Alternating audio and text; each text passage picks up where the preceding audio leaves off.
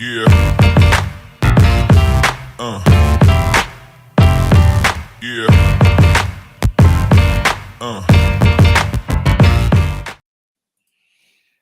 Hello, everyone, and welcome to the NFL Draft, Day 3, and this is the Dynasty Gambit. This is now 3 years in a row of doing Day 3 live streams. That'll be about 3 hours long. There you go. I mentioned three times. Oh, wait, no, I just did it 5 times. 3, 5. I'm like King Arthur. I get confused. But I guess the NFL teams did some things that confused us as fantasy managers. But here to talk and digest the NFL Draft so far through 2 days and keep you up to date on Day 3 are my two co-hosts. First, we got the Gator, who's just chomping at the bit to get back in here. So, Gator, welcome back. Glad to have you. Appreciate it, brother. I am so happy to be back. It's been a while, 3 days. It's so apropos, I think, for the Gambit to be, leading off Day 3 with the crazy head scratching moves that have already happened in the first 2 days, right? So the Gambit is the perfect antidote for what has happened already, and hopefully the next 4 rounds or 3 rounds are going to be just as head scratching for us. Hooray! Yeah. The Seahawks made me want to scratch my eyes out seeing the pick. But Brian, how are you doing? I'm doing great. As excited as I am about the draft, I'm more excited to have Jay back with us. So Day 3 of the draft, just an afterthought for that. Well, I do appreciate that, by the way. I do appreciate the warm welcome back from both of you. Hopefully the viewers will light up the chat for us. And maybe hopefully what they chat, though, and what they ask won't be as head-scratching as, like I said, the first 2 days have been. Yeah, so I guess has round 4 started yet? I'm about to pull up the draft. They have not. They are, at least what I'm seeing on the screen, it looks like they're just fixing to start everything. Kansas City, though, let me ask you guys this. We've seen it, in Vegas or in Philly. We've seen it in Dallas, I believe. What do you guys think of the atmosphere that Kansas City has shown up? The fans have shown up in KC. I think they've had over 140,000 fans both days so far. I think all props should go to Kansas City. Most of my family lives in Kansas, and they're huge Chiefs fans, so I'm happy for them. It seems to be a great experience for sure. I mean, I can't really answer the question because I haven't watched a second of the draft itself. Like I'm watching all the picks on NFL.com. They've got their draft tracker, so I'm tracking it that way. I've got my spreadsheet open where I'm inserting all the offensive player picks. And basically, when haven't been live streaming, I've been watching the GoingFor2 live stream. Right. So there's no reason for me to watch the draft. You know what? I will, as a self-serving way to say, people come watch this, whether it's on Twitter, on Twitch, on Facebook. Head over to those GoingFor2 live channels on all those platforms, and you'll be able to comment, interact with us as well. But the reason I do that is no commercials. NFL draft, there's way too many commercials. I even if there wasn't GoingFor2 live streams, I'd be watching some other live stream because there's tons. So even if you're not going to watch us, watch some of your favorite fantasy football content creators all throughout the draft. I think that's just a way better experience because we get it's the stuff we want to talk about because we're all talking about the fantasy implications of it, and people are still taking part of the taking stock at least of who the offensive linemen and the defensive players picked are to keep people aware. But we're the conversations that are being had are the ones we want to have. So that's why I just enjoy this. So I'm glad we get to do this. Yeah, and props to you for being all over GoingFor2 Network with some of the brightest minds in the game and soaking all of that in. So props to you, Kyle, for just being all over the GoingFor2 Network. I want to support, I guess. I think you are actually cheating because, unfortunately, I've had other stuff going on, so I haven't been able to soak in all the information. And I think what you're doing is getting information ahead of time in our dynasty leagues, and you're going to end up using all of that against me some point this year. Well, I guess that's a good thing you're on the podcast with me because you can drain all the knowledge and then you'll find out everything I'm thinking about here. Because that's the one thing as content creators, we are accountable to the viewers and we're going to give our honest opinions, even if that means revealing some of the things like, hey, this is, the all money in league. I know what I want to do with that 103 pick, but I also know, okay, where I'm willing to kind of move that if I want to move down or certainly move out for elite assets, although that's been rather difficult because I have made inquiries already. But yeah, I guess there's a few things we could discuss. The Saints are now on the clock.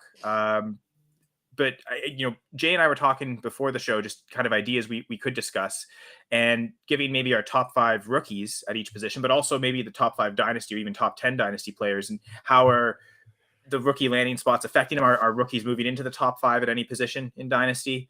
Probably only one where it really is actually happening, so we can go a little deeper, but also where the rookies coming in, how it's affecting the veterans, and how it affects all that. So we can dissect all that draft discussion. Yeah. So first question I want to ask you, and first let's go to Brian. After the first round, we saw, well, basically after the first 4 picks, we saw 3 quarterbacks go, but in that first round, you saw Bijan at 8, you saw Gibbs at 12, but then the JSN fall all the way down, which I thought was kind of interesting because he fell to 20. And then you had the JSN, Quentin Johnson, Zay Flowers, Jordan Addison, and then not another wide receiver until the second round. What was in your first round? What was your biggest surprise? Since I have not been on with you, I'd like to find out what your biggest surprise was of the first round. I mean, I guess the biggest surprise to a lot of people are that Levis fell to early second. I mean, I guess that's probably the biggest surprise. But after listening today on ESPN, they were saying after the Colts picked Richardson at 4th, there just wasn't a really good landing spot for Levis, and the Titans had thought about moving up into the latter first, but chose not to, and were still able to get him at early second. So I guess that's the absolute biggest. And also, I was a little surprised with Bijan's landing spot, to be honest with you. I understand you got what will be a first-year starting quarterback, but I'd hate to see Tyler Algier completely eliminated from the offense.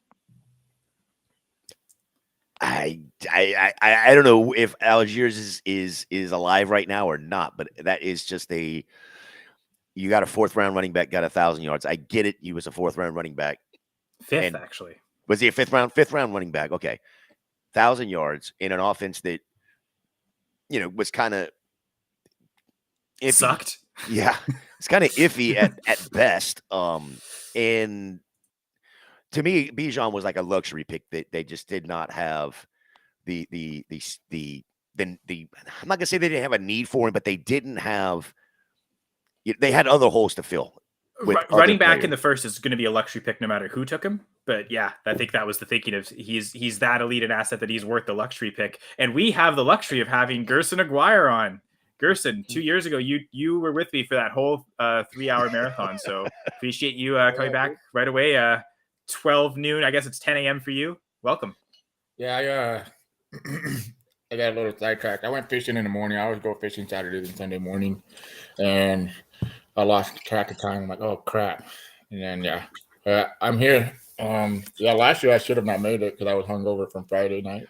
I was going to ask you how hungry you are today, but it sounds like you're pretty good right now. He's drinking water, if that tells you anything. Yeah. How's everybody doing? I had to go get a little twisted today. I took the day off from drinking yesterday, so it's after a horrible Friday night. Well, I didn't come on yesterday on GoingFor2 because I told Jason I'd hang out with him, and I know most of you guys know who Jason is, my twin brother, because Thursday night he came over and watched like a little bit part of it, but I mostly was on the shows. But I'm excited, man. What pick happened? Nothing yet. The pick is in for the Saints. They just have not announced it, at least on the TV. So, but you may already have it, Kyle. No, I don't have it yet. So, Gerson, you perfect timing. There hasn't even been a pick made yet, so you're not late at all. You're right on time. Sweet. We basically just introed everything. We actually had we're just about to start discussing things, so we really are right here on time. Well, okay, so I do want to discuss what you did say, but let's let Gerson know what the question is, number one. But I also want Gerson to put a twist on it with the DFS stuff. Mm-hmm. So we can talk about the dynasty side of things, but I want to see what Gerson, adding the DFS into it when it comes to like your top 5 at rankings. Yeah. So like my top 5 of this draft. Like, basically, I think I have Bijan 101. Number 2 would be Anthony Richardson. Number 3 would be C.J. Stroud. and before would be Jahmyr Gibb, but I'm not excited about it. I think I'm probably going to debate taking the wide receiver because I believe in longevity. I transitioned over to wide receiver. Longevity is more important than running back. 4 to 5 year window.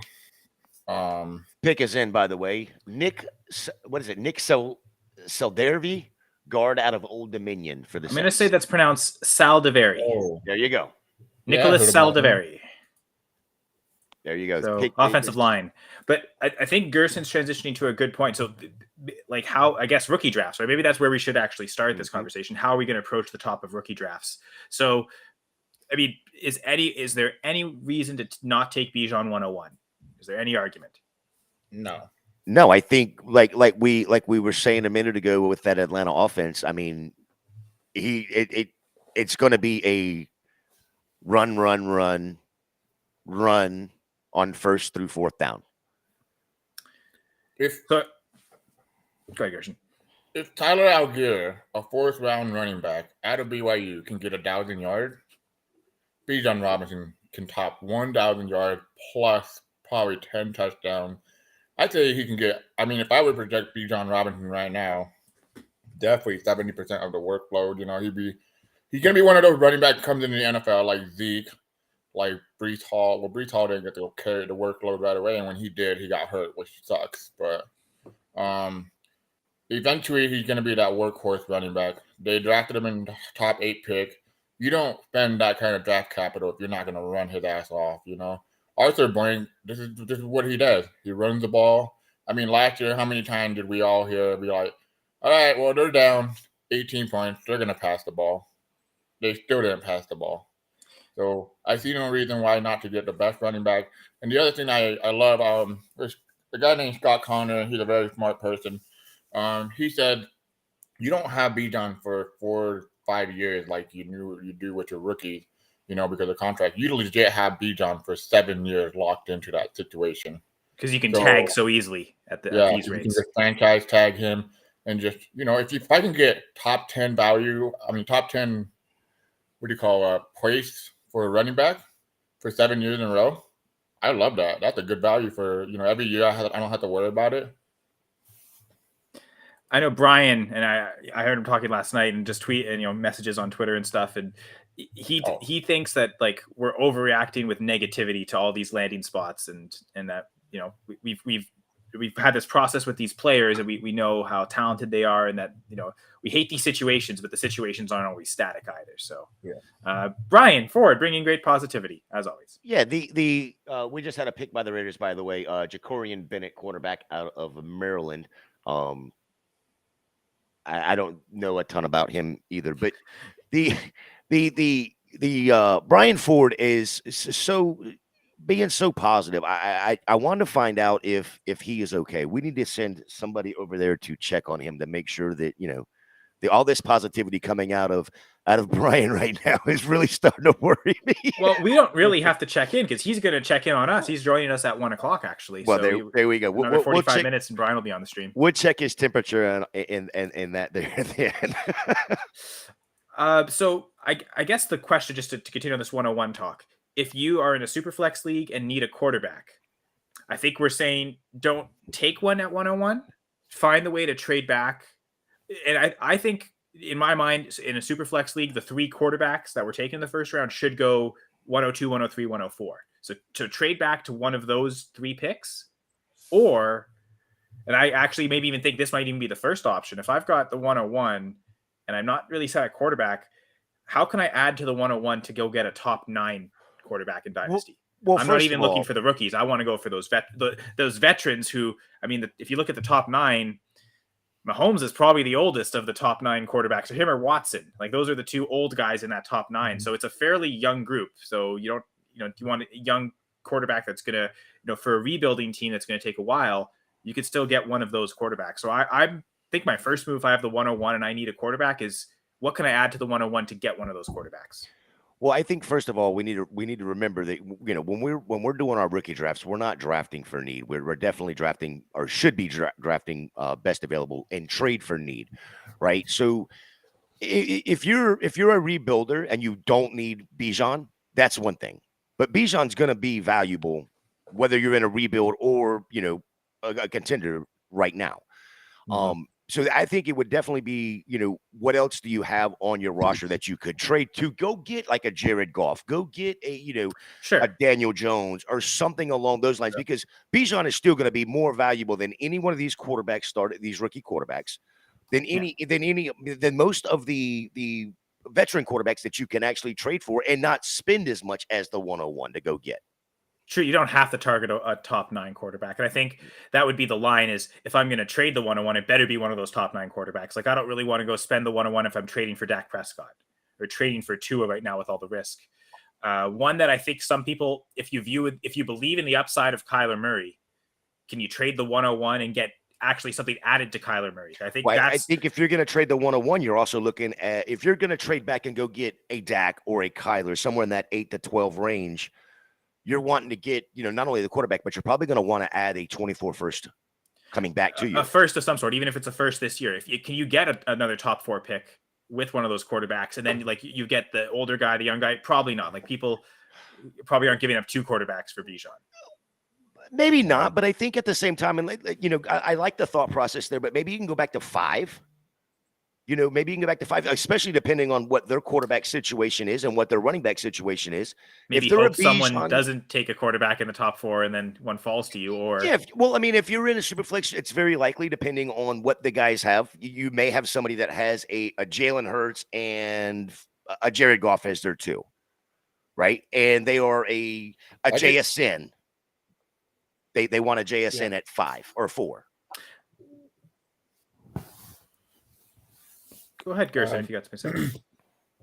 I just think that if you have the 101, there's a reason why you have it. You're the worst team in the league. And usually those teams that are at the top that have the 101 don't exactly have true stud quarterback in Superflex. They usually have one very bad one, like,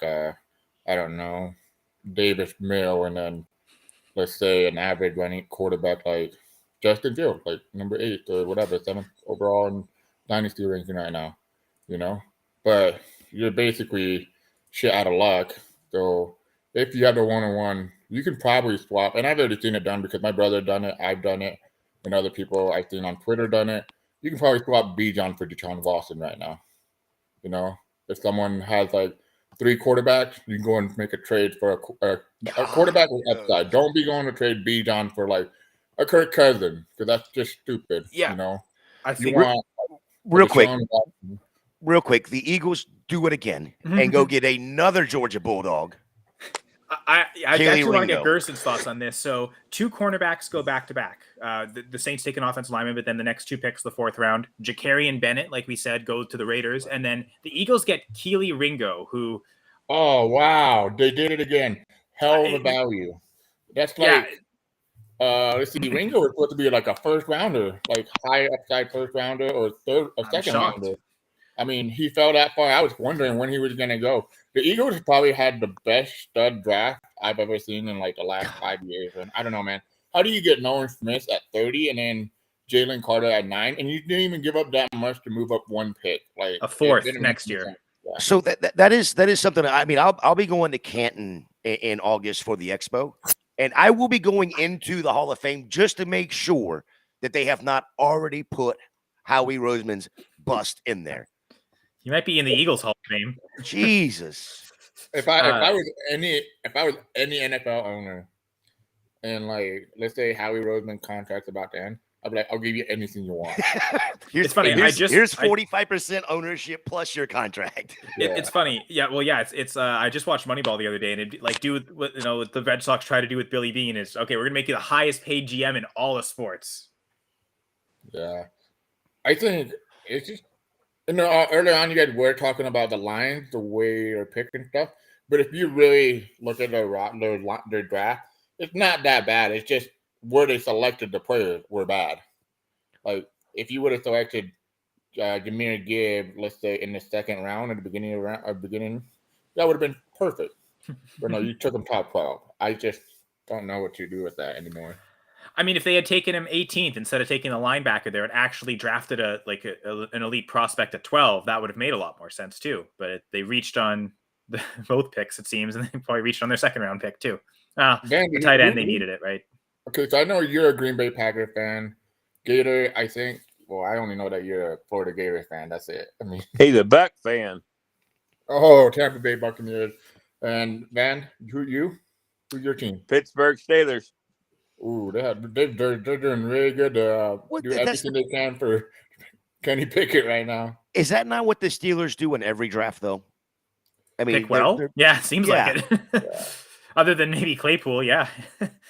I always say this. And they recoup the value on it. They got the value. Got a first-round player for him. I always say there's 3 teams that always come out as winners in draft, and it feels like it's the Eagles, the Ravens, and the Steelers. Like they always come out with great value. You know, I mean, I bet they got offered the farm for the 201. You know, but they wanted to pay tribute to Joey Porter. Be like, no, we're gonna draft your son. You know, and that's it. That's awesome of them to do that. You know, like you imagine how much like Joey Porter had to be crying, dude. Both of them had to be crying. You know. Probably for sure. I know the pictures of him, you know, little Joey Porter Jr. with a Steelers jersey on with his dad when he was playing. Like, and you know, the Steelers wouldn't have done that if they didn't think he could play. Like, they're not just going to make a charity pick just because the sentimental value. Like, they legit believe in him as a player. And I guess they're probably as shocked as anyone that he fell. Like, if he hadn't fallen there, they might have entertained trading the pick if someone else really had another player they wanted. But I think. I wonder if they were tempted to try and trade up at the back of the first round just to get him, or they were content sticking. We'll probably never know. There were a lot of people projecting him mid-first, so you know, to get him where they got him, that was awesome. We were reacting live. We were shocked that the Washington didn't take him at 16 when they took Emmanuel Forbes instead. That seemed like kind of like, I know that and Jahmyr Gibbs seemed to be the 2 picks a lot of people viewed as reaches, just because A, how early the second running back went, but B, like, you know, Christian Gonzalez and Joey Porter were there. It seemed like Emmanuel Forbes is maybe the 5th best corner in the class at best, and yet he went as the 2nd corner. That was a little unexpected. And then to get a glorified offensive tackle, tight end is not a bad thing they did last night either. So Washington, real happy with that. So if we want to continue the talk on rookie drafts, Brian, what are your thoughts at the top? Like Bijan for sure 1, and then do you agree with me that it should be the 3 quarterbacks going 1 through 4? I feel like it is, yeah. Especially in the super flex, and you know, regardless if it's 1 or 2 quarterbacks, but a lot of leagues I'm in are 2 quarterbacks, so for sure in those you have to do 2 through 4. Yeah, and I think in 1 QB leagues I wouldn't go the quarterbacks that early. I guess. Are we still taking quarterbacks in the first round of a 1 QB league, but back end of the first round, just because we don't love all the other landing spots? Yeah, I mean, it's all so much team dependent and league dependent. You know, I'm in a 14 team 2 quarterback league, and we can't even sniff a quarterback anymore. So it's you almost have to go for it. And in 1 quarterback league, it really just depends on what you got on your team. I mean, there are teams that just have a really poor situation that may just have to go ahead and get that, whether you want to or not. I think the other thing is, well, Gator and Kyle, you guys seen me. I trade like no other. I do whatever I do to make sense for both partners. If not, I communicate it and see what we can do to get something work. Communication is the key in trade. I always say that. But the thing is, know your league, because you really have to know your league in draft. Like, if I know Kyle or Gator, they don't have a need at quarterback, and they might just take a wide receiver in between that 1 through 3 pick, then I know value is going to drop down to me, you know? But you also have to know your league, all right, I have 2 good quarterbacks, and then I go and draft, because Bijan's the prize, right? But then 1, 2, 3, you have 3 quarterbacks, and let's say you don't have a need at quarterback, and that's good value. You don't want them to drop, you know? This is super flex. So what you can do is like, okay, let's see if I can go work a trade out with a guy at the 106 that needs a quarterback. Hey, I'll give you the 103. You give me your 106, and then you give me your 206, you know? But that's the thing. People are really reluctant to trade picks right now because they're so valuable. But the thing is, you have to, like, instead of thinking, okay, I have 3 quarterbacks. Because one that for sure is going to play right away is going to be Bryce Young. I mean, I don't think. I think Stroud's going to play right away too, right? Like both of them, I'm pretty sure started week 1. Yeah, Anthony Richardson's just going to probably have to wait till Gardner Minshew actually just thinks it up.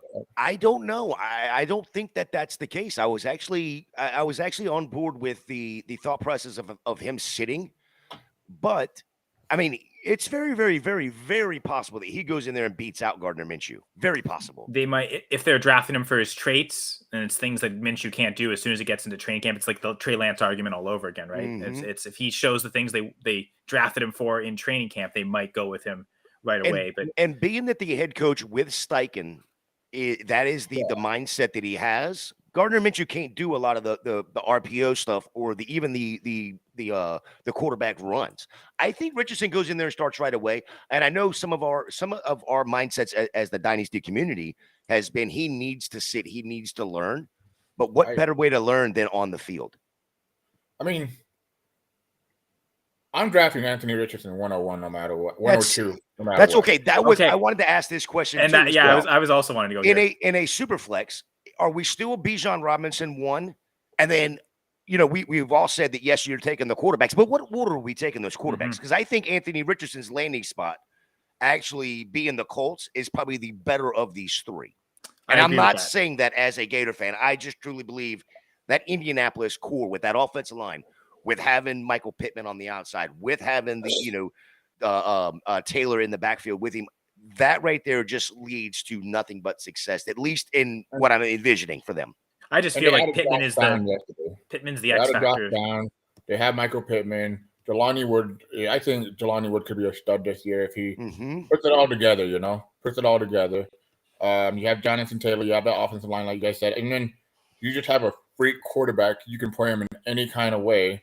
I mean, if he puts that all together, the intangibles and whatnot, the accuracy, I mean, there's a lot of accuracy issue with him, but I already said it on Thursday. I think it was more of the weapons around him that he had. Like he was limited with playmaker. So like in the NFL, now you have Josh down Michael Pittman. Michael Pittman, one of the best route runners separated out there. I mean, I love this spot for him. I look at the other two quarterbacks. I look at their weapons. And I'm like, yike. Yeah, I think the one thing, with, of course, me being a Gator fan, I watched every single game that he played. And yes, I saw the off-target throws. Go back and look at those. It was a lot of that was footwork. What I saw in the combine and what I saw in his pro day, and of course now nobody's rushing him, whatever, but his footwork looked a lot better. He was a lot cleaner. He didn't look like he was about to stumble over himself, And again, like I said, there's nobody rushing him. But then you look at the passes, and those passes were a lot crisper. It seemed like that's the thing he needed to learn. And to Dynasty Jack's credit here, I'm pretty sure that's Keith Jackson, who's in the Dynasty Trades HQ patron. I've chatted with Keith a couple times. He's a good guy. But for him, his learning isn't necessarily the football IQ part. It's the mechanical part. So he needs reps to learn that. It's not someone who he needs to get up to speed. Like we were saying with Malik Willis, right? Like because of the level of competition he played at, just to get to the level of speed and reading defenses at a more NFL caliber level, the football IQ side is what he really needed to work on. And ultimately, that's why the Titans viewed him as a project and drafted him in the 3rd round. The Colts drafting him 4th overall says he's not a project, right? So I could see the scenario where he does start. Matt Chester also joined us in the chat. Richardson trial by 4. Trial by fire. Worst case scenario, great draft capital spot next 2 years, and they'll have their answer on AR sooner or later. So essentially, if he sucks so much, they're probably going to just draft his replacement in a couple of years. So they want to, and I think Keith's agreeing with him there, is they want to just I think they want to find out. Think about, and I don't want to stay on Anthony Richardson all day, but think about what the Philadelphia fans were saying about Hurts even going into last year, right? They drafted Hurts in the 2nd round, I believe it was, but they also had Wentz on the team at that time. They drafted Hurts to be their backup. They didn't, Indy's drafting AR to be their starter, and I truly think he starts day one. If he doesn't start day one, he's starting by week 4, week 5. Yeah, Pickett with Trubisky last year, right? Yeah. Like it seems like it's funny because Trubisky was also another one of those 1-year starters, and that's kind of my concern with Richardson. So if we want to talk about the rankings now, Mm-hmm. I'm going to stick to my priors before the NFL draft and continue my order of CJ Stroud 1, Bryce Young 2, Anthony Richardson 3. And my thinking is, as much as I understand the rushing ceiling potential of Richardson, could he be a 1,000-yard rusher? Could he give you double-digit rushing touchdowns? He has that kind of skill set to do that. And if he can be anything close to competent as a passer, that'll also elevate his floor to where, okay, he'll be a solid starter for several years and you'll get that production. But with CJ Stroud, it seems like, through looking at the film and obviously the numbers and the completion percentage, but then also kind of confirmed it through the combine and the drills, it seems like he's the most accurate passer out of all this group. At least that's what almost all the scouts have said about it. So to me, that kind of gives him like a passing ceiling of, could he be a guy that throws 40 touchdowns a year and like could access a ceiling that way? So I don't know. I'm going to stick with Stroud. I just think, you tell me, and a lot of people, as much as great as Bryce Young is, everyone's kind of convinced pretty easily Stroud is the most accurate passer. If you know that for a class and like how important accuracy is, I think I want to take my shot there. So I still have Stroud 1, Young 2, Richardson 3. But I will say the Colts landing spot almost does make me want to raise Richardson. I do like it better than the other two, but I still think I like those other two as passers enough that I'll stick with them. Ryan, what do so you got, Gerson, man? you said you have Richardson of those three 1. I kind of already said mine is Richardson 1, Stroud 2, Young 3. And it's not because I don't think Stroud is not like talented. I think he's one of the best passers out of these three quarterbacks.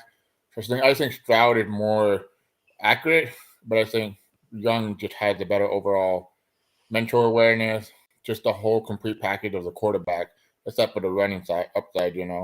Anthony Richardson has the upside to be a top 5, top 3 quarterback, which is intangible that he has. And if he develops an arm, he can be the next, Lamar Jackson. I mean, that's what everybody's shooting for, right? Lamar Jackson kind of upside, where Lamar got 36 touchdowns passing, I think it was, and then like 1,000-yard rushing. I mean, that's the dream season that we all want.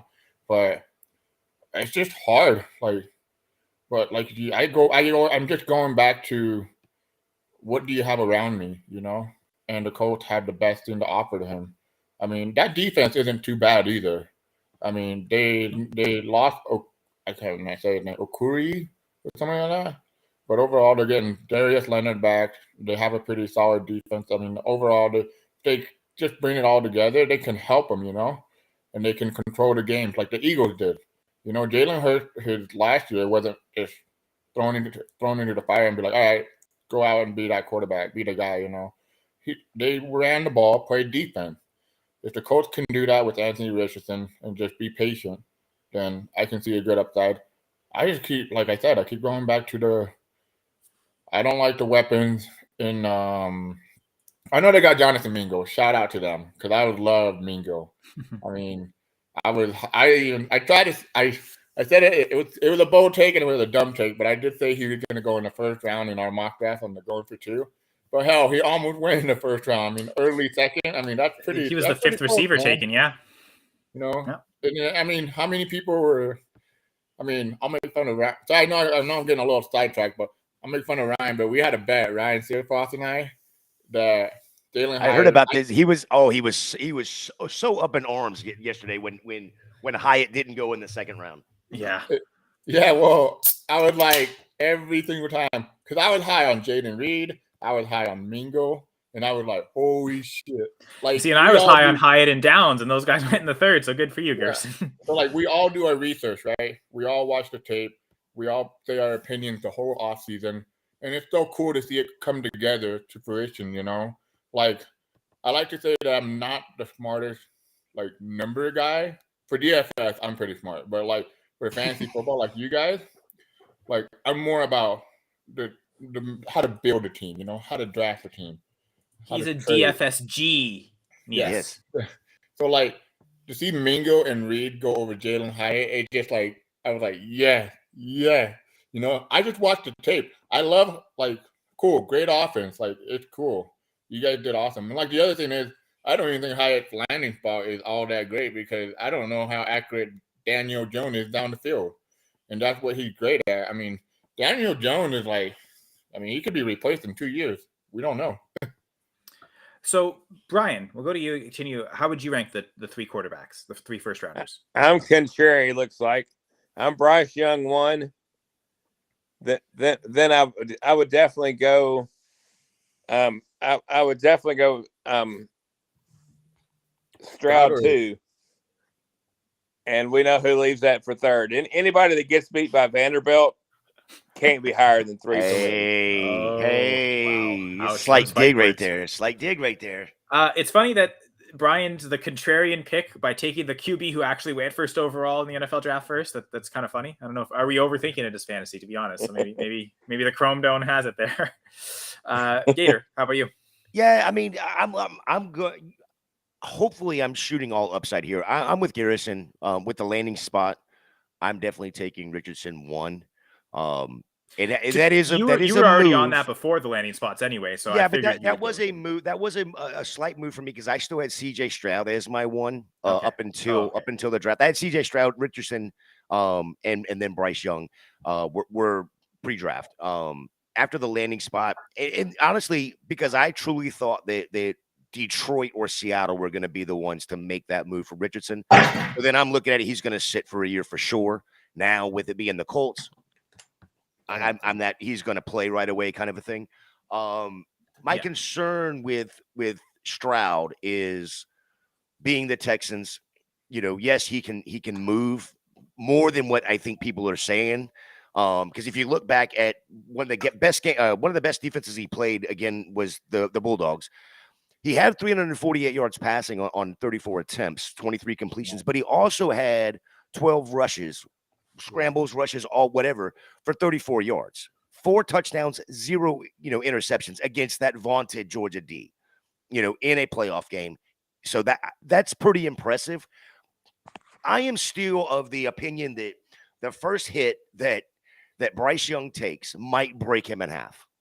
That ain't a lie. That ain't a lie. There's Or risk a strong and rewards, wind, right? but Well, and speaking of risk and rewards, I don't know if you're done, Gator, but I did want to transition to this question by Keith. That like some fantasy teams, the order might depend on the rest of your QB room. Do you want a safer QB pick? Which I was going to say maybe Stroud or Young, but I guess Gator maybe not thinking Young's the safer one. But a team that can afford to take more risk at Richardson. And I do want to go back to Matt's question because to me, when I think about the type of ideal QB room for Richardson, it would be this, where you've already got. Oh wait, wrong comment by Keith. Where he's got Burrow and Hurts, and yeah, I think he's talking about offering Deshaun to go get Bijan because he's already set at quarterback. But if you're going to have to add a lot to Deshaun to go get Bijan, I think you're going to have to add something. See, I don't know about that. I think that gets done almost straight up, to be honest. Dijon for twice, Deshaun Watson. Yeah, I've seen it done twice already, and I have the receipt. I can show you the receipt. People love Bijan that much that they're willing to just give Deshaun straight up. But like the thing, I think Gator's saying the opposite. No. I'm saying the opposite. He's saying he's about to go and offer Deshaun Watson to go get Bijan. But I'm saying to Matt that he's going to have to add to Deshaun to get to Bijan. You see, and I think I'm almost on the other side. Like, if the person really needs a quarterback that bad, would they be willing to add to Bijan to get? I guess if I've got Bijan, you're not giving me Deshaun Watson without giving me at least a 24 first on top of that. Is if I'm going straight up player for player, I'm wanting a top probably Trevor Lawrence.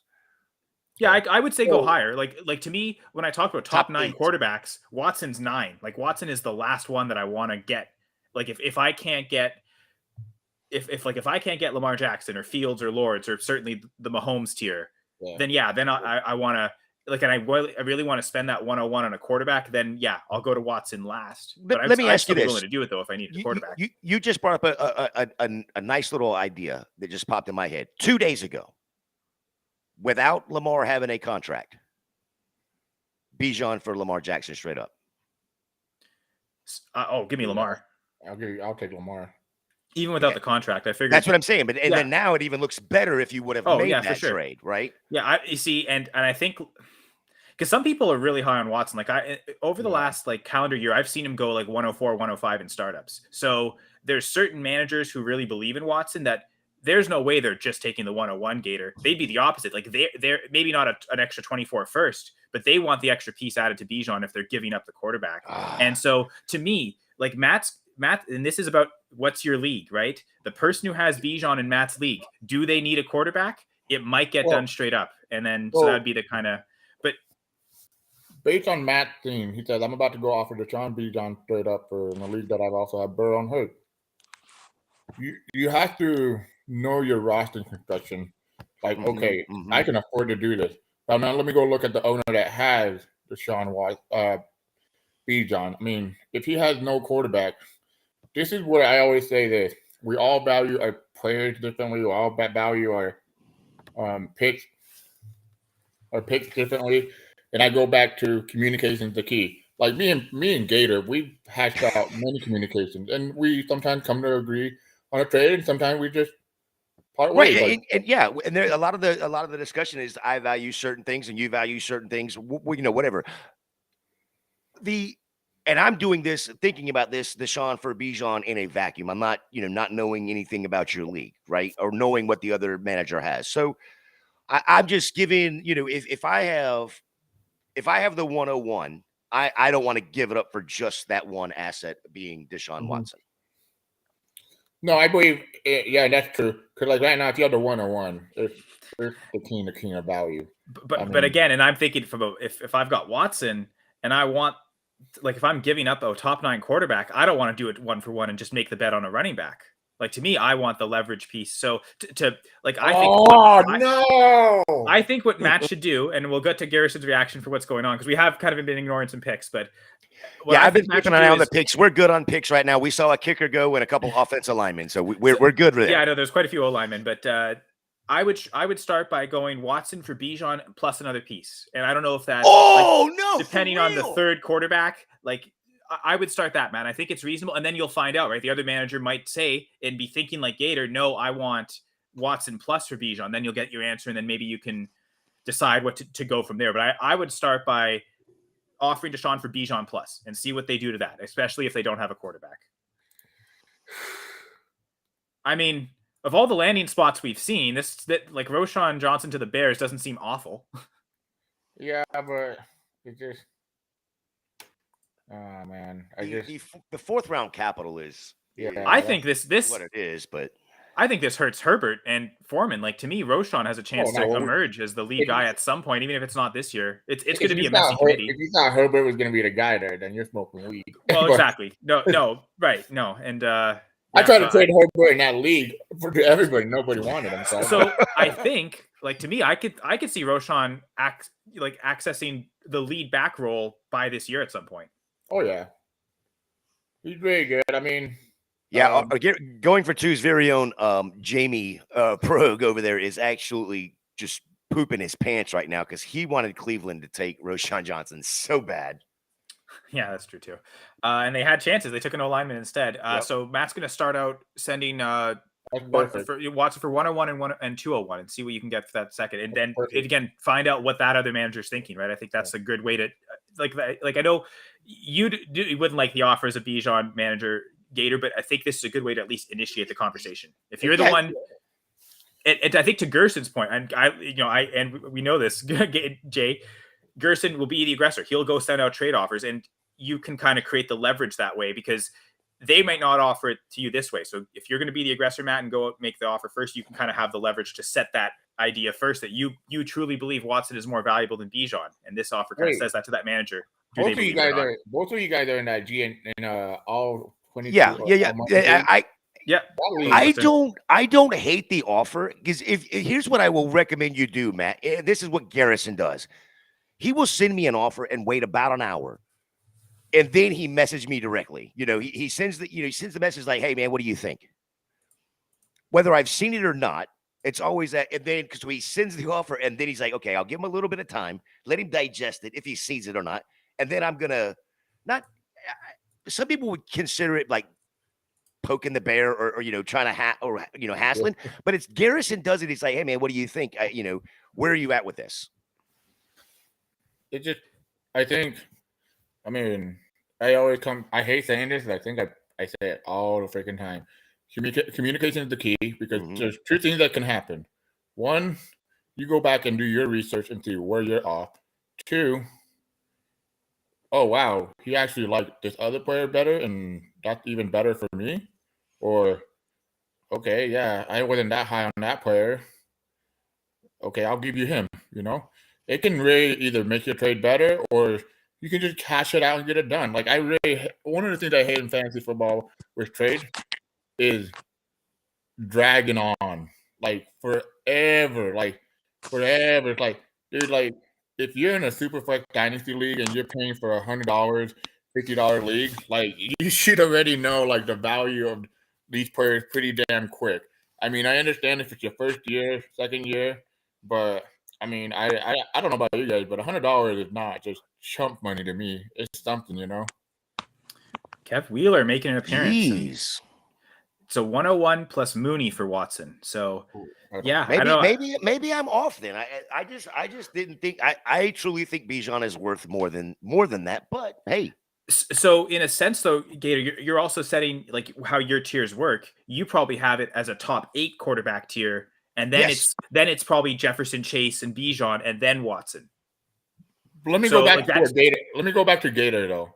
I'm gonna put it this way: I am on Gator's side because I said that I've seen trades like this happen already. Okay. I didn't say I did them. Mm-hmm. No, for sure. I love Bijan so much on my team that I have to get like blown away by the offer because I know I have him for 7 years as a top 10 quarterback, a running back. And yes, I know injuries happen. I know this and that happened. But guess what? If we've seen it happen, 2 times already? Brees Hall got hurt, torn ACL. He actually improved his dynasty value. Well, and that's exactly what I was going to ask you about. Brees Hall played for 7 games, 6 games, something like that. And his value seems to have increased after injury. Well, I wouldn't say that. He was the RB1 in Dynasty. I mean, some people still have him as the RB1 in Dynasty. So, yeah, maybe, yeah. But he at least didn't fall at all. It didn't seem it fell. I'm on Gator's side on this one, too, to be honest. I would rather have Bijan than Deshaun. And what I was thinking off the top of my head is, as an example, if I have like a Kenneth Walker, I might start trade offers for Deshaun with like a Kenneth Walker or somebody in that similar tier and see what I need to add from that and keep Bijan. I didn't catch the show last night, guys, because I was watching the draft. What is you guys' reaction on Kenneth Walker? I don't know what to. I traded for Kenneth Walker in a Debbie league, and now I'm regretting it because in that trade I gave up Anthony Richardson, I believe. Well, in the All Money In League, I traded away Brees Hall and the 209 for Ken Walker just a few weeks ago with Akili, who's in the chat. So what's up, Akili? Oh boy! So real quick, because I was on with FF Shane B last night for a quick second. I was actually telling Kyle this before the show. He actually looked up a stat over in Kenneth Walker and Etienne was the 2 that we were primarily looking at because of the picks that were made for running backs in those respected areas or respective teams. Just games that they played, not counting injury games. So, of course, they would have got zeros. But, just in the games that they played, they still played those 2 respective, Walker and Etienne both played right at or less than 60% of snaps.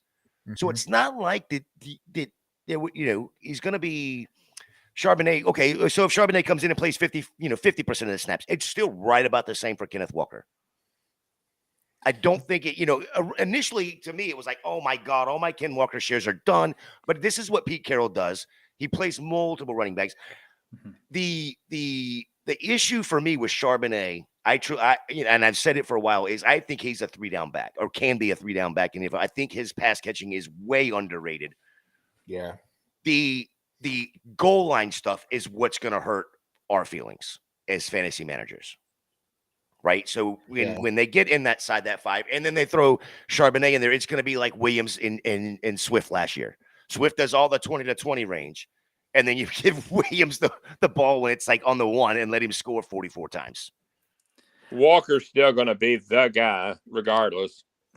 Yeah, I think this hurts Charbonnet, like in the sense that like some of us, like Brian Ford, who's going to be a guest on in 10 minutes, he and I both had Charbonnet as the RB2 before the draft. That's like he's definitely fallen for me. I was gonna get to. I still haven't figured out who I want my RB5 to be. It might be him, but I think that's the very highest I could possibly take it. So this to be. Well, let's go through your top 5 RBs real quick, because I think of all to me, like the draft didn't really affect the top 5 at any other position. Like the top 5 dynasty QB should be the same with the top 5 dynasty wide receivers. Maybe the Aaron Rodgers trade affected that, and you move Garrett Wilson up in the top 5 if you didn't have him already. The top 5, really the top 6 tight ends should all be the same, whatever the order is going to be. I think they could vary, but yeah, running back to me is the one where Bijan has to enter the top 5, right? I mean, is he not number 1 right now? When you say top 5 overall, or top 5 in running back position? Yeah, running back. Okay, yeah.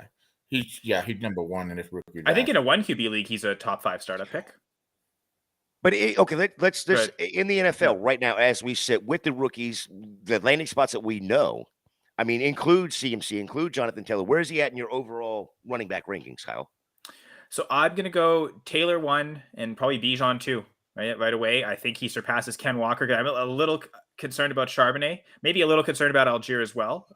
Now I did have Kenneth Walker as the dynasty RB1 before the draft, so he's kind of fallen to right now at least 3 for me.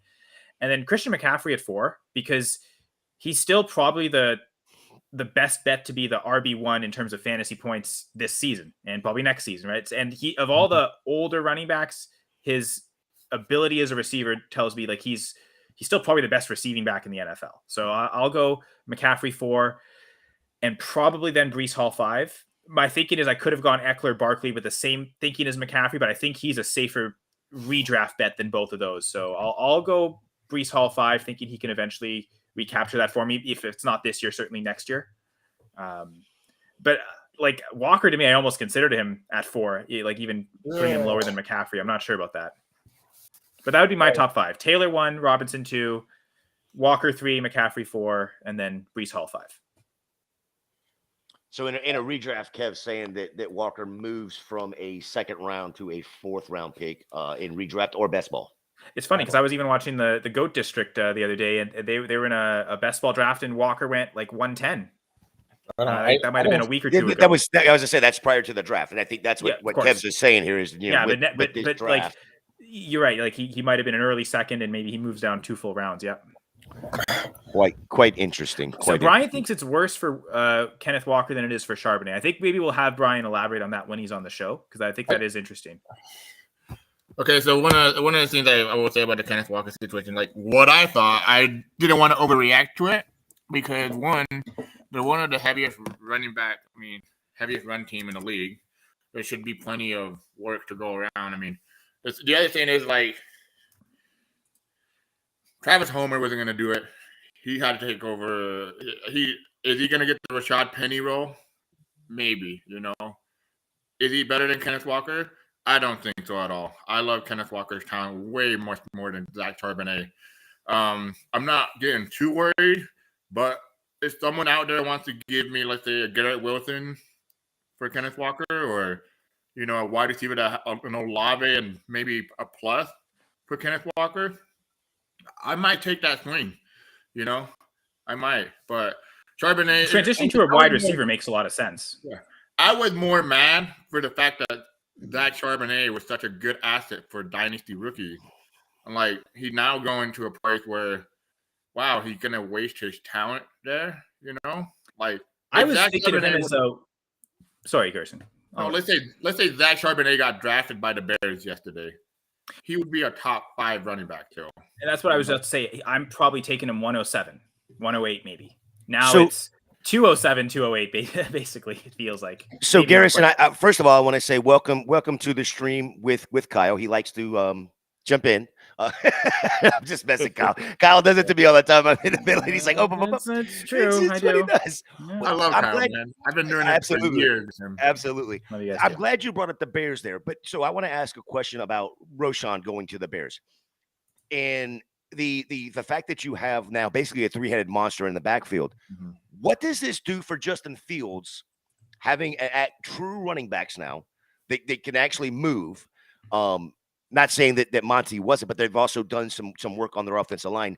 Does it hurt Justin Fields because of the upside of his rushing? I don't think it. Here's the thing: the reason why his rushing was so great is because that offensive line was so horrible. He had to run away, and like the other thing is, running quarterbacks don't do what? Pass to their running back.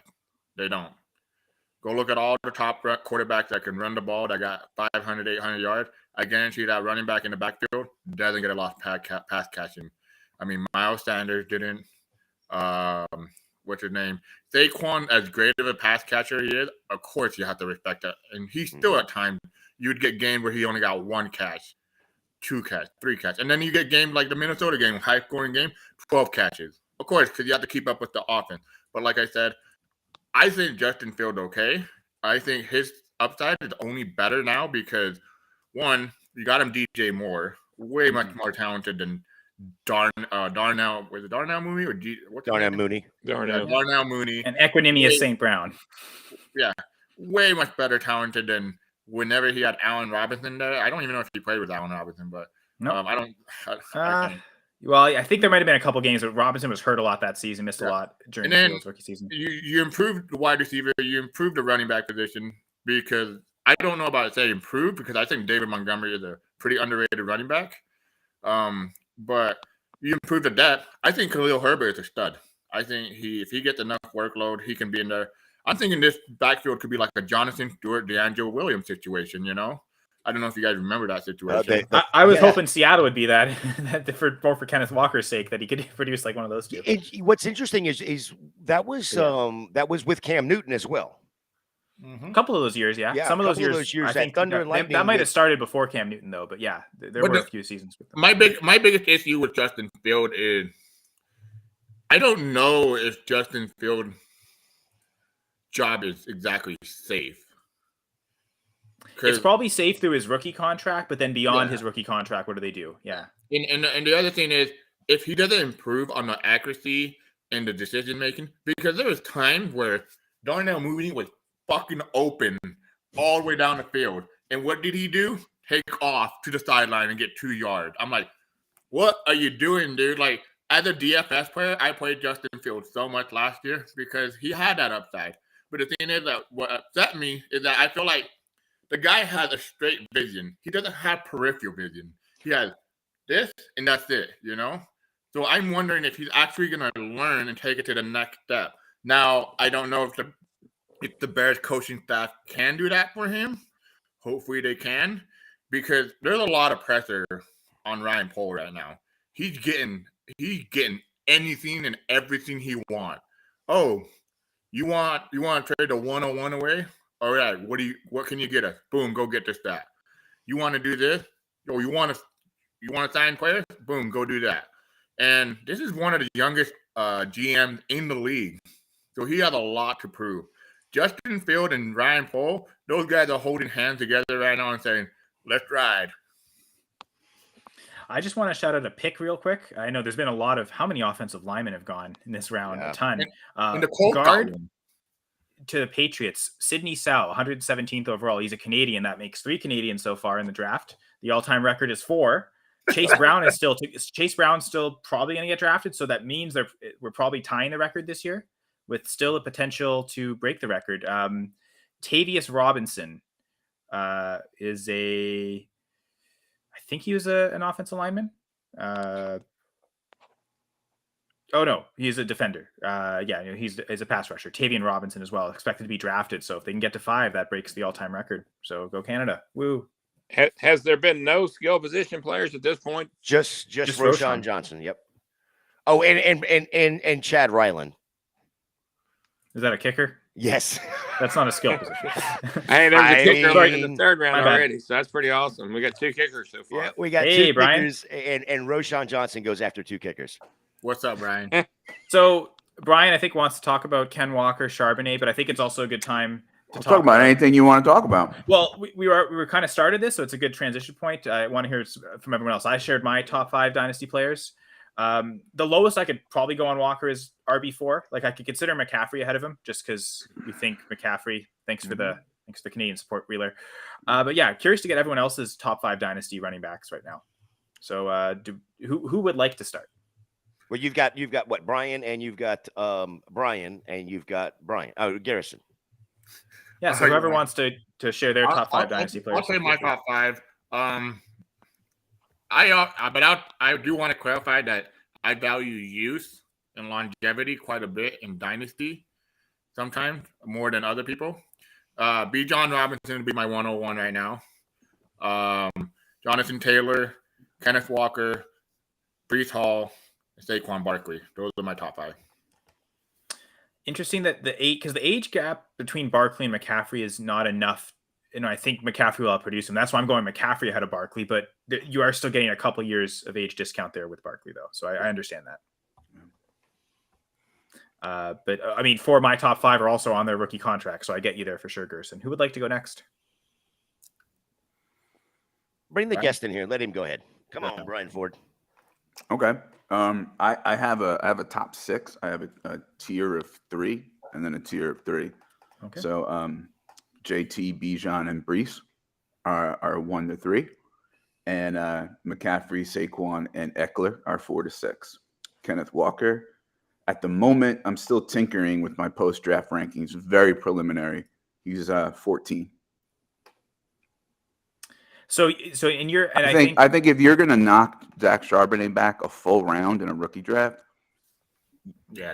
but you're gonna keep Kenneth Walker as a top 5 dynasty running back, I don't know what universe we're living in. Oh, I just think Walker's very superior to Charbonnet, and he'll still get 200 plus carries, and Charbonnet maybe comes in as the change of pace guy, maybe gets some passing down work. But the Seahawks Walker's also one of the most overrated running backs in fantasy football. Charbonnet will start as the 40 of a 60-40 split, and I would not be surprised if he's the 60 of a 60-40 split as the more well-rounded back by the end of the season. Just knowing as a team, they don't throw to the running backs very much. So the idea that Charbonnet is probably a better pass catcher than Walker, I think, doesn't mean much to the Seahawks. Right, doesn't mean much. Right. Now, on the sunny side of the street, for both of them, no matter where you land on that, is that it's high volume, right? They're committed to the run. They're going to run a lot. They have a good defense. They're on a competent offense with a competent quarterback that just added JSN to the weapons. So, I mean, there's good news for both of them, but I think it's way worse for Kenneth Walker when the team says we're going to bring in a second-round draft capital, highly touted, well-rounded, more well-rounded than you, running back into the fold than it is for the rookie who got drafted. Because they're making that decision this year as opposed to last year, the same decision with Walker. I mean, they have all the data they have on Walker's and his 13.5 underwhelming fantasy points per game, and they say, we still want Charb. It's much worse for Walker than it is for Charb. And I guess one of the reasons I was having Walker so high is when you took away the games after the Penny trade, that 13.5 went up to, I think it was about 19. So without Penny, he seemed to be almost at that elite tier, like where Josh Jacobs was producing. He would have been, if he had the whole season without Penny, he probably. How many games did Penny play? With the Seahawks, I think it's 6 or 7. Okay. Yeah.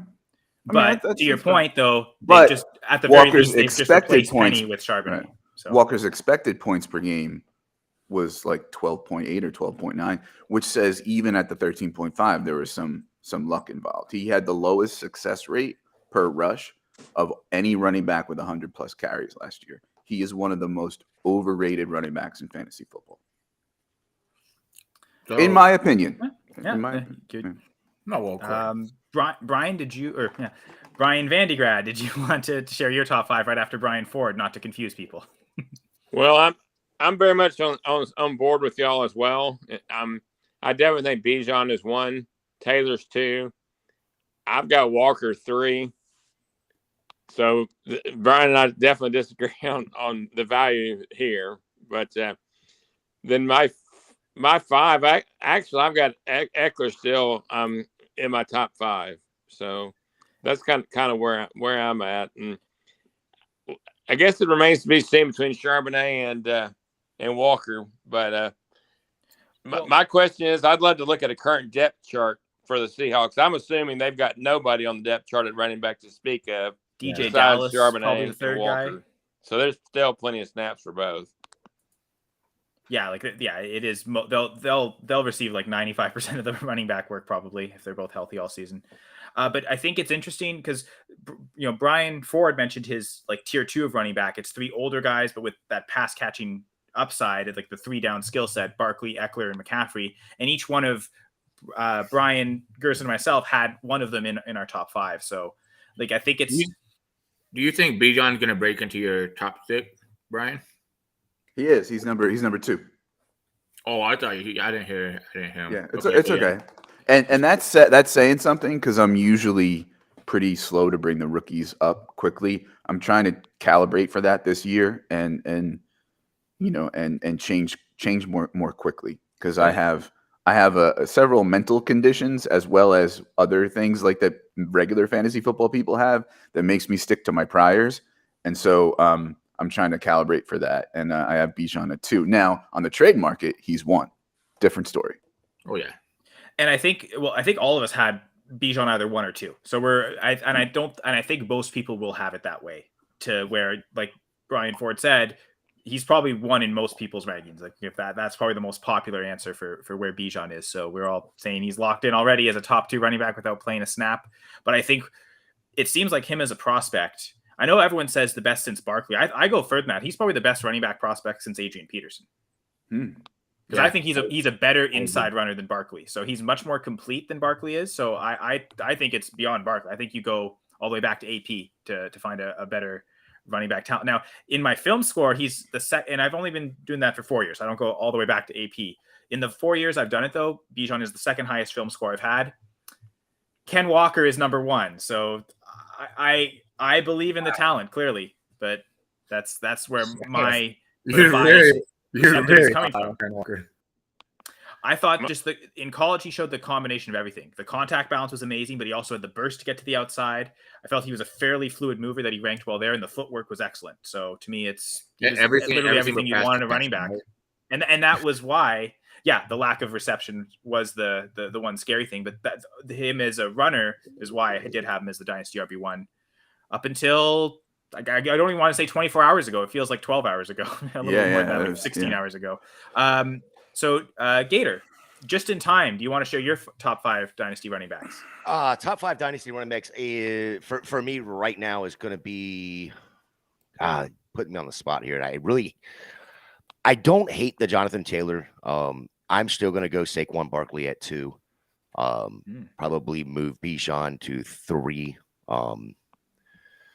4 and 5, they're all interchangeable at this point because it all depends on what the teams are going to do with these second round and third round running backs that they picked over the last 2 days. Because you got to look at too, like I said earlier when I was on with Shane B, 60% of the snaps for some of these guys like ETN, he's a deep threat or a boom bust kind of guy, right? So it's you got to really, I think they're all truly interchangeable when it comes down to it. But JT, McCaffrey, Saquon, these guys are still absolute studs at the position, and the teams that they are on absolutely use the hell out of them. Whether it's in the passing game, running game, they're just going to continue to feed them, and I think Bijan's going to be right there with them. I just don't know if I can put Bijan with that offense in Atlanta above Saquon and JT right now. Very possibly could change, and easily could have him at 1. But you need to see it first. I've got to see it on an NFL field first. Yeah, that's fair. I think that's what Brian Ford was saying earlier, right? Like just the stick to the priors. It's tough to change the priors when you haven't seen it done on the NFL field yet for all the rookies, right? That's so Bijan's not necessarily immune to that. So Gator, you'd be the only one who has Bijan outside the top 2 right now, and I think you're the only one with Barkley in the top 2. So obviously that's tied clearly because that's probably the reason why is because you're still so much a believer in Barkley. Just looking at I brought up Wheeler's Canada thing. I'm going to keep bringing it up every time a Canadian player is drafted. Tavius Robinson, edge rusher, went to the Baltimore Ravens. So now we're at 4 drafted Canadians. So and again, like Chase Brown's probably going to get drafted, right? Canadian is so impressive. Well, I mean, his brother was drafted last night, so it's going to be interesting to see where he ends up. Clearly, the NFL values safeties more than running backs. Well, it's Chase Brown too, so. Yeah. That's fair. I mean, I like him, but What if he goes right here to the Browns? I mean, that would be a nice little fit, right? Chase Brown, the Browns. I mean, Kyle, you say Chase Brown got drafted? no, he hasn't been it's- drafted it's- yet, but I his- think his- he's going to be drafted, right? Like I think we're expecting. Oh, I thought you said Chase Brown. I'm like, how come I haven't heard of it? Sidney No, Brown, his his brother. Sidney went. Brown, his brother, safety for Illinois, was drafted last night in round 3. Where did he Okay. go? Was it Seattle? No, I'm thinking of Sidney Rice, aren't I? So it's funny because Kyle, you Eagles. said you had a comparison of Adrian Peterson to Bijan Robinson, right? So like when I watch his tape and everything, he reminded me of one player in the NFL. Like obviously, I didn't watch this guy's tape because I was like probably like 10 years old or whatnot. But he reminded me of a bigger LaDainian Tomlinson. Like the way he's so patient, the way he's so elusive, the way he can just catch the ball. I think LaDainian Tomlinson is one of the greatest running backs of all time. He's probably one of my favorite running backs of all time to watch. But like the way and everything. But I just think Bijan's ceiling, like pass catching, people haven't seen it yet. And it's just he went to the perfect situation. It made so much sense. You have a guy that's obsessed with running the ball, obsessed with getting his running back so many carries. I mean, he came from Tennessee, right? Arthur Blank.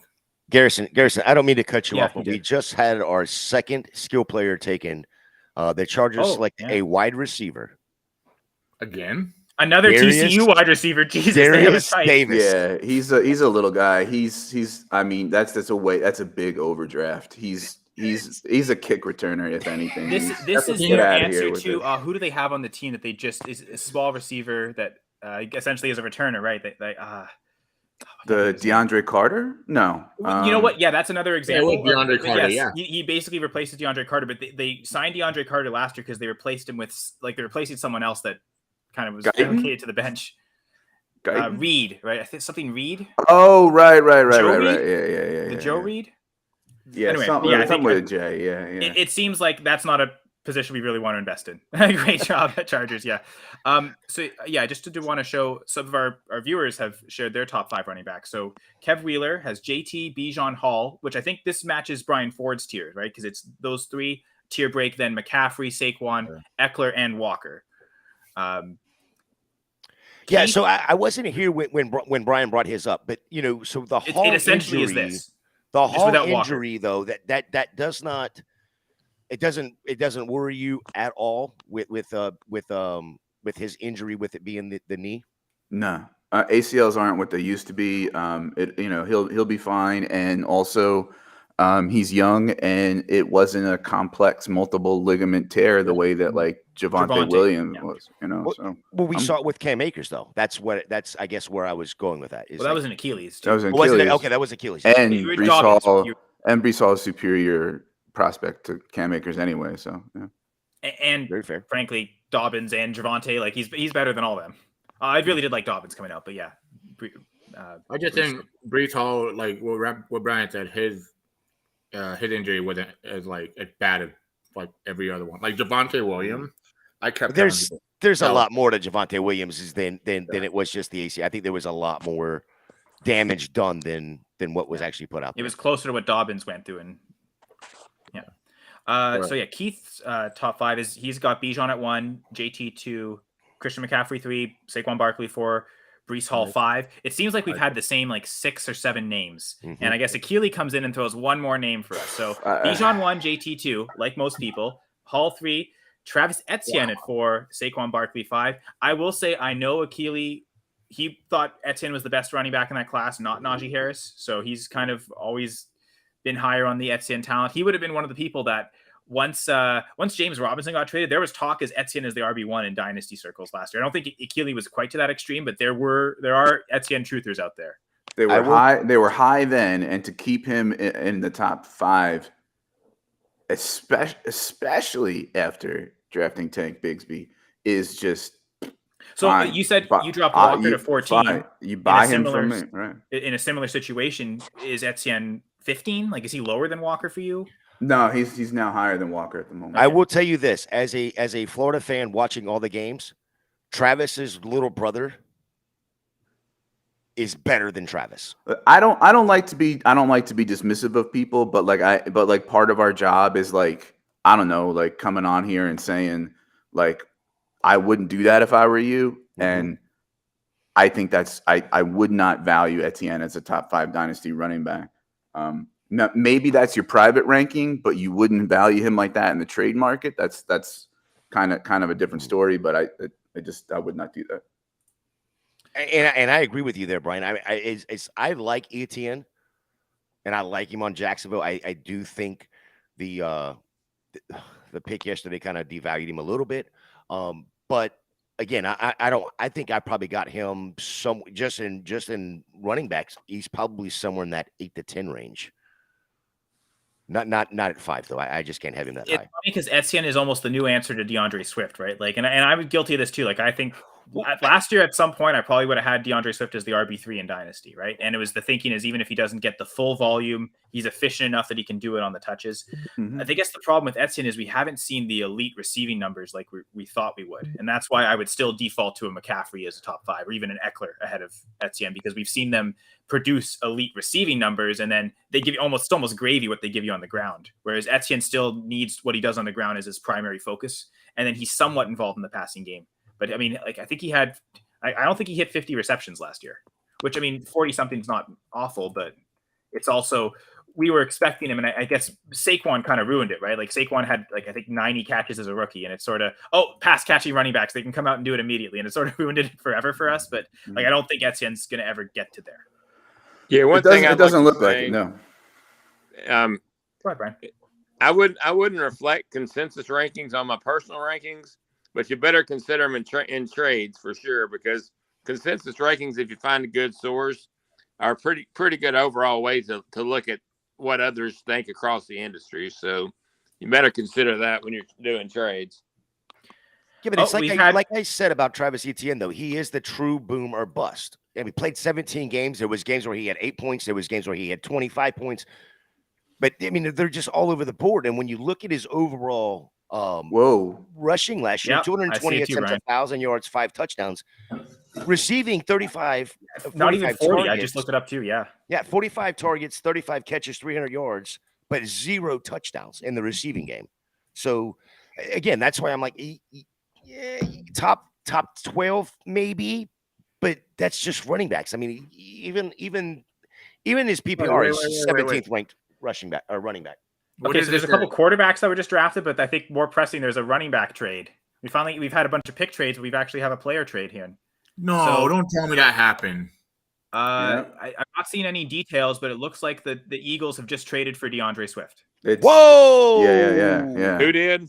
The Eagles, the Philadelphia Eagles. Well, now he's not going to get a lot of the type of plays that we want him to get that he's very good at, but it certainly is. Yeah. If you're a Swifter like me, right? Like you can eat a year on the Eagles and it feels better than it did last night or the other day, right? So yeah. Brian, let me ask you this real quick. Brian, on that team. Brian, let me ask you this. Might not have been the case in Detroit. With Sanders moving on, we looked at it and said, okay, Gainwell is going to be the guy. The Eagles did nothing in the backfield for the first 3 rounds. It really looked like Gainwell was going to be the guy. Now they go and add Swift. Well, I don't know anyone who was thinking Gainwell was going to be the guy. I thought he might lead the just committee. The perception of it would be like a 40-40-20. I'm sorry. Did Rashad Penny die? I mean, Rashad Penny's going to play. Paycheck certainly did. The Eagles barely paid him. They paid him to the point where I know that. Listen, I'm not saying that they value him any higher than what they paid him, and that they can use a rotation of backs. But if you're saying that you thought Kenneth Gainwell was going to be the guy, you are high. Well, no, I think what the perception was Gainwell was going to, after week 3 being the first 2 weeks, would be a Rashad Penny. Then he gets injured, and then week 3 Gainwell takes over. You can't bank on it. Injuries aside, though, I mean, Penny's been great, but Gainwell's been efficient with the Eagles. Like, I didn't think there was it was going to be locked in that Penny was coming in and getting 250 carries. Like, to me, it was. No, I don't think hardly anybody's getting 250 carries in that offense. Thing. It's a full committee, and I think my bet was Gainwell Penny is dead. What are these people talking about? Gainwell's dead. Like what is going on? Like But that's okay. That's the question I wanted you to I don't answer. understand some of these people. Is Gainwell done now? I don't like using the word dead, but that person used the word dead. But like, I mean, this is much worse for Gainwell than it is for Penny. But it's only a 1-year stay unless he resigns because he's a Philly guy. So like, let's all relax a little bit. Man, so the breakdown looks like this: DeAndre Swift to the Lions. They swapped 23 sevenths. At least this is what Dynasty Jacks is saying. So they're swapping 23 sevenths. Detroit moves up this round and gets a 25 fourth round pick. I mean, this was almost Allen Robinson trade. What does that say? That Swift almost. I mean, the fourth next year is a little more, but Swift in the. But here's the thing: we're talking about Rashad Penny. Guy can't even stay healthy for 3 games. That's my point too. Yeah, go ahead. No, that's okay. You go ahead. DeAndre Swift, he can't stay healthy all the time either. Kenneth Gainwell, when he got the workload, he was efficient. He was efficient. Go look at the numbers. He was efficient. By trading for DeAndre Swift, they're telling you how much they don't like Gainwell. But I also think it's, to a certain extent, like I don't think Penny's a lock to make this team. If it comes to training camp and they still like Kenneth Gainwell and Boston Scott Moore, they might just cut Penny. They don't owe him anything guaranteed. So he does have a cuttable contract. Yeah. Like I don't think to me, like Gainwell showed enough in the playoffs that like the team knows what his role on this team is. So like he's probably back to where he was last year as the main backup. Maybe a third string if they do like Penny. There is a chance, and I'll give you that chance, Brian. But like I don't think there's anything guaranteed for Penny right now, and I think this hurts him significantly. I don't think there's anything guaranteed for anybody. But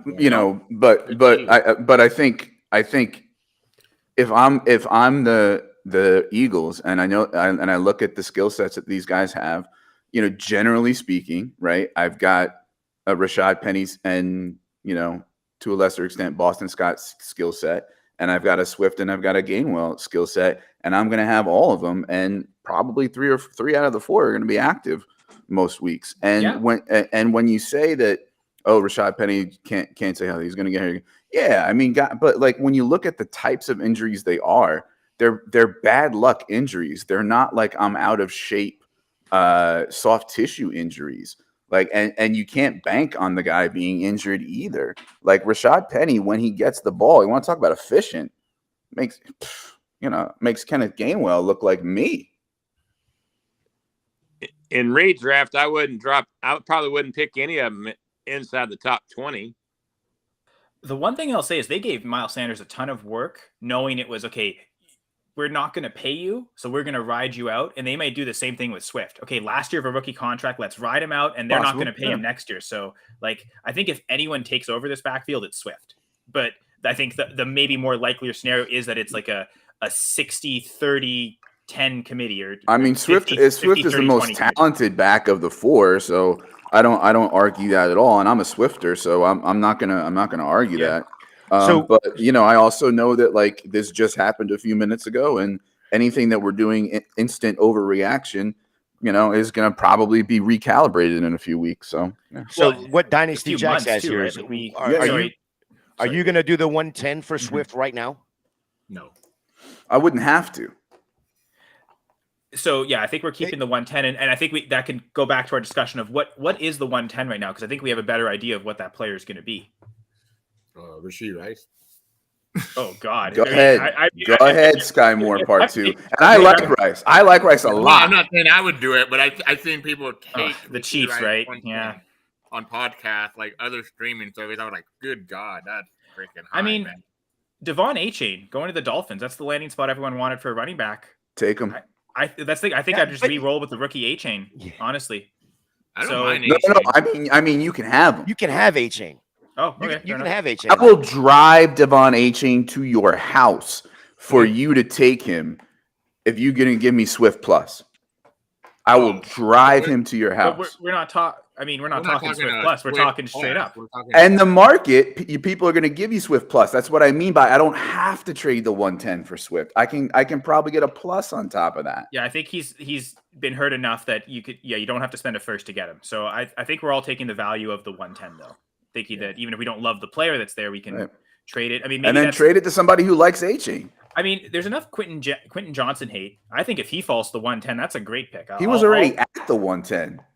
I don't Yeah, think. But now that he's tied to Justin Herbert, though, does that help him increase at all? Right? Like, I think that Justin Herbert helium is a little sandbagged by the fact that Mike Williams signed a contract and Keenan Allen is still there for at least a year, and the fact that for me Quentin Johnson can't play football. So like people are saying, oh, the late first is gross now. Like, first of all, coming into this, I wasn't thrilled at what the late first and early second was giving me value wise anyway. Zay, QJ, Hyatt, HA, right? Like, I'd either wanted to trade up or down. And so, like, is it really all that different now? Like, no, it's not. Like, we lost Charb, but Spears got day 2 capital, and Kincaid is a fire pick with the Bills. So either way, if you like taking a tight end late first and a tight end premium, you take Kincaid. If you don't, Kincaid pushes the guy down you do like. That's why A-Chain and Hyatt, truthers and faders, me being a fader on both, are rejoicing this morning, right? They got the draft capital landing spot they wanted, and I got the go ahead, take them, and it pushes my guy down to me. So we're all. I mean, I was poking fun, not poking fun, but I was being a smartass a little bit in a sleeper league with Jacob Sanderson, and he said it perfectly. The best thing on draft night is your guy getting a good landing spot. The second best thing is the guy you don't want to draft getting a good landing spot. Everybody wins. Everybody wins on Tank Dell, on Hyatt, on Rashid. Like, everybody wins because when guys get overdrafted, they get overdrafted. I could even argue folks who say Gibbs over JSN. If you're on either side of that, you win. So I mean, it's lovely. I love this. The rookie drafts are going to be so much fun. You had Hyatt going in the top 2 round? In a rookie draft? Oh, yeah. No. I mean, like, in the NFL. Like, I didn't think he was going to get top 2 round draft capital. So, like, when he got in the 3rd round, I was like, okay, cool. I'm out. I've always been out on him. I never liked Jalen Hyatt. But I think, all of us do our stuff for fantasy, I believe. I don't know if anybody here does it for, like, normal NFL stuff. But I just think, to me, Swift, if he couldn't do it with the Lions, who pretty much used their running back quite a bit, and he's going to the Eagles in almost the same situation he's going to be in before, with Kenneth Gainwell, with Rashad Penny, with Jalen Hurts as a running quarterback, and now you got Swift, who sometimes he had fluke injuries, but the thing is, eventually those fluke injuries, coaches get tired of it. They get tired of it pretty damn quick, and Dan Campbell did. I just think, if you can sell Swift right now for a 1st round pick, go ahead. Sweet. Oh, for sure. Yeah.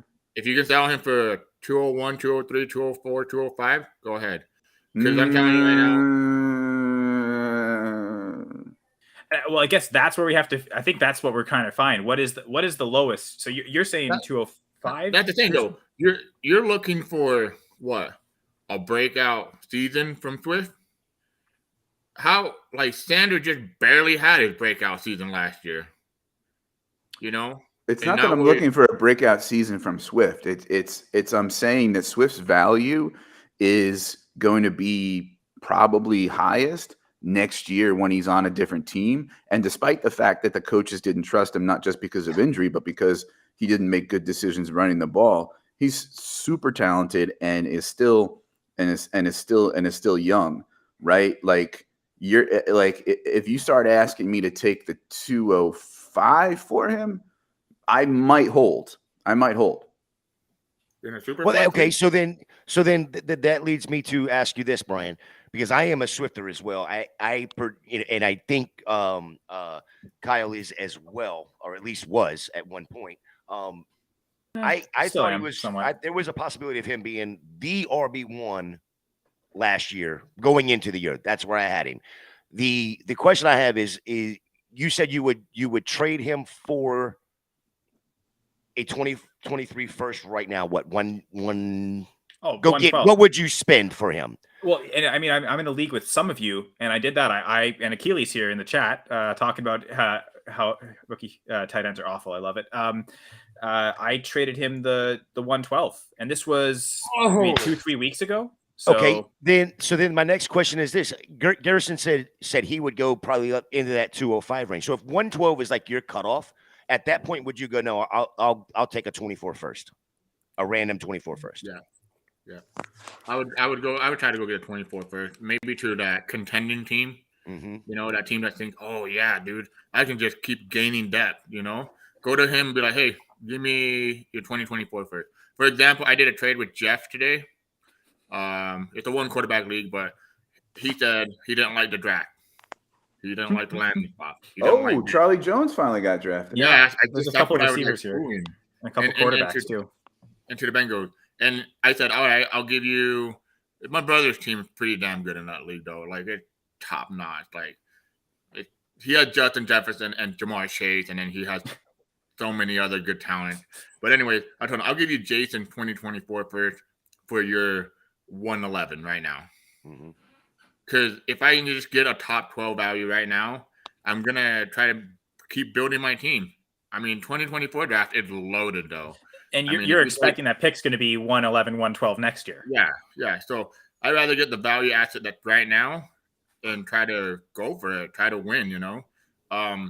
Swift though, right now, I mean, like I'm telling you, I already see it. I'm already getting DMs and Sleeper because I made fun of Swift was bad, like, and I know I don't want to say the word dead because it's stupid to say, but his value is dead as last night. You know, everybody said his value, or what, 2 nights ago, his value dipped, certainly. You know? Yeah, it's the lowest it's ever been like since in the NFL. It was done, and like that's the thing. Like, if you couldn't sell Swift before, and now it's the best time to sell him. Like right now is the best time to sell him because this is the highest value you're gonna get from him for the last 2 years now. I mean, I can't think, oh, he's going to a Super Bowl team with a great offensive line, and they just traded for him, so they're definitely gonna have a role for him. Why not just sell him right now? So you know what? And I mean, find someone like Akili who still loves Swift so much that he's willing to still pay the 112 for it, right? He says that's what he did a few weeks ago, and he'd still do it now. I think maybe as much as it value dipped yesterday, it's kind of come back up a little bit with this trade to the Eagles. I don't think anyone's going to have him. Like none of us mentioned him as in anywhere near our top 5, like we would have potentially done a couple years ago. So Swift. You guys like Charlie Jones? I do. I'm a fan. Well, let's get into some of these picks because as we mentioned, Darius Davis to the Chargers. I don't think we see much role there as he returner more than anything. A couple quarterbacks go. Jake Haener to the Saints, and then Stetson Bennett to the Rams. Mm-hmm. Now, 4th round quarterbacks. Are we taking them in rookie drafts at all? No. Depends on how long your rookie draft is. I'm going to say most are conventionally 4. You might get some 3 rounders. So that's probably out. So doing it a 4th rounder. Who was it besides Stetson Bennett? Haener. Jake Haener. Oh, to the where'd Saints. he go? To the New Orleans Saints. I was hoping he'd be one of the next quarterbacks to go. I would actually take him definitely in a 4-round 2 quarterback. I would say I'd take him late 3rd, maybe. Okay. I think for the non-first round quarterbacks, that's where they have to go. I guess we could continue the discussion talking about Hendon Hooker and Will Levis, but we do have a question here from Chill. So he's been chilling with this question. Let's give our hot takes and heat him up now. So he's got the 201 in a 1 QB PPR league. Need a QB and wide receiver, but we'll take best player available. Oh, so these are the list of players available. So let's help him out here. Before you go further, I want to know who his 2 quarterbacks are because it's Richardson right away from me. But depending on who his other 2 quarterbacks, so if he's sitting there with like Josh Allen and it says it's a 1 QB league, so I wouldn't even assume he has 2 other quarterbacks. Well, just went to the Bears. Who's your starter? Who's your starter, and then who's your backup for when on the bye week? Oh, and this is back to I think it was Keith's question earlier. Is it like a certain QB room? If it's built up enough depth, you can take the risk shot on Richardson. But if it's not, you really need the safety. You'd rather go with, I guess, Stroud's there. So he's got Russell Wilson and Jared Goff. It's absolutely Richardson for me here. There are some people who listen. We all know that I'm like the Richardson truther, right? But there are some people who aren't the Richardson truther in Superflex who tell you that he is the play as a quarterback in 1 QB, right? Because it's more of a difference maker there.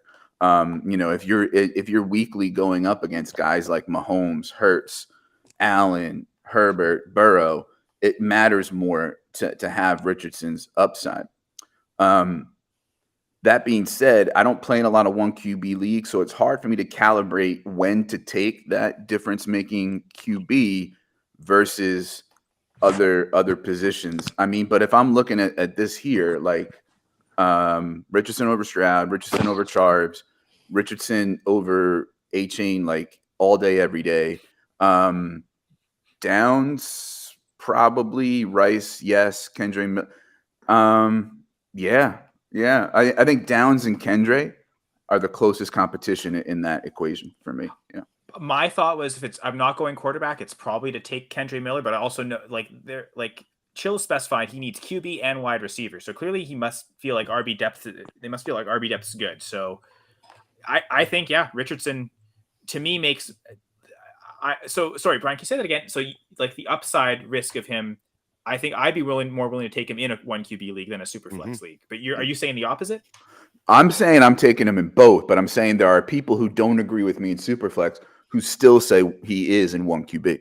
Because I've heard like Shane Manila say that where he'll take him first in the 1 QB, even though he might not in a Superflex. Well, that's going to be a question I'm going to ask Shane. But I like Shane. Why is he so wrong? Well, and that's the thing is I'm going to ask him Wednesday night on our show because it's not that he hates Richardson. He just the thought of having to hold on to him for a year, not getting any production out of him, thinking the same thing I was thinking, that the obvious choices were Seattle, were Detroit. Now that it's Indy, and it looks like he probably will be on the field this year, he will produce points this year right away. Does that change your mind? And to me, it absolutely changes my mind that I want Richardson on the field. There are some people who will tell you that they wanted him to be stashed for a year because they think he has to sit for a long time. And I think I'm with you, Gator, that give him a few games. But what I want is a coach who's going to go like unleash him, unleash that ceiling, and let him have some bumps in the road and have some bad moments, right? But not clip his wings. Go ahead, get him out there on the field after a few games. At the very beginning, I was asked this question, and yes, I was among that group of he needs a city year.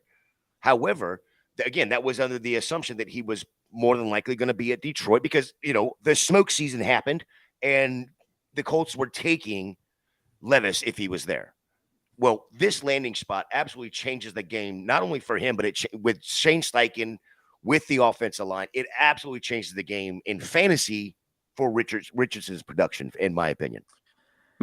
My big question about this whole thing, go ahead, Brian. The Colts are in a weak division, besides possibly Jacksonville. Are they in a position where they can compete for a playoff spot? And why not? So does that have any bearing about Richardson starting week 1? I mean, your choices right now for the Colts are Anthony Richardson, Gardner Minshew, right? Yep. Anthony Richardson has supreme talent to what Gardner Minshew offers. Number one, probably will beat him out in the OTAs. So I have no qualms about it. But you also got to remember this about the AFC South. All 3 teams in the AFC South, or 3 of the 4 teams rather, taking Jacksonville being the one that doesn't have. The 3 other teams all have rookie quarterbacks. All 3 of them. Right? So you've got Tennessee with Levis and no weapons, basically, other than King Henry. And that's not even a for sure thing right now. You've got C.J. Stroud down there in Houston, which is we see it all the time. These rookie quarterbacks, the offensive line is still kind of iffy down there. So what's going to happen, right? Now you've got Anthony Richardson going to Indy, probably one of the best offensive lines in the games, has some weapons on the outside, has Jonathan Taylor in the backfield. Yes, Jacksonville is what Jacksonville is. They made the playoffs last year, won a game in the playoffs, but you also got to remember the NFL added another team to the playoffs last year. Can Indy go get that? Absolutely, they can. It does. Like the AFC so deep, it does feel like they have to win the division. Like it's going to be tough for an AFC South team to get a wild card spot, I would say. But we all said that last year about the AFC West, and the AFC West just beat each other up last year. So I want to go back to this one quarter because his question. Well, Denver sucks. Let's be real. And I mean, they still sent 2 teams to the playoffs. Mm-hmm. And one of them lost to the Jags, by the way. Yeah, and there you go, full circle. Go ahead, Gerson. So it's a 1 quarterback league. I actually play in 2 quarterback league. I mean, I actually play in 1 quarterback league. And the thing is with me in 1 quarterback league, I actually play in a 16-team league and a 12-team league. So 16-team league is different, value is a little bit different.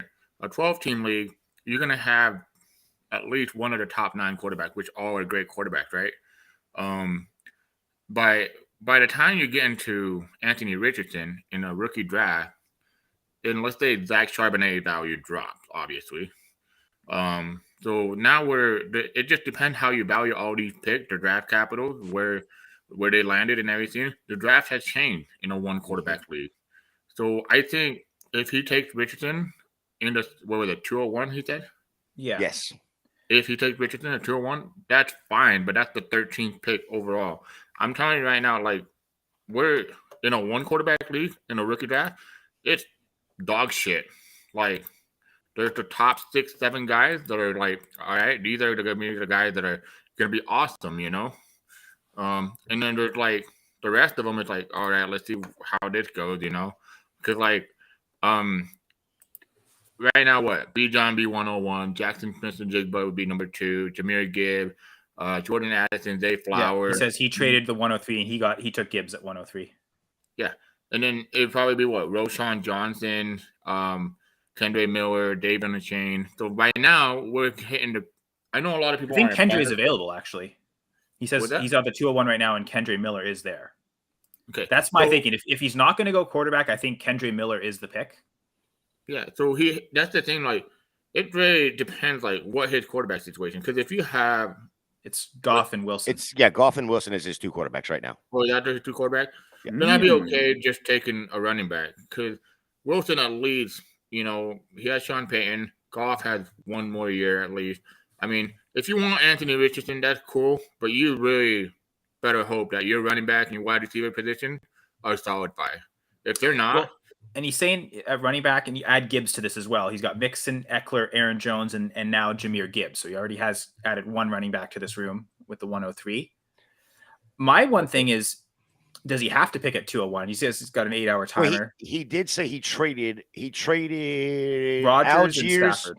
Okay, that's what it was. Rodgers and Stafford, and got the 201, 301. So it sounded like he was going to thinking get Bryce. Well, it sounds like he was targeting quarterback with this pick. Mm-hmm. So based on Shill's value, it doesn't seem like it's too early to take a quarterback. In fact, like Bryce Young went in the first round. It seems like he's not available, right? So it seems like for this league economy, the quarterback's fine at 201. It doesn't seem like it's too early to go there. I think Kendra Miller is also viable, and because of that, I think like you got 3 players there: Richardson, Stroud, or Kendra Miller. Can you trade back to the 203? Can you trade back 2 picks and get something else extra? And then that way you almost get like the choice is almost out of your hands unless someone else reaches on a different player. But like you might still get the quarterback at 203 anyway. And I'm fine taking Stroud over Richardson. I know he asked no love for Stroud. I think just knowing it's 1 QB and you want to just maximize the top end upside as much as possible, it does make more sense to go Richardson. I'd be more willing to love the landing spot and elevate Richardson above, but I have no problem also taking Stroud here. The top 3 things I would do in his situation right now is look at the next 2 or 3 teams and see if they need quarterback. If not, I would trade out to those 2 or 3 teams and be like, hey, give me this, give me that, and we'll work something out. Even if it means you. Here's the thing, though. Folks have to remember, when you're in a rookie draft, you're not drafting for your team or your roster. You're drafting first and foremost dynasty assets. So if you really don't want Richardson as your quarterback, recognize that he is the most eminently tradable piece among those guys, and either trade the pick that leads to Richardson or draft Richardson and trade him. Draft value, trade for need. Like, it almost doesn't matter what your roster is. But that's where I go back to know your league. So that's what I'm saying. Yeah. We'll look at the next 2 or 3 teams, know your league, and then if the trade makes sense, make the trade. If it doesn't, and these guys aren't going to draft a quarterback, then why not trade out and get value, Why not be like, all right, I know Kyle had CJ Stroud and Trevor Lawrence. I know Gator has Joe Burrow and Jalen Hurts. He's not going to draft a quarterback next to pick. So I'll tell him, hey, do you want to trade up and get, I don't know, Kendre Miller or whoever there, Josh Down or whatever, and just give me a third. We'll swap third or something like that, and then you still get your guy. You got to know your league. That's the first thing when you're just making a trade or a pick. I think people get so excited, like you said, Brian. All right, this is the player. It's understandable, but sometimes you got to look at the bigger picture. Can I get value out of this player and improve my roster with the value that might drop to me? And I get it. Some people might just say, like Gator, if he had Burrow and Hurts, he might just say, fuck it, I'm going to take Anthony Richardson because I can trade that asset. But guess what? If your league doesn't value quarterback, you're going to be stuck with 3 quarterbacks. Yeah, and I like Kev's thought process here where he's going to draft Miller, trade Mixon, or trade Jones for a quarterback or picks. But I also don't mind the thought process of if you're sitting there and you want to trade back 2 picks, even if Richardson's gone and you are still quarterback needy, you can still hopefully get Stroud 2 picks later, and you've picked up something else. Bingo. I mean, good luck trading Mixon and probably even Aaron Jones. I get it. Mixon and what's his name that were both running backs that were likely to get replaced. Mixon and what was the second running back that was likely to get replaced? Tony Pollard. Dalvin Cook. Oh yeah, Tony Pollard too. Tony Pollard, Mixon, and Dalvin Cook. Their value has not changed in the draft. No matter what, even if Israel Abanikanda gets drafted to the Bengals, I'm not even going to worry about that because guess what? If they cut Mixon, he'll get signed somewhere else, and he'll be that starting running back. And then let's say any running back that gets drafted from here on are not going to have a ton of value. We know how draft capital works. Usually those running backs don't hit. Wide receivers sometimes do, but running backs don't. And that's the thing. I would say the opposite. I think at this point, no wide receivers hitting from this point on. I'm avoiding wide receivers in rookie drafts for anyone that's even some of these 4th round wide receivers and even some of the 3rd round wide receivers. I don't want anything to do with. But well, I mean, it all depends for me. I know it's a mix of draft capital, landing spot, what I thought about the prospect before the NFL draft. I know this is going to sound weird or whatever, but sometimes the NFL overdrafts players or drafts players because it fits their scheme, even though they're not as good as a guy that goes a round later or a few picks later, right? So for me, I don't think I can draw any red lines that say I'm not interested in anybody after this point. If Xavier Hutchinson goes now, am I putting him behind Darius Effin Davis? Well, no. Darius Davis is one of those guys that's off the board completely, right? That's a bad example. But I'm not gonna put him behind. I'll put him way above Charlie Jones and Tank Dell. Oh yeah. Well, and I know you don't like Dell, but I'm not gonna put him ahead of Hyatt, Tillman, Downs. No. Hyatt, maybe, but not Tillman and Downs. Doesn't a lot of it depend on where the player goes? If Xavier Hutchinson goes to the Chiefs, for example, I think at this point you're looking at round 5, round 6. And look at his value just tanked this year. Yeah, and that was a 2nd round pick, not even a 5th round pick. Yeah, but here's the thing though. I agree with Brian. Sometimes it doesn't matter. Because Tank Dell ain't shit to me. I'll say that. Jalen Hyatt, I was way low on him, and I couldn't believe I actually found a bigger Jalen Hyatt hater than me. But cool, Brian. We're high five. Well, here I'll join that group. I join that group because I hate Hyatt as well. I'm also an Aiden O'Connell hater, but your team apparently likes him. Yeah, Gerson, your team just drafted a quarterback. What do you think of that? Good transition, Brian. Where did he go? He went to the Raiders. The fact that they signed Jimmy G, and I hate Jimmy G, and then I'm telling you right now, as a Raiders fan, I usually go to a couple games every year. I'm not interested in going to a game next year. It's just all right, man, we'll see how it goes, man. I watched I can't remember what movie I just watched lately, but it's something, there was a quote and it just hit me. And it says, oh no, it was a Fever Pitch, the movie Fever Pitch. It's a baseball movie, and the guy goes, hey, you love the Boston Red Sox, but do they love you back? That's what I feel about the Raiders. I love the Raiders. I've been supporting them for 5 years. I don't know how long since my grandpa told me, "Come sit on this couch. You're gonna watch a football game like a grown ass man, and I'm gonna drink this beer because you can't." You know. And we watched the Raiders game ever since. I've been a Raiders fan, dude. It was cool, but like nowadays, I'm just like heartbroken, man. Like it's just hard to like. I see what? Let's see. Pittsburgh Steelers won Super Bowl. Great team, consistent. You know, Gators. So your team, Tampa Bay Buccaneers, won Super Bowl. Go out and get Tom Brady. You know. Now wait, listen. I know. Don't hurt my point. Don't hurt my point. We are 2-0 in Super Bowls. Yeah. Not many teams can say that. 2-0. Brian, I don't know your team. Who's your team, Brian? I don't have one. Oh, Kyle. I mean, Green Bay Packers won Super Bowl. You know, me. I haven't seen a Super Bowl in my lifetime, dude. I haven't. I seen one, and we got to. You'll be able to go. You'll be able to go this year, right? Maybe your team won't. You're funny. It's really hard being a Steelers fan, that's for sure. But you know, I don't know McDaniel. Like I don't see anything in this pick.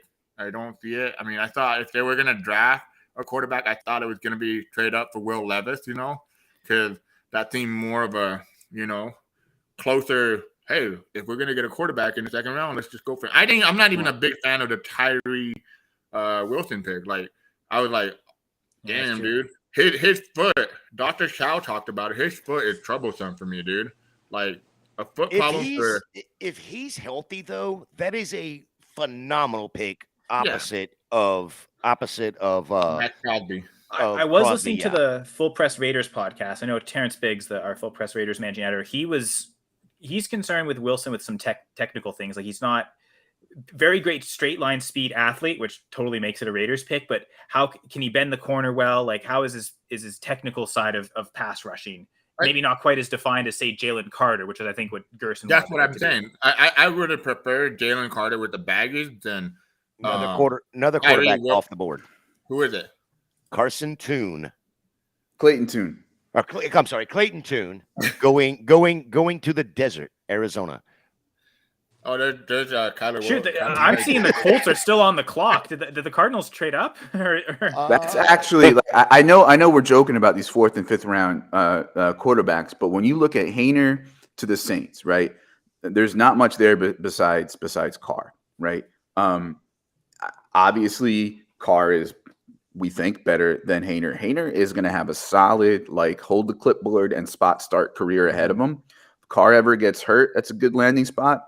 I don't know that they would bench the guy they spent that much money on in New Orleans, but if Carr doesn't work out, it's a good landing spot. Stetson Bennett, I know we love to hate him and make fun of him because he's 92 years old. He just went to the Rams, Stafford's older. right? Where we have Stafford, you know, with chronic elbow and back stuff, and there was rumors he was going to retire, right? Like he's still a starting quarterback in the Superflex, you know, he's still like my QB 18 or whatever, but like it's Stafford, right? And there's not much else there besides what's his face, Bryce Perkins or whatever his name was, right? No, Bryce Wolford, yeah. And now Aiden O'Connell, you know, steps in a place where they lost Stidham. The only other backup was the guy from Denver, right? Was it Brett Rippon, right? And now who's the guy just got taken? My brain fart. Clayton Tune. Clayton Tune, right? And he goes to Arizona, who is going to roll out, we think, Colt McCoy for the first few weeks. Like, these are not terrible landing spots for your day 3 quarterbacks. I mean, I know that's kind of like a low bar, right?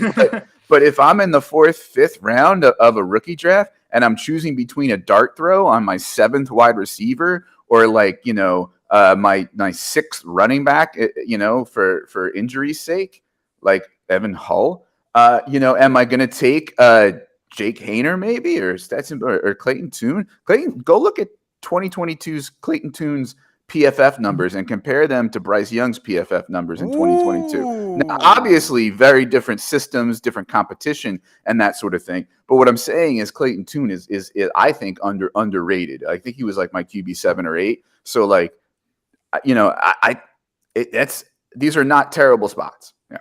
Out of those 4 that you mentioned, who's your favorite? Time out. The Browns just made a pick.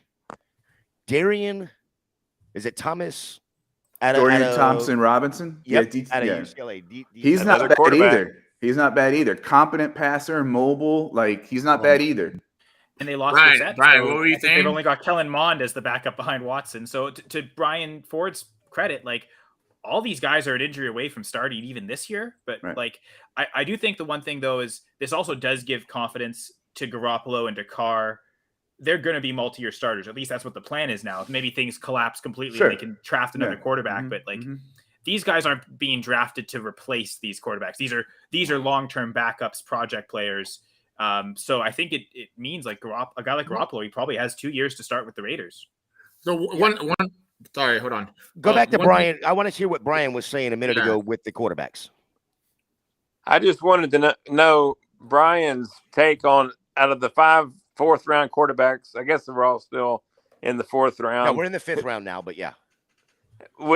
I guess day 3 quarterbacks. Which one his favorite was? So coming into the draft, it would be Haener.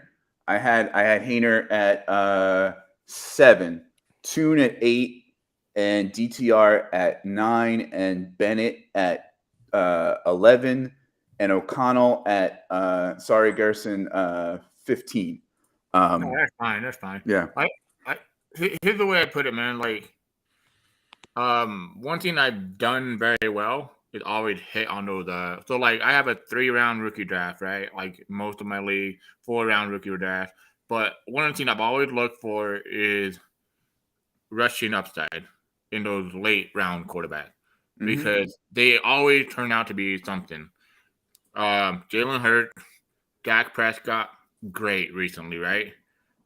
Even before that, Justin Herbert dropped outside my 3-round draft in a 1 quarterback league. I went and took a gamble. In a super flex league, obviously you would have gone 2nd round. But you go back to these numbers, like just look for upside in every way possible. Make sure that you see, hey, if he has a rushing upside, great. That's why I'm kind of shocked. Like I had him as my 7th ranked quarterback, Dorian Thompson Robinson. I really thought he would get drafted a lot earlier than this. But I mean, I'm just going back and forth. Like, hey, Aiden O'Connell, I have him 11th overall. Clayton Tune 12th, and I'm like, dang man, these guys. Tanner McKee, everybody wants him. Like they talk about him like as if he was like a top 3 round. I'm like, I don't. Yeah, it seemed like he was going to go in the 2nd round. It seemed like that was a lot of talk. And then I was like, okay. Dustin Bennett, I actually had him undrafted. I didn't think Dustin Bennett with his off-field issues and everything and his age and everything. I'm like, why would some? But then I guess he's just gonna be a little clipboard bitch. That's for sure. Yeah, but maybe your beer pong partner, and that's it. Game manager, leader, 1-2 natties. Like you could do worse, right? Well, he won 2 natties and then knocked on the wrong door, and that's where all the trouble came in because that's all he had to do was not knock on the wrong door. So he is the one who knocks. Yes. But someone's at the door right now. That video though, those videos of TMZ, man, I'm like, damn, dude, I've been drunk. But Stetson Bennett reminds me a lot of his play style. Reminds me a lot of Baker Mayfield. Yeah. What up, Chew? I mean, obviously not as good as a player, but Matthew Russell, Going for Two contributor, wrote some draft profiles. Matthew, welcome. Thank you for having me. Yeah, it's been fun following the draft. I mean, it's exhausting getting to day 3 at this point, just hoping that Izzy Abanikanda actually gets drafted by a team. So I'm hoping for Chase Brown, buddy, and I guess Evan Hall. Well, you're more just Canadian pride than my rankings. Yeah, I was just fixing to My say rankings are messed. you've I think I don't know where you put it, maybe in the folder, but you have a as soon as the next Canadian's brought up, Kev is coming back on. You're gonna have the chat up there again with the Canadian flag, whatever. You were what, 2 players away from one player away from setting a new record. 4 guys have gone, and you got 2 more opportunities to get the record. I mean, I assume Chase Brown. There might be other Canadians declared for the draft. I don't know if any of them will be drafted. It seems like Brown will be the guy, though. He was going to be the 5th, so hoping on Chase Brown, chasing that dream. So I guess I did just want to. Did we finish answering Chill's question? Like, did anyone have anything else to say? I think we think gave I him like Forget the enough. question.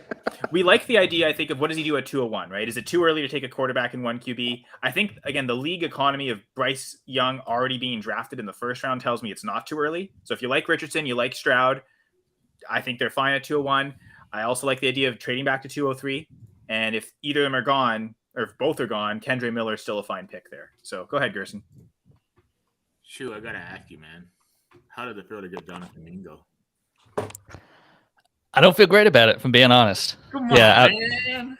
I mean, with who was available at the time, I know this is the complete opposite type of player. I was really hoping they were going to get Josh Downs, who had an incredible tumble. That would have been great too. I would have liked that. I mean, Mingo, I didn't understand the hype, and I was kind of concerned that I didn't think the Panthers were actually going to do it. But when I saw that come across the board, I know he doesn't have much competition, but I don't know if that's going to help him tremendously. And it feels like a Terrace Marshall all over again. So, By the way, Matt. Brian Ford, I know it is 2 p.m., but you can feel free to stay on as long as you I want. was gonna ask you. It's up. You- Y'all are the anchors. You tell me where you want me. No, I think- You can be here as long as you want to be here.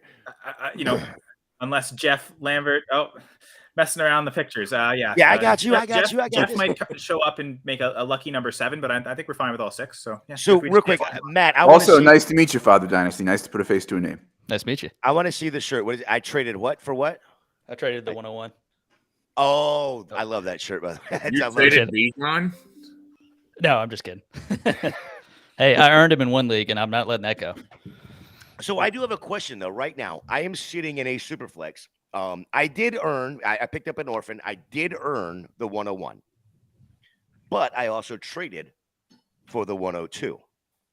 Let me actually pull this league up, and I'll tell you what I have as far as quarterbacks, because my initial thought process is Bijan Robinson and Anthony Richardson right away.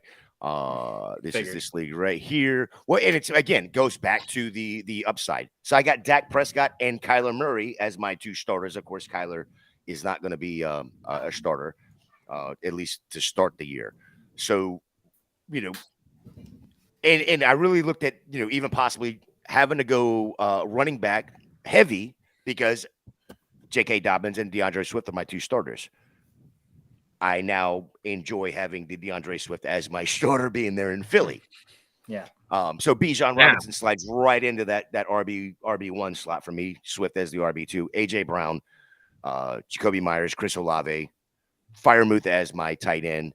And this is I think it's a half point or a 3/4 point premium. So Freiermuth, Noah Fant, Njoku are my tight ends. You're probably not getting more upside from a rookie tight end. The best way to get upside to your tight end room is trading for a top 6 tight end. So yeah, Bijan Richardson seems like, I figured that's what you were going to do anyway. So you just want us to confirm that makes sense. I think it makes sense. The other side of that coin is now I even feel even better about the Swift trade. Now looking at this team, because I have Gainwell and Boston Scott on this team. May as well trade for Rashad Penny, I guess.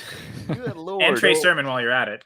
So if it makes you, so I did the same thing, Gator. Took over and over. It was a team that just needed a rebuild. I traded away all the picks. I have the 101, the 101, the 102, 103, 104, and then it jumped to like a 108 or something like that.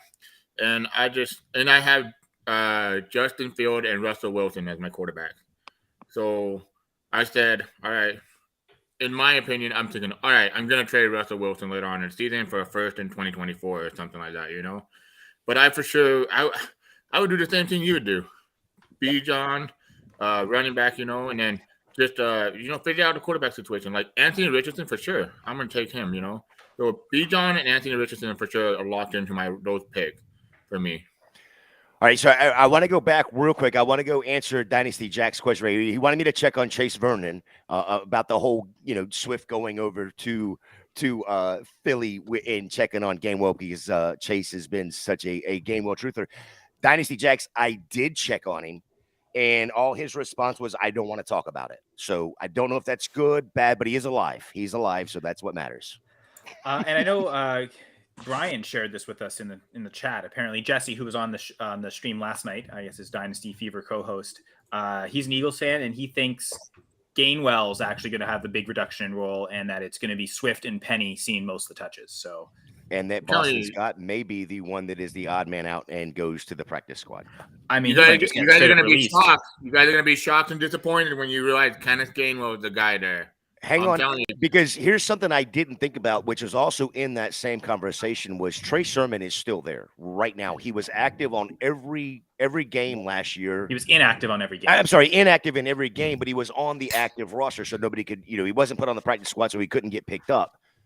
That might be also a cut for Philly with this for this year. No, for sure. So, I think I no one's safe right now on that team. I think the coaches probably feel the players will give them the answers in training camp. That's why I don't get why you really feel safe giving a first or a second for Swift like that. I wouldn't feel safe for that. Yeah, I guess circling back to that conversation, but I did want to kind of continue. So we're just talking about rookie drafts. I think we Matthew, you could chime in on this, but in Superflex rookie drafts, there he goes. Bijan and then the three quarterbacks to go 1 through 4. is off the board. Izzy is off the board. He is going to the Jets. Ooh, spicy, man. I mean, at this point, what feels right now? Right. I mean, why didn't they take Evan Hull? I'm still waiting. I waited for Brian Ford to come back. Come on, man. Wow. I'm sorry to spoil this next pick right there. I'm sorry to spoil that pick. I just thought, with Izzy coming off the board, I have it. I just popped up on the. Dude, I'm just letting you know, YouTube TV was the worst investment I've made in my whole lifetime, dude. Like on opening night, I was like, oh, that's cool. I'll just get YouTube TV. I don't care, whatever. I was like, all right. And then it's like a minute behind, like 45 seconds behind the pick, and everybody's telling me to pick. I'm like, all right, Ryan Surfoff is a better upgrade, like to YouTube. Whoa! That doesn't even make sense. Don't tell Ryan I said this because he can listen to it. But saying Ryan Surfoff is an upgrade over anything is bad juju on your part. Okay, so Chill just came in here. Apparently, Kevin's suggestion of trying to trade either Mixon or Jones. Apparently, I don't know if this is an offer he's sending out, but it's Aaron Jones, Dawson Knox sending out those two for Michael Pittman and Bryce Young. I would imagine. I don't know if that gets done. If you can get that done, Chill, do it in a heartbeat, and then that way. So he's wanting to send Aaron Jones, Dawson Knox, and receive Pittman and Bryce Young, which it turns out to be the 109. See, I don't even want if I can get Michael Pittman for this price, I don't even care about the 109, knowing that again he's got the 201, he can just take the quarterback there. But the 109 was Bryce Young. That's the guy that he wanted to start with was Bryce Young, and he's going to get Pittman as well for Dawson Knox and Aaron Jones. That. I assume he's sending this out, right? I think he's. If you're sending it, great. But if you're receiving it, you don't even talk to it. Just click. I'd imagine this was he sent this out and he's just trying to see. I think that's you can send it out, great. I don't think it gets done though. I think the person who has Pittman and the person who just drafted Young probably values them too much. That is the running back Jones enough to get them?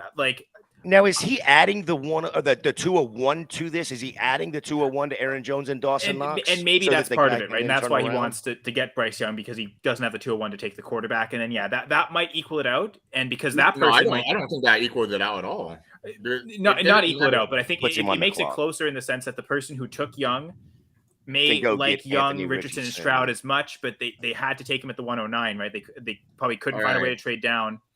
Maybe they view it as okay, that's equal, then it's Jones and Knox or Pittman. I don't think it gets done, and that's why I'm okay. Can you trade Jones, Knox, add something else other than the 201 to just get Michael Pittman and then take the quarterback 201? That's kind of how I'd approach it. But I mean, may as well send the offer out and see what the manager says, right? You never know. And even before Knox got usurped by Kincaid, that's wild. One thing is interesting here. Ramondre Stevenson is surviving.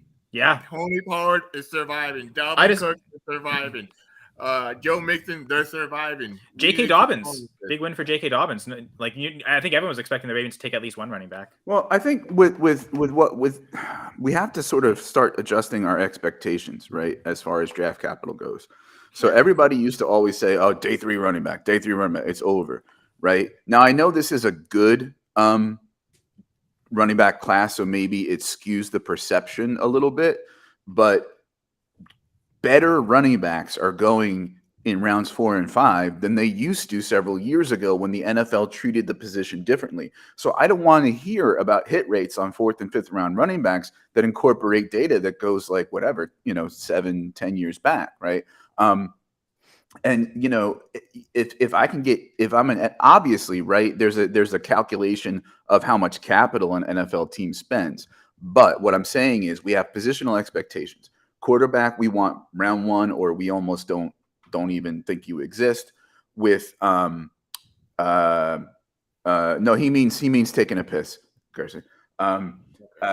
Wide receivers, tight ends, right? We want rounds 1 through 3, right? We have to start rethinking what we say with running backs and maybe shift those draft capital expectations back a little bit and say, the heart of them are going to be in rounds 2 through 5. And if you can get up into round 1, then I really love you. And if you're below round 5, then like Evan Hull or Chase Brown or whatever, then I'm just busting Kyle's chops. Then I really don't care about you, right? Are they still more replaceable, like Tyler Algier? Sure, but it's not the death sentence I think that it used to be. And so I'll shut up now. For sure. I mean, Isaiah Pacheco, 7th round running back, right? Like last year's wide receivers, did you get any value off anyone in the 4th round even?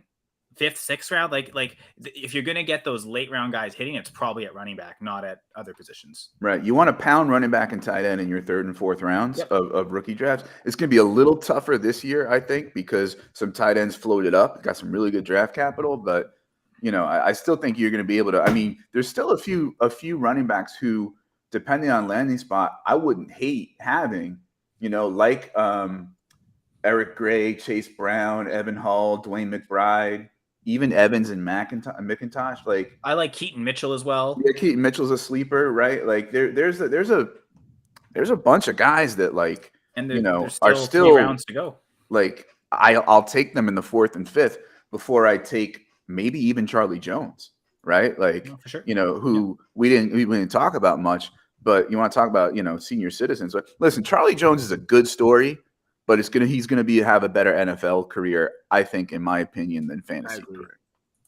One thing about running backs, to me, they talk about the short lifespan. If you go to a good landing spot, right away what your opportunity is. So you can draft them with some more positivity than even though they're going late in the NFL draft themselves, I think. And with Izzy, okay, fine, round 5, the NFL spoke to us, right? But at the same time, he's going to a team that's committed to the run, right? That probably wants to, limit Breece Hall's touches, especially first year back from an ACL, is improving their offensive line. It's not terrible, right? Like, there's such doom and gloom about everything, just like, and we also like, this is just the draft. In some ways, it's the beginning, right? Like people were getting Justin Jefferson 109 and like 110 in rookie drafts, right? And now they're looking back on and saying, this class sucks. Where's my Justin Jefferson at 109? Well, you didn't think Justin Jefferson was Justin Jefferson when you took him at 109. Because he wouldn't have gone 109. So wait a little bit, right? Like, let's see what happens. Jeez. I mean, there's still free agent running backs that could sign too. So from a negative standpoint, there are also still jobs, like situations could change in the worst, but they could also change for the better, like either way. All these guys that survived the draft, when Kareem Hunt and Leonard Fournette and Zeke start signing with teams, did they survive? I don't know. Who knows, right? Like, let's relax. I know this is not an industry that is good with patience. Everybody wants rapid reacts and is making their YouTube shorts with their graphics to get you to click on things. Let's relax. Let's digest things a little bit. We can have takes, but let's relax. Let's relax. Yeah, well, that's when the dynasty mindset comes in. All right, let's say myself, all these players survive, right? I'm gonna go sell those guys. I don't care. Sure. Yeah, before those signings happen. I'm gonna go sell. I'm gonna go sell. I'm gonna be like, hey, guess what? So you're gonna sell Ramondre? Oh, I got Ramondre. I sold Ramondre for a 2024 first in a couple leagues before the draft. I don't think you can get much more than that now anyway, even if you survive. He's not going to up value, but he's going to maintain what he was, right? Like you probably still get that now, but yeah, you're not getting. And Ramondre is older too, so I try to tell people like Ramondre is a little older. I wouldn't mind getting a 2024. Older? Isn't he about to enter his 3rd year? He's still on a rookie contract. His age. Okay, he came in as an older prospect relative. So he's like Yeah. Najee Harris. Then he came at it like I guess they would have been both. Like, I guess they're both kind of that same age, older rookies, that same draft class. I really like them both. Wait, DTN got drafted. Darius Thompson. Yeah, to the Browns. Hell yeah! See, so like situations like that, I wouldn't mind spending a fourth. Right, I don't. Down. Right, yeah. I mean, like Kyle was saying, what's the backup quarterback competition there? Like Kellen Mond, like is Josh Rosen even still alive? Like, that's right, Josh Rosen. Like, I mean, right? Like, go ahead, awesome, good spot for DTR, right? Learn behind Deshaun Watson, right? So I guess the one thing could transition to next is again, Matthew, I did ask you the question, but we kind of got interrupted by some by Abanikanda just rushing in really quickly like he does to take the spotlight. It's gonna happen. Rookie draft, Superflex rookie drafts, probably going Bijan and the three quarterbacks as the first four picks. Mm-hmm. Yeah. So and I think Gerson, you asked this earlier, and I did want to get to that eventually. What are we doing at the 105 in a Superflex? And Matthew, if you'd like to start, go ahead. I think at that point you can kind of go fit if you want to. If you do want to go Gibbs, especially now that you have Swift leaving town, I don't think he was much of a threat at that point to take a tremendous amount of carries away. But I think if we're going to see basically the same share that we had seen previously between Jamal Williams and DeAndre Swift, if we're going to see it between Montgomery and Gibbs, if Gibbs stays healthy, he's good to go. He's going to be a smash. In a Superflex, are you taking JSN? Well, and that's what we're asking right now. That's the conversation Dynasty, we just started. Yeah. Like, what are we doing at the 105? So Matthew's saying Gibbs, and we're going to go around the room. So Gator, I don't know if you want to chime in next. Well, I mean, my order in a Superflex is of course Bijan 1, and then Richardson, probably Young, Stroud. Pick which one. So I'm definitely probably JSN over Gibbs. Because I'm looking also in the future Dynasty, like Garrison was talking earlier. I want that asset that I know is going to be there for the long term. And I truly believe that if he sits, not sits, but plays the 1 year behind Lockett and DK, Lockett is going into his 31-year season, also with a nice out for them next year or after this year. He plugs and plays right in. Yeah. So, and I mean, Achilles' comment, I think sums it up, right? It's Gibbs or your favorite wide receiver. That's probably what it's going to be a lot of times in 105. Either the Bryans? I'm going JSN. There's always more trade value with the wide receiver if you want to go that route. So I'll go JSN. I will cop out and say there are some leagues I'll go JSN. There are some leagues I'll go Gibbs. There are some leagues I'll trade. I think one move is take Gibbs, right? He's the running back, and he'll hit quicker probably and be electric, and then flip him for JSN Plus in November when JSN is still, the wide receiver 3 and, behind Lockett. That's a good point.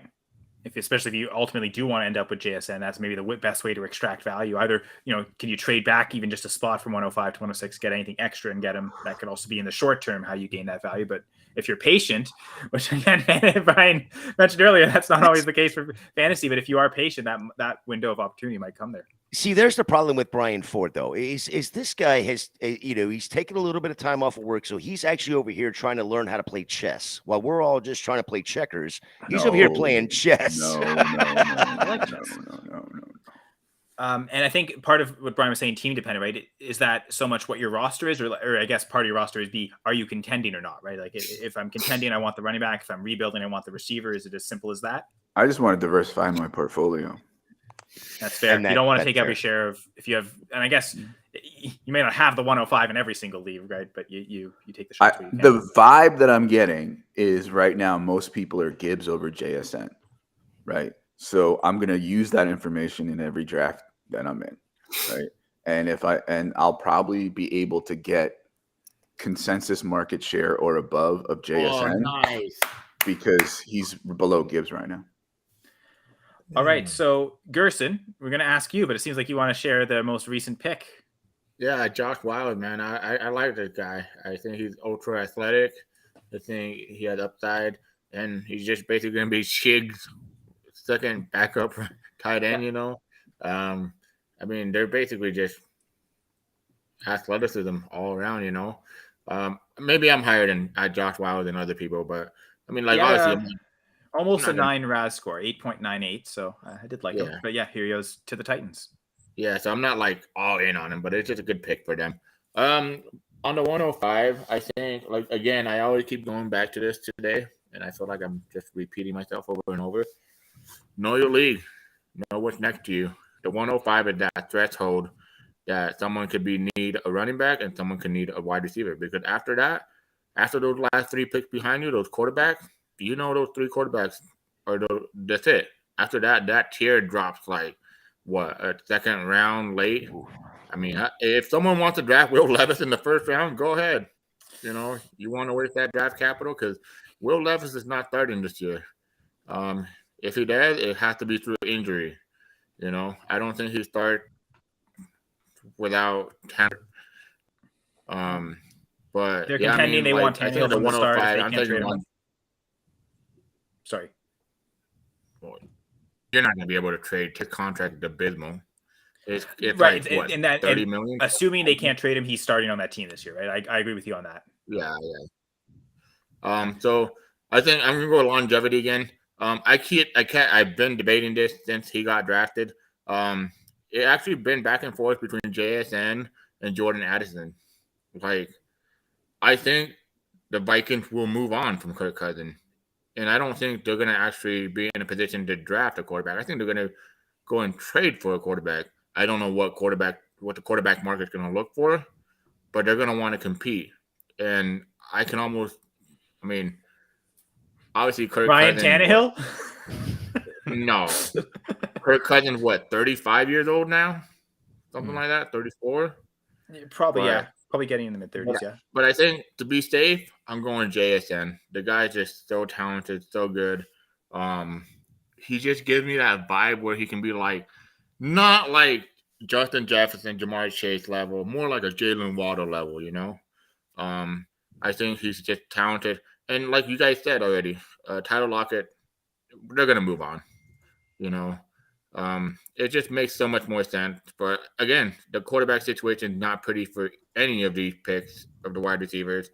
I mean, you got Geno Smith, you got what's his name, Kirk Cousins, and then what happened? Sean Clifford to the Packers. Who? Sean Clifford from Penn State to the Packers. What quarterback? Love us some competition, huh? Yeah, well, maybe. I mean, at least the Packers aren't just tearing up and wasting their 3rd round picks. They'll do it in the 5th round instead. That's a little nicer.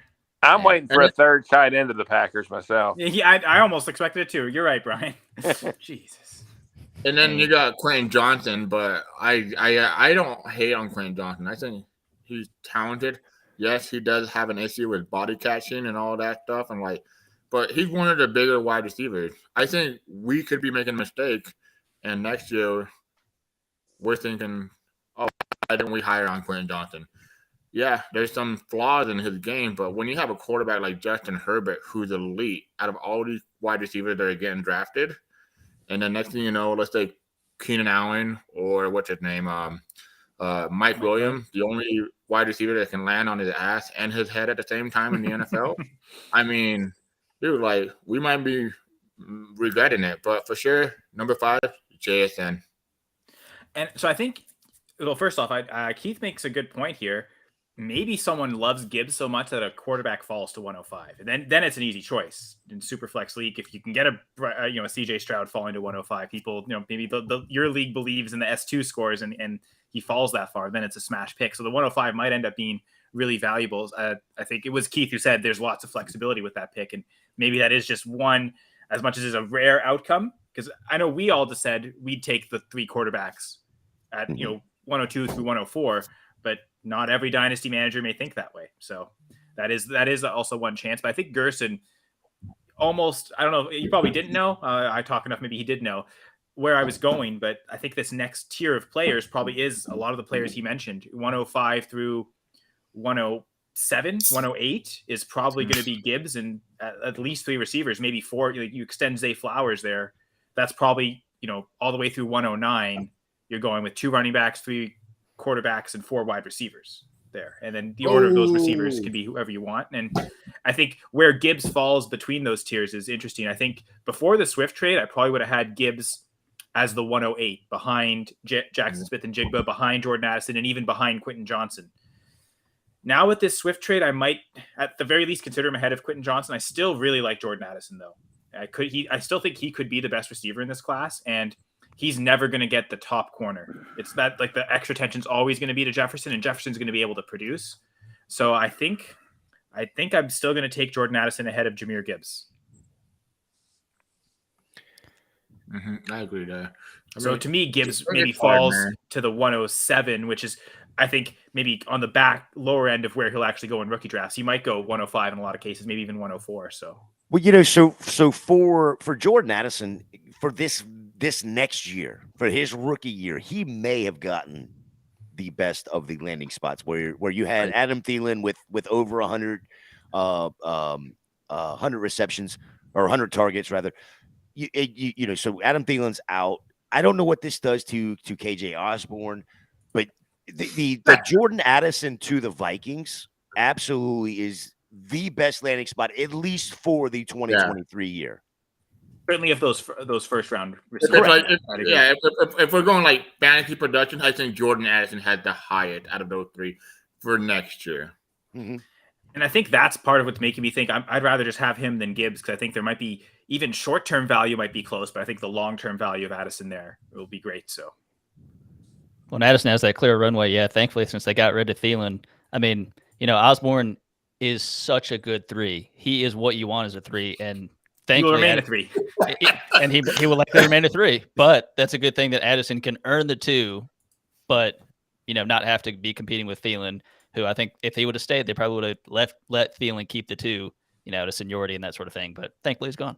Well, I think the other side of that coin too is, and I said this on a previous pod, if the Vikings did not address wide receiver in the first 2 rounds, then KJ Osborne's stock was going to rise. But because they did, and not only did they do it in the first 2 rounds, they did it at what, 22, 23 with Jordan Addison, and that was with a stud. So I think that maybe it doesn't kill his value, but it definitely does not raise KJ Osborne's value at all, and it may still deteriorate his value even at a 3. I think he just remains what he was last year, honestly. I think it's worse than what he was last year. Well, he wasn't very good last year, though, so that's not really saying much. Are we not considering Zay Flower? Are we not considering Zay Flower in this conversation at all? Because I think he has a little bit to say, because I don't. I'm talking about this year as a standalone year, because if you look at Zay Flower, that's all I'm saying. That just for this rookie year, Zay Flowers may have the best future because you've got OBJ there. You still have Bateman there. The rumor, at least coming from his own Twitter. No, I'm not going to bring that up. But no, I just want to say that was the best compliment I've been given to a third receiver. That KJ Osborne, like, he's a good third wide receiver. Like, and he's still going to be a third. Oh my goodness, dude. He's still going to be a good third. So I think with Flowers, and that's a good point, Gerson, because he is a first round receiver. So to me, he shouldn't fall lower than the 109 in your rookie draft. But I also have a hard time raising him higher than that. Like, to me, he's still the wide receiver 4 in the class. Like, those top 3, we had it kind of, and I did have them as the top 3 the whole way through, are still the top 3 for me. Jackson Smith and Jigba, Jordan Addison, Quentin Johnson. So I still want those 3 ahead of Flowers. But you can, especially if Swift was still there, you could sell me on Flowers ahead of Gibbs, right? I think that's that kind of range, 108, 109. But that's where I think Flowers should fit in. I don't want to take any other running back ahead of Flowers. I'm not taking any round 2 wide receivers over Flowers. And maybe it's a little bit of like his teammate now, Rashad Bateman, but like just, okay, the first round receiver, just elevating that profile a little bit. So okay. Here's a head scratcher for you. I got a head scratcher for you because the Bills just took another wide receiver. Somebody that was their first. They didn't take a receiver yet.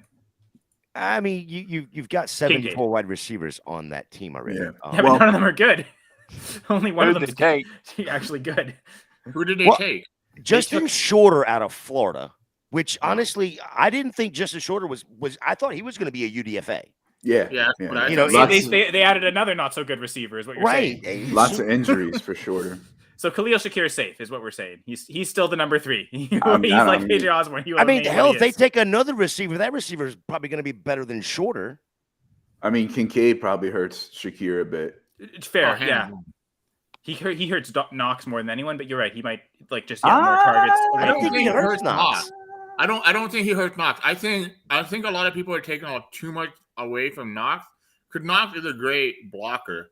And he's gonna stay at the tight end role. I think they're gonna use Kincaid more in the slot, a big slot. Yeah. We've seen the NFL going towards this trend where they use the slot used to be Wes Welker.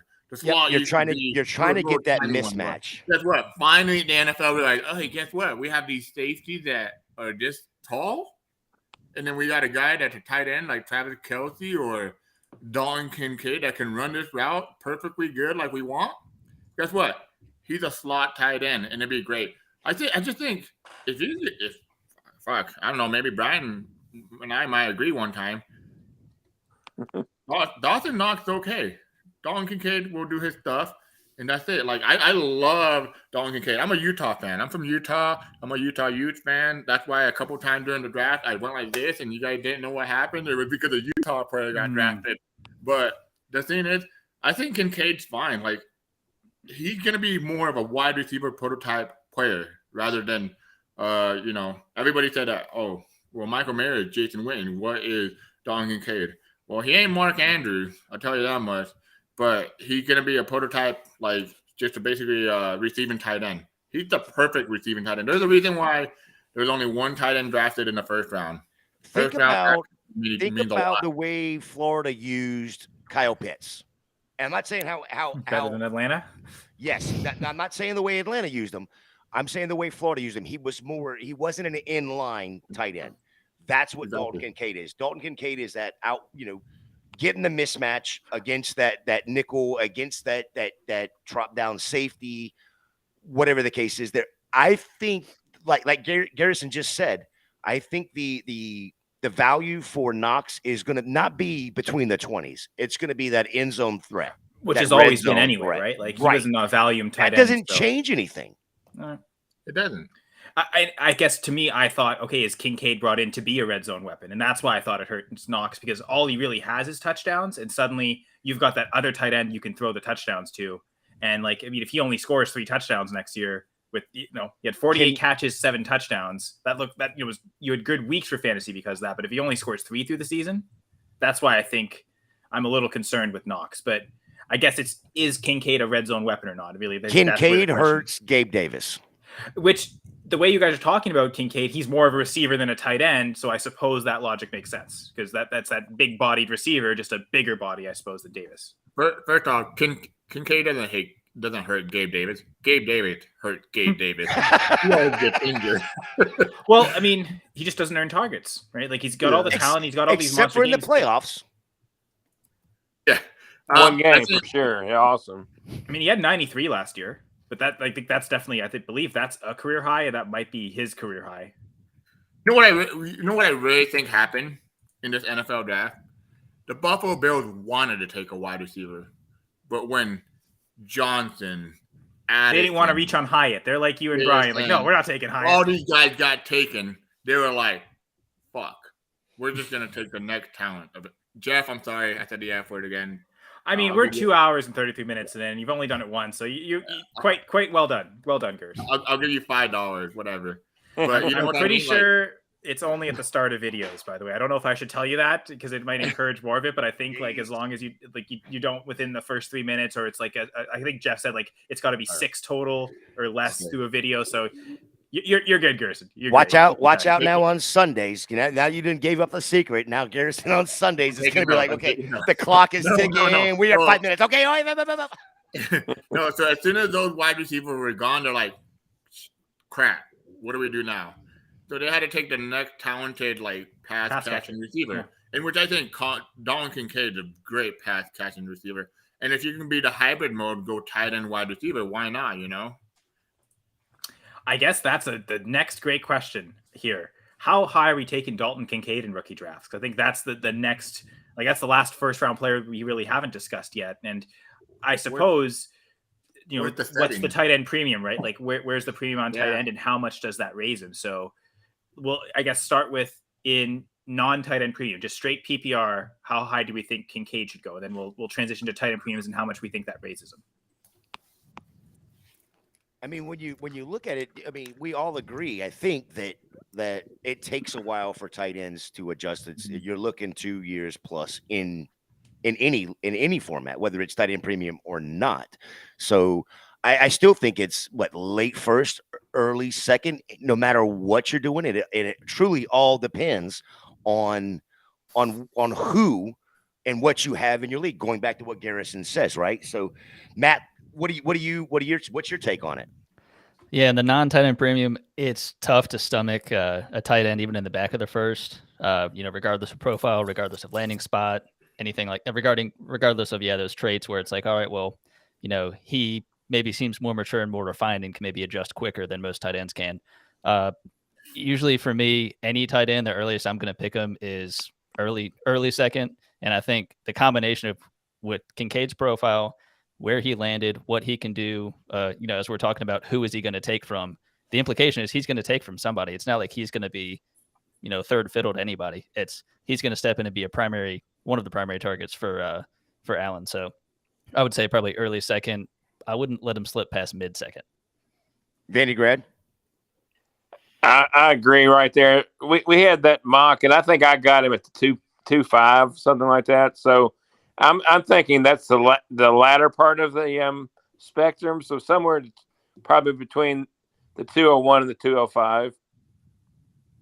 Brian Ford. 0.75 or higher, I'd be tempted to take Kincaid late first.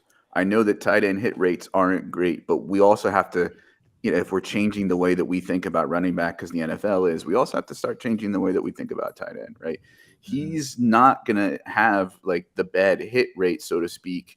He's not going to be lumped into the same sample size hit rate as you're asking, I don't know, Tucker Kraft, right, to go into, because they're just different players, right? He's a big slot. So I'd be tempted late first. The thing is, rookie tight ends always lose value, so the play has always been taking them in the third and fourth round, right? But this year, Schoonmaker maybe is going to be there for you, right? Tucker Kraft is going to be there for you. Zach Kuntz, who apparently, his RAS don't mean nothing, is going to be there for you. All the other guys, I mean, Darnell is basically non-existent because he's behind Freiermuth. And I love Darnell.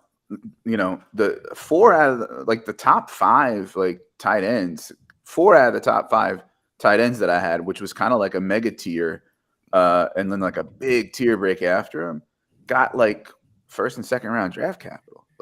We don't see that most years, right? So do we have to now calibrate for that and say, if we do want to, roll the dice on a tight end, are a couple of them floating up as some of these running backs float down?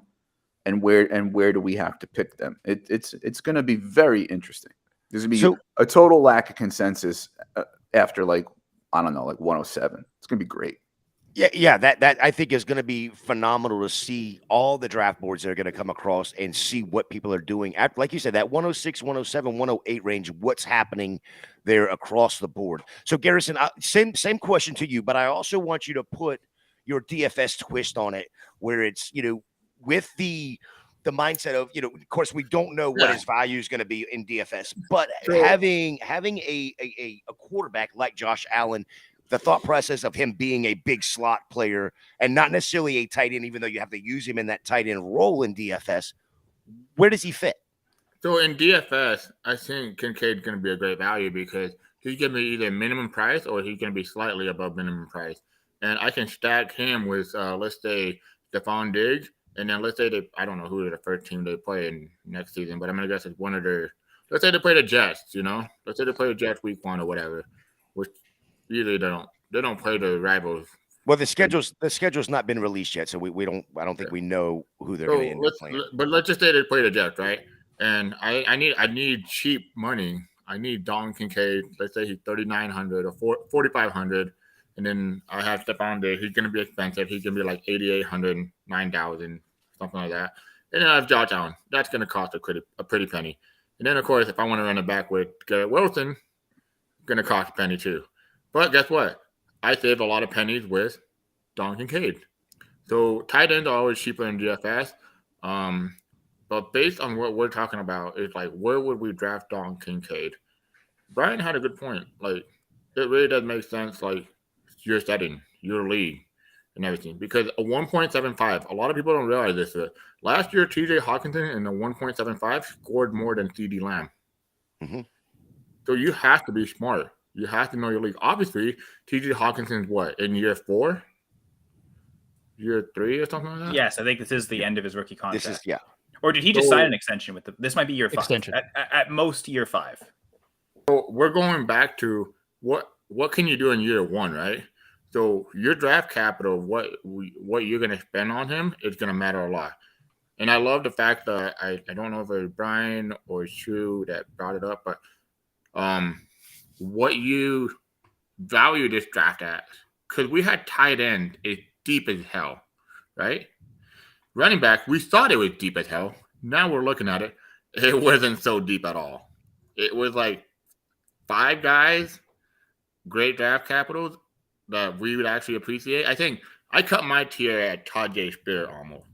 And maybe Roschon Johnson. And then that's it. Like after that, it's like, all right, second round picks, dude. I don't know if I want to spend a first rounder on these guys, you know?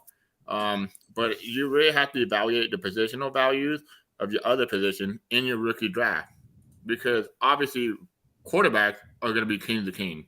So you have 3 quarterbacks, you have a running back, B. John Robinson, and then you have all these other running backs, and then you got tight end, because we all play in super flex tight end premium 2 quarterback super flex league, you know. So I know that for a fact. I play with a lot of you guys, but the thing is, like, you have to evaluate your positional value, because Dalton Kincaid, I guarantee you right now, in our rookie draft, he'll probably go from the 201 to 207 in that range. And that's fine, but you better be ready for him to only produce you 800 yards, not even 800 yards, maybe 600 yards and 3 touchdowns. And you just spent that draft capital.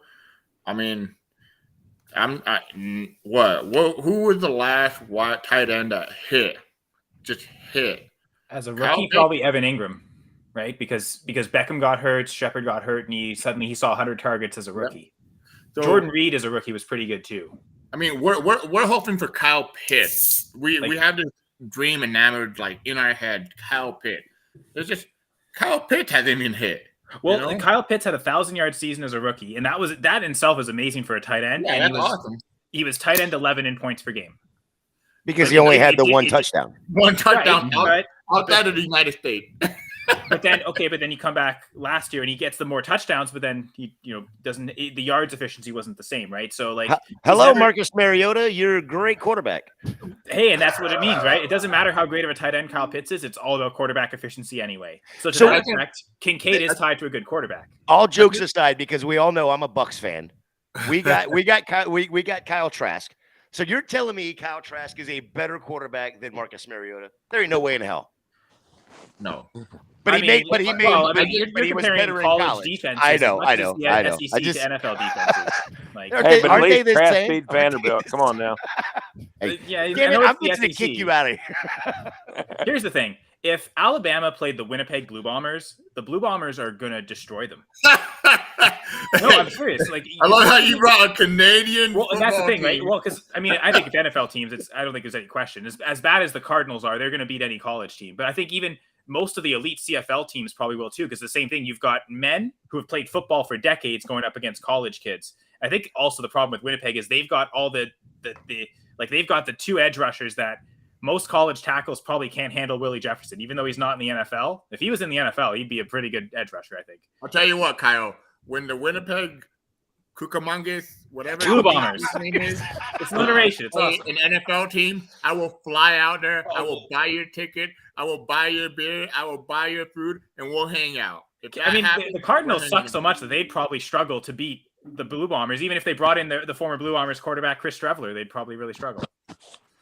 Oh, the MVP. Chase Brown hasn't been picked yet. I had to get the Canadian talk in there somewhere. I like Keith's comment, right? If it's like, if we're going to the extreme, if it's 2 PPR for tight ends, he's saying 107 to him is where he would start to consider Kincaid. So that's probably after Gibbs and after maybe 1 or 2 receivers only. Yeah, so but Matt, I want Matt's take on this, but I still think it's late first, early second there. Because again, you're still asking a tight end to get that 1,000 yards or more than 3 or 4 touchdowns, right? So he needs the receptions, right? Like that's the key. Is I still think you're looking at it being.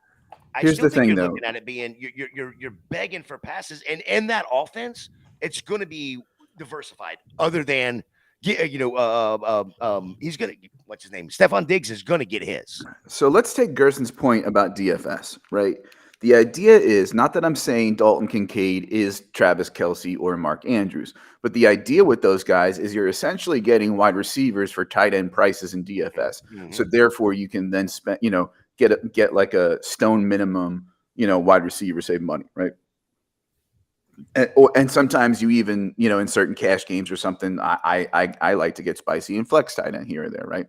So now let's take that idea of getting a tight end getting a wide receiver at tight end prices and ask ourselves, is that not true get a wide receiver at tight end prices? Is that not true with a guy like Kincaid in a 0.75 or a 2 PPR in a dynasty rookie draft now? Are we not drafting a wide receiver at a tight end price? I mean, essentially, that's the premium. Like they do you want Dalton Kincaid at 1.75/2 PPR attached to Josh Allen, or do you want Jordan Addison at 1 PPR attached to the high octane Minnesota offense? I think the choice is closer than a lot of people think because they see the TE in front of Kincaid. I'm not saying I would take Kincaid. I'd probably take Addison still. But I would look at Mayer there in Vegas, and for one reason and one reason only, because of who the quarterback is, and we know he hyper targets the tight end position. I mean, he hyper targeted George Kittle because he was the best receiver on the team. I don't think he's going to hyper target Michael Mayer when Devontae Adams is there. Well, sure he will, because there's nobody else that's going to catch the ball. Jacoby Myers and Hunter Renfrow are still on that team. Yeah, but Michael Mayer... I do not like the landing spot for Michael Mayer, if you can't tell. I absolutely love the landing spot there. Well, not relative to Kincaid. Like, I'd rather him be on the Bills. I'd rather be tied to Josh Allen than Jimmy Garoppolo. I guess when I'm looking at it, when you're talking about a premium, like Brian was just saying, that 7.5, that extra 1 point in the PPR, I want the receiver that I know is going to be hyper targeted by their quarterback, right? I truly think like Josh Allen. Yeah, he doesn't hyper target the tight end, and I want that extra point. But he's not a tight end. But I understood. He's not a tight end, but with the way he plays or with the position he's going to play is the tight end. I don't think he's going to. No, he's not. That's what I'm saying. I'm trying to say we need to completely rethink this. I understand he's going to be that slot guy, but again, he didn't hyper target Gabe Davis either. He was targeting hyper targeted Cole Beasley. That's because really the only person he's hyper targeted is Stephon Diggs, and he's going to continue to hyper target him this year. Right, and then you look at what the Jimmy Garoppolos of the world do. He doesn't throw the ball like Derek Carr does. The ball is not in the air for 50 yards from Garoppolo. But the thing with Mayer is you're getting a tight end at a tight end price. With Dalton Kincaid, you're getting a wide receiver at a tight end price. It's going to actually receive the ball though. But every single chance. From the quarterback, they're hyper targets. My point. Go ahead, Gerson. Kincaid gonna get drafted higher than Michael Mayer. That's for sure. So we're looking at value pricing right now, and I do agree with Brian. Sure. I do agree with Brian though. I think the upside with Kincaid with Josh Allen is much better than the upside with Derek Carr I mean, not Derek Carr. Jimmy Shithead with Michael Mayer. You know, so much better because, like, I get it. Hunter Renfrow, 1 year wonder, cool. You did great for me. Devontae Adams, stud, one of the best wide receivers in the NFL. But now, I mean, we make fun of the Green Bay Packers for drafting 2 tight ends. The Raiders did it too. Good job, dude. And like, I think McDaniel is trying to bring back this Bill Belichick system where he had Gronk, Hernandez, and what's your name, Wes Welker. It's like just the whole thing, you know. And it just, I don't see the upside with Mayer as much as I see with Kincaid with Allen. But the thing is, what are you gonna pay in terms of value for that pick? Right. At cost, you know, it's a different question. I think I'd rather draft Sam Laporta than Michael Mayer. Oh, I think I I'd like rather. Don't tease me. Don't tease me. I mean, that's your answer, right? Laporta, Musgrave, right? Like that's I was the gonna answer. say, I think I'm taking Shoemaker over Mayer. We've seen the Cowboys. We've seen Dak Prescott love to target his tight ends, and I'd much rather be a tight end tied to Dak Prescott than Jimmy Garoppolo. I'm higher on Schoonmaker than consensus, but he also has Ferguson and Hendershot, whereas that's not true for a lot of the guys we're talking about. Why do you like Schoonmaker? The athleticism, I think he's a better athlete than Mayer. Just better athlete than Mayer. Athlete? To me, that's the one thing that's correlated for tight ends, right? I know you like Scott Connor, Gerson, and in each of the study, you look back like last 10 years, there's maybe a dozen tight end one season, so top 12 finishes from tight ends below. I think it's below 7. Are we confident that Schoonmaker is going to beat out Hendershot?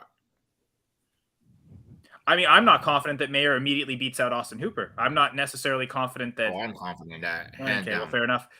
My other problem is I just don't. Tight ends take a while. So yeah, and that's true too. And so I don't think you really care much about immediate production anyway, right? I think you're stretching on any of these guys to go for immediate 1 year production. Like you are trying to develop over their rookie contracts who's going to give me the most points. And I just want to chase the elite athletes when it comes to tight ends. And Mayer hasn't shown that. We really don't know that Kincaid is either, but he got the first round capital. Kincaid's an athlete.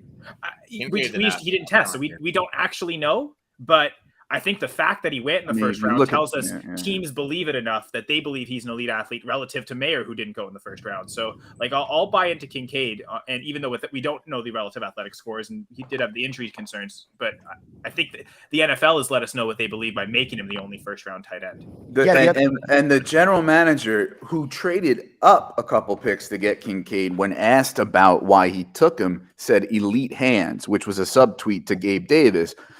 We're looking. I mean, I think we have to come to grips with the fact that Dalton Kincaid is the wide receiver 2 attached to Josh Allen, and think about things that way. Now, I'm not saying I would take him over Jordan Addison. I'm saying that's how you have to think of Dalton Kincaid. Now, the question when it comes to these tight ends, the move used to be take the 3rd and 4th rounders and then wait for that early window to open on the guys like Mayer and Kincaid when the price is better as they're struggling in their 1st and 2nd year. I don't know if you can do that this year. Chase Brown to the Bengals.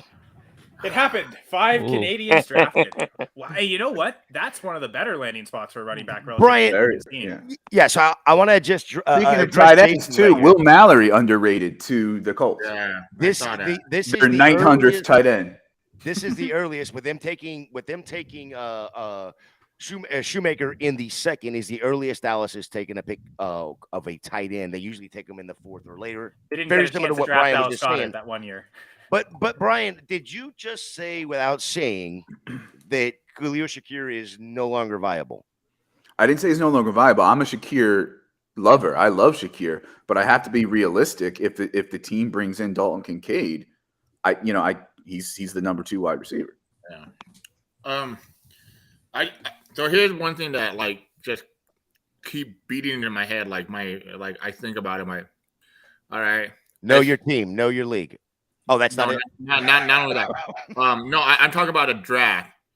The Dallas Cowboys were the highest probably mock draft a team to pick a tight end. The Bills jumped them on purpose to take Dalton Kincaid. Go ahead, Gator. I was just gonna say, actually, the Commanders and Packers were often the mocked. Packers actually grabbed one, didn't they? They grabbed 2 in the second round. Yeah. Right, but they grabbed one before Dallas was on the clock. Yeah. They took Musgrave before Dallas took Shoemaker. Yeah. Okay. So Shoemaker was a second round? Yep. Shit, I thought he was a third rounder. Well, and God that's why damn. I kind of like him more than Mayer. I mean, they both got second round capital. I like the team fit better on the Cowboys. I like the quarterback he's tied to. Because here's the thing with Garoppolo. I expect this number will go up. But the most passes he's ever thrown in a season is 476. Like that's just not a lot of volume, especially if Adams is taking 160 of those targets, which he probably will and should.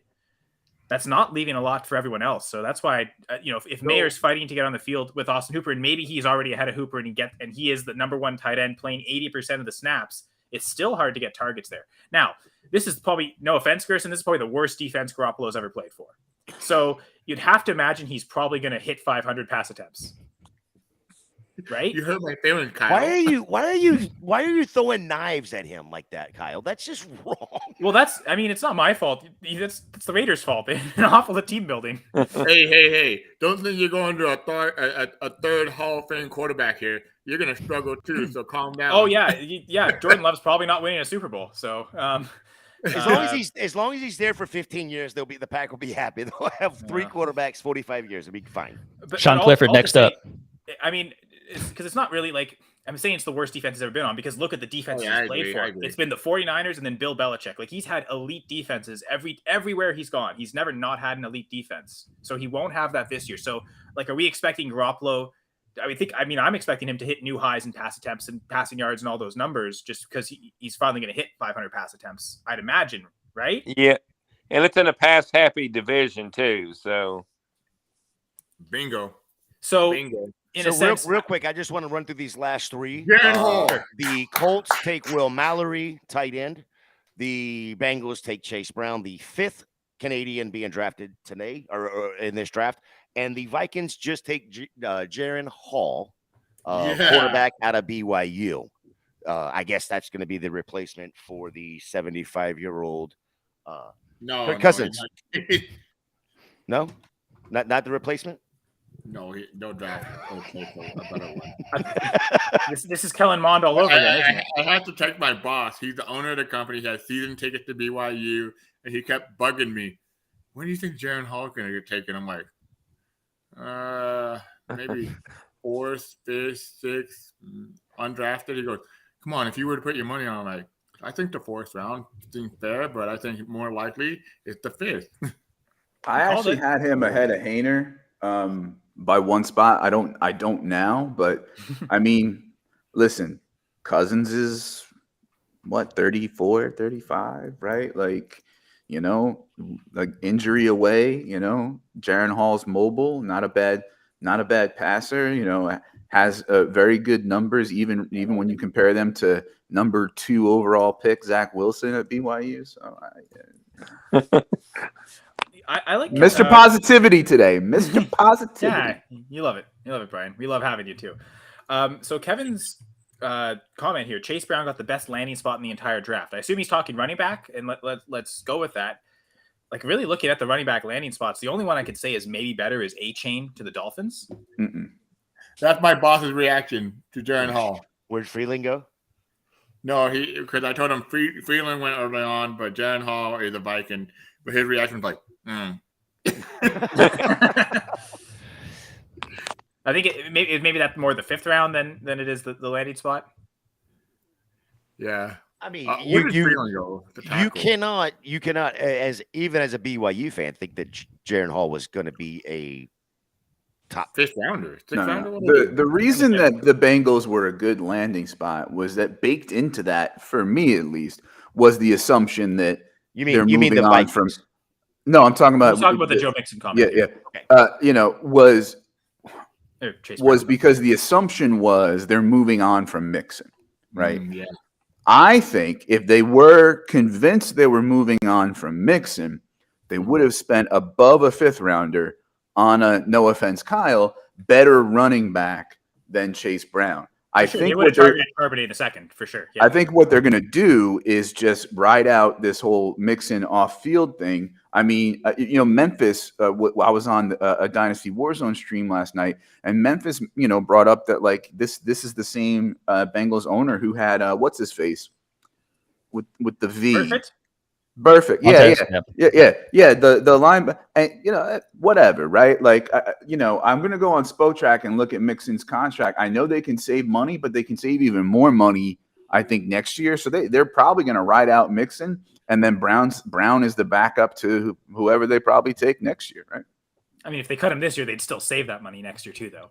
But I get your point of they can stomach that because their quarterback's still on their rookie contract, right? Like they don't need to cut him till they decide if they're going to sign T. Higgins, right? Right, yeah, and that's a next year problem, cap space wise. And I don't think Charlie Jones is T. Higgins' replacement. Right?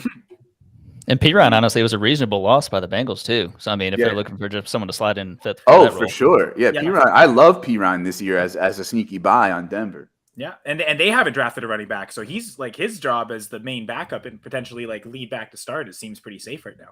Mm-hmm. Now watch them take Evan Hull though.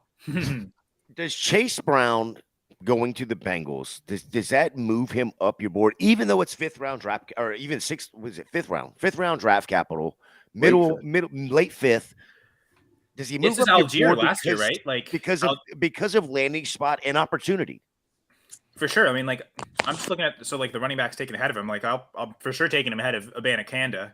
I don't like Bigsby, so I'd probably take him ahead of Bigsby, even though that was 2 rounds later. To me, this is Tyler Algier last year, and I moved him up to the RB5 because I love the landing spot so much, and it turned out like that was actually a pretty good call to draft him ahead of some of the guys that went ahead of him, like Tyrion Davis-Price, for instance. Right, there were some running back picks that just didn't make sense anyway in the NFL draft. But these hitting on Algier, saying, "Oh, I'm going to bump up Algier to RB5," right? That's like the exception to the rule on these things, right? As long as Mixon's there, was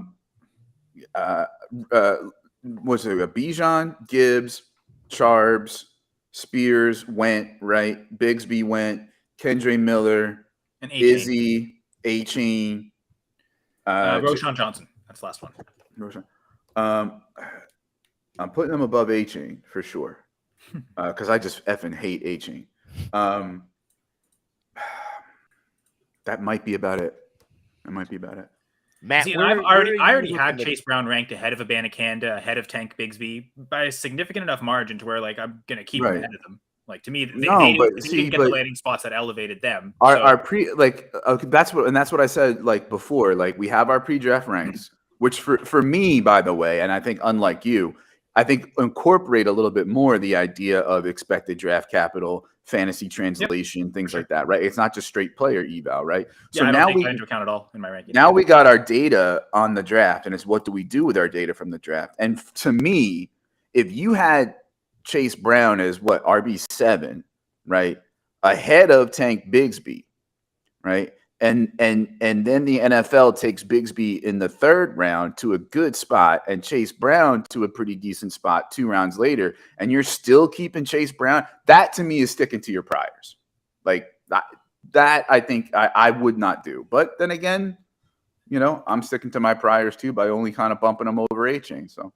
Well, again, like I'll trust my priors on running backs more than any other position. Like I thought Tyrion Davis-Price was a wasted pick. I didn't want anything to do with him. Oh, for sure. Total reach. Yeah. I don't think Bigsby is that much better than Tyrion Davis-Price. So like to me, he's like, I think I had him at RB19 coming into the draft. He's going to go up from that.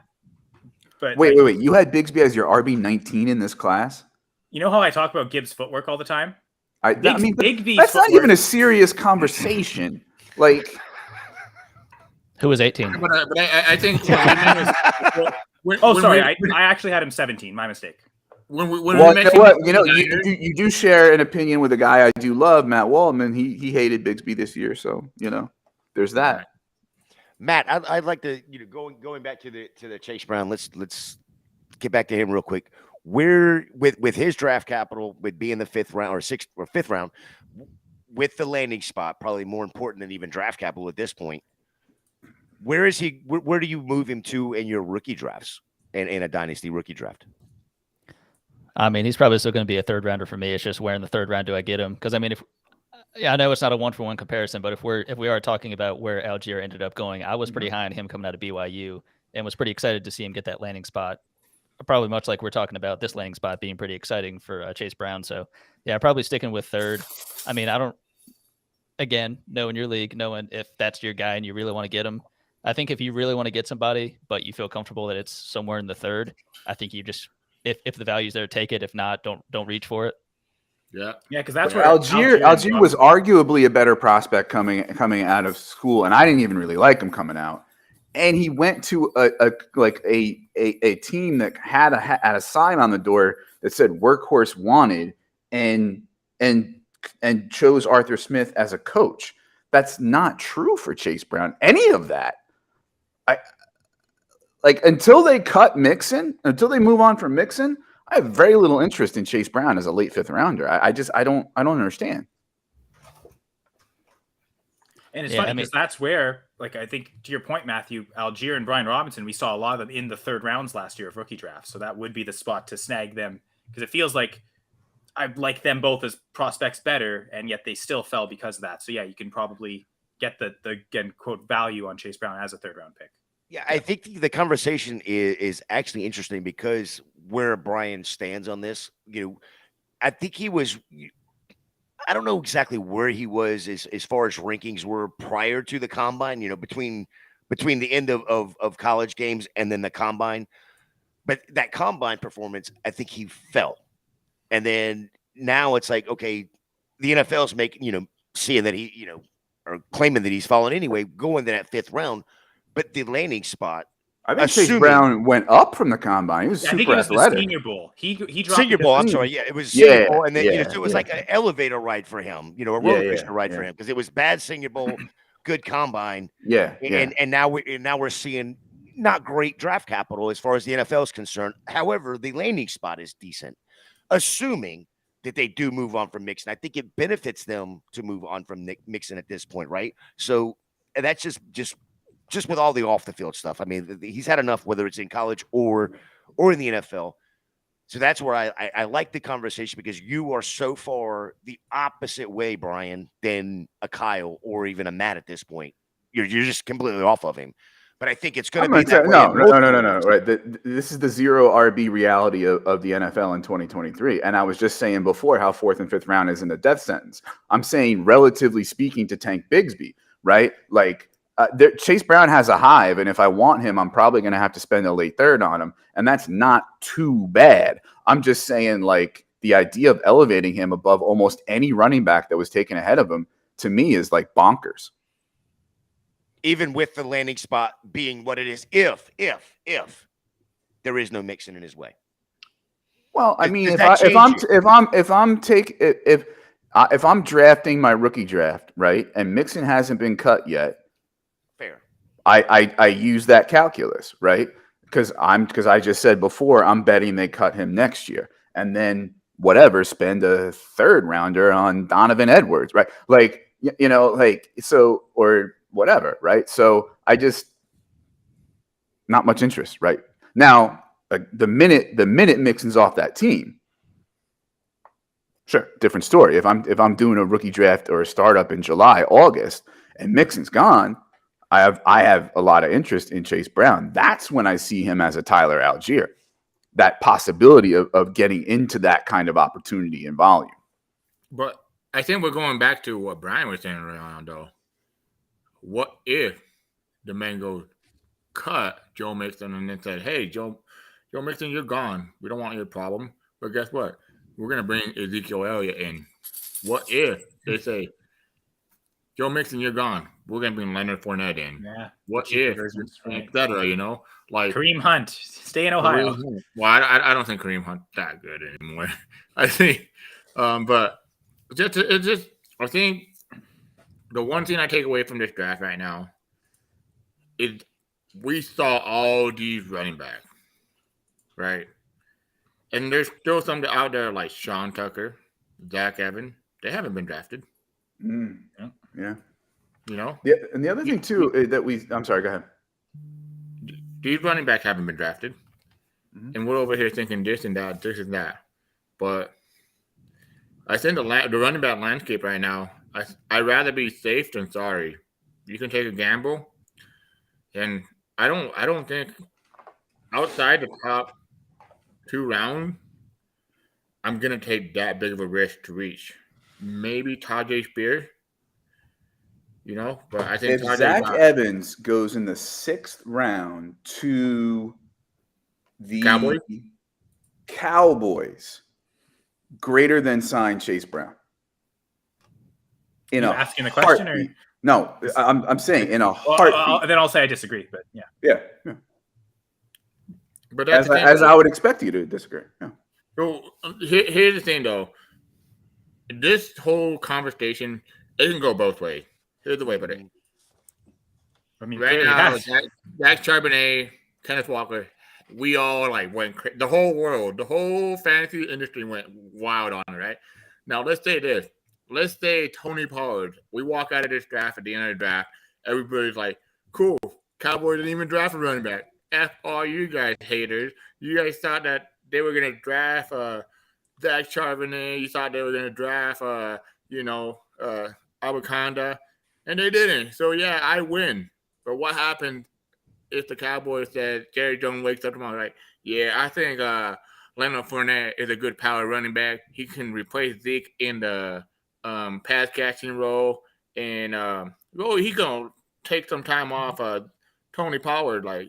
What if Leonard Fournette signed with him? His value dropped. That's the thing. We can go both ways. But I really do think draft capital matters a lot. All these running backs taking right now, I'm not going to draft him very much. I have no interest. Roschon Johnson, that was almost my tier right there. After that, I got worried. He was my RB10, and that was kind of at the bottom of the NFL you tell me tier. Everybody after that, maybe the next 5 or 6 guys, I thought could be fantasy relevant, plus a few long shot sleepers, and Brown being one of them. But yeah,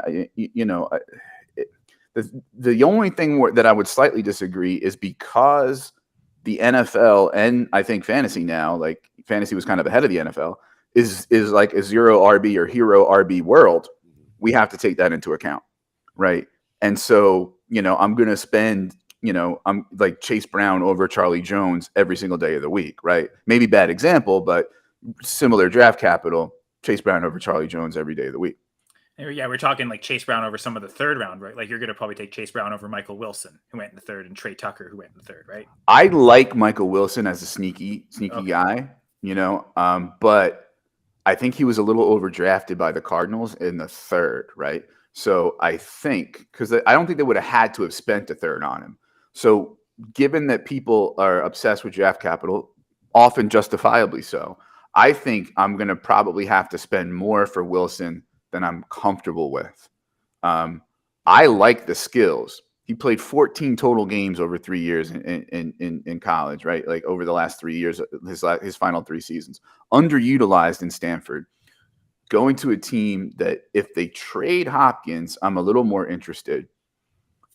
Quarterback situation's messy for at least the first 6-8 weeks of the season, right? And I know it's Dynasty, but you have to now start thinking of yourself, okay, now that guy loses value in the first 6 or 8 weeks. So I like Wilson a lot, but it's a tough spot because I think the NFL overdrafted him, and that's going to elevate him with people. So, but in a vacuum, Michael Wilson over Chase Brown all day. Okay. Now, so I'll take a receiver I know you don't like, Nathaniel Dell, 3rd round wide receiver, Chase Brown, 5th round running back. Oh yeah, Nathaniel Dell might as well not even exist. He's too out well. Yeah. Okay, so to a certain extent, you're still sticking to priors, but it's on the extreme ends, right? I wasn't good, never planning to draft these guys anyway, and if it doesn't matter what the NFL does. Yeah. Okay. Yeah. And I would say too, I wouldn't be afraid of. Give me a 4th round running back. Who went in the 4th? Roschon Johnson was the only one. Roschon Johnson greater than sign possibly Rashee Rice. And I'm a Ricer. Okay, yeah. He's now He's now one of 8 wide receivers not named Travis Kelce on a team that spreads out the ball. Now, granted, he has a skill set that a lot of those guys don't have, but everybody likes KC as a landing spot. I often hate KC as a landing spot. Again, Sky Moore's a second round pick last year. How it you can't tell what they're going to do with these guys, right?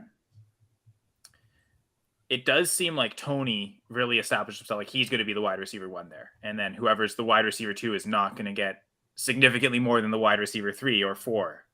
The wide receiver 1 is Travis Kelce, but okay. Well, but I am strictly talking wide receiver though, right? Like no, of course, Kelsey's own role is his own thing, and it doesn't matter who's on the team or not. They could have Tyreek Hill and Juju the same year, and Kelce would have still had as many targets as he normally has. Like that's kind of reserved. Whoever's been the wide receiver 1 though, depending, like Hill obviously got a huge ton of targets. Juju not quite to Hill's extent, but still clearly more targets for Juju than anyone else. I think Tony's got that role now where he's the wide receiver 1. He's going to be the second fiddle to Kelce as like the only other significant player getting targets. Then everyone else is fighting for scraps essentially between themselves. Shu, what do you think, man? Yeah, I mean, specifically, at least we were talking with KC. Yeah, when I saw Rice go, all I heard was Sky Moore. They might as well have just announced Sky Moore. It's going to be the same thing. Yeah, I mean, between Tony, I know MBS is going to take a couple of deep balls away from some people, but I mean, Tony, Sky Moore, and Rice getting whatever they possibly can. I know towards the end of last season, Tony, being added to the team during the year, I think that put him at a bit of a disadvantage. But how his role grew so much in those last couple of games, that's more indicative of what they think of him versus what they think of Sky Moore, anybody else. And McCole Hardman, right? Like the second round Chiefs receiver just doesn't seem to work ever. Yeah. I tell people, like, I don't think the Chiefs would have won the Super Bowl without Kadarius Toney. That big return was huge with a momentum turner. He also caught a touchdown. Huge. Yeah, and he got a touchdown. Like, huge. Like, how do you – I mean, I know Dable hated him, but what did they give? Like a 5th or 4th? I thought it was a 3rd. A 3rd? Was it a 3rd? Go back and look, but – yeah. But either way, they won the Super Bowl. Well worth it, Chase Brown or any of those. I think I'll take Sky Moore over him for sure. Like to me right now, there's only one wide receiver I'm buying low on the Chief, and it's Sky Moore. I just believe in the talent and everything, so I'm definitely gonna take Sky Moore. Is it a 3rd round compensatory pick? I'm trying to see what exactly pick they gave up. It looks like they gave up a 3rd and a 6th is what the Chiefs gave up. I'm just trying to find where the Giants might have done with that pick, who they took. And I mean, which I would say I was pretty surprised that Tony ended up being a 1st round pick. So he felt more like a 2nd round receiver in my opinion, but I don't know if you're going to love this, G, but the pick that the Raiders traded for to get Trey Tucker, that's the pick that the Chiefs originally traded to get Kadarius Toney. Yeah, good job, Raiders. Good job. Like, I'm a Raiders fan. Like, dude, like, every insult everybody gives me as a Raiders fan, I'm like, yeah, dude, like, you don't think I cry to sleep every now and then? Like, just leave me alone. Okay, I'm sorry. I love you. I mean, I tell people, like, I mean, the worst people are these idiots on the street. Are you a Raiders fan? No, fucker. I just wear a Raiders jersey, a Raiders hat for fun. Like, I just think I'm NWA. Like, we're going back then, Like, no, dude. Of course I'm a Raiders fan, man. It sucks, but it is what it is, man. I love football. Honestly, I love football. Like, my bosses knew how excited I was about football, and they're like, man, you really do love this stuff. I'm like, yeah, man. Like, you have no idea. Like, I do podcasts. I join streams. I go on other people's site and stuff. I'm like, what? This is the fun of it. Like, honestly, meet people like Shu, and meet people like, well, I already know Gator, and then Brian, and just like, I know Kyle, like you and I, what is it, 4 years now? At least? Yep. We've talked for, years now, as long as I've been with I mean, honestly, this is the fun of it, man. Like to see a guy, see Shu have a Christian McCaffrey jersey. I honestly thought it said McFadden. I'm like, who the hell is McFadden? And then I'm like, oh, that's McFadden. Oh, man, if the Panthers would have had McFadden, that would have been great. And then I know Kusley's legend, man. That guy's legend. But to see you and like it's just moments like this, like I'm like, dude, this is football. This is what it's about, like meeting new people. And Kyle's seen this. I've hung out with Jeff Lambert. I've hung out with Tim Strobel. I've hung out with all these people. Like, and Kyle, like I told you, if the Cucamonga's Winnipeg play and against an NFL team, I said it on air. I'm paying for it all, man. All right, Winnipeg, get to that NFL exhibition game, please. It'll be a good time to meet Gerson. Now, a couple of fantasy players have just been selected at the offensive skill players in the draft, so we can head over to that. The Tampa Bay Buccaneers take tight end Payne Durham at the 171st overall pick, and then the very next selection, the New York Giants take Eric Gray, running back. Oh yeah, I like that. That's definitely a handcuff. And the one thing is, Barkley, this may be his last season with the Giants. I know you referenced this earlier, Gerson. Teams could kind of spend 2 franchise tags on running back because it's so cheap. So maybe the Giants tag him again next year. But is this running back room wide open next season? I'd say Eric Gray's more likely to take the job than Matt Breida is. No offense. Mm-hmm. And I like Matt Breida, but again, I like people when they're in the right spot. He's a great depth guy, but he's not taking that backfield over. I mean, Matt Breida is so much better of an athlete than Eric Gray. So the 49ers scheme where it was like speed dependent, that's where Breida thrived. Yep. Is that it's not the same running scheme in New York. Now, Barkley does run to the outside a lot. So that outside zone scheme still, it seems like it's still present there with the Giants, but yeah, I agree. Maybe even if it's not a year one thing, I guess my fear with Eric Gray is, does he just turn into Zamir White where he just doesn't see the field at all as a rookie? And then we're left wondering, what is he next year? Yeah, between Zamir White and Isaiah Spiller with this past year, I at certain points almost forgot I had Isaiah Spiller on some of my Dynasty rosters. I would scan through. I'm like, I've seen like my total of players. I'm like, who do I drop? How is Isaiah Spiller still on my roster? No way. Not for long. That's right.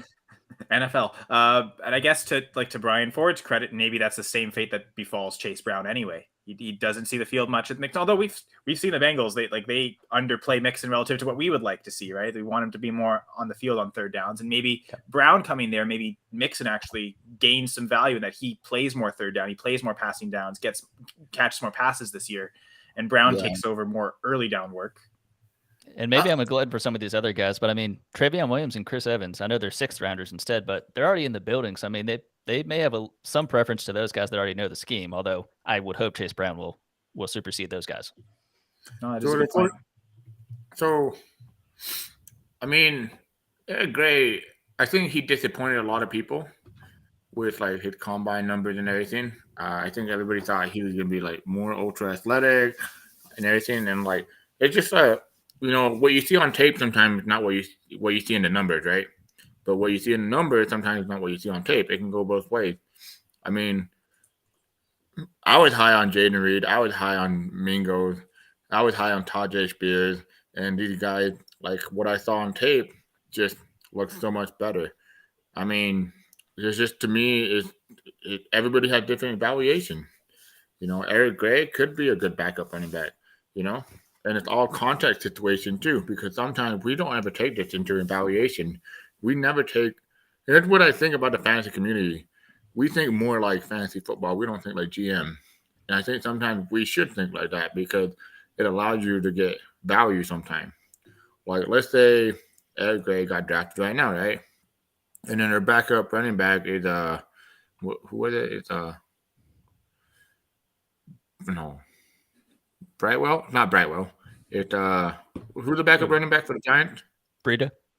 Yeah, Breida. So Breida, let's say his contract cost him $3 million, right? If they can say $1.5 million, which I'm pretty sure that's closer to what Eric Gray is probably going to make right now, why not? If they can replace him, the NFL will. And that's the thing we don't think about. But Barkley did sign a 10-point. It had to be $10 million. Yeah, I think it's just over 10 for the franchise tag. Yeah, franchise tag 10.5 maybe. Yeah, so like that's the thing. Like and let's say this is where it can get crazy. Let's say he actually holds out. Let's say he doesn't play. We've seen this happen before. I mean, it happened before and it sucks. But it's just like I tell people, like sometimes we evaluate as fantasy football player, but we never really evaluate as GM, and we make mistakes like that, and we make trades, we make draft picks like that. Sometimes you have to actually look into I believe we talked about sporttrack.com early on. You have to look into the contract situation. You have to evaluate everything around, and I go back to saying it's just so crazy because like I think fantasy football is so fun and interesting, but we never really think of the bigger picture, like, oh yeah, dude, you want to give me a Justin Jefferson, CeeDee Lamb, and then like we're good, right?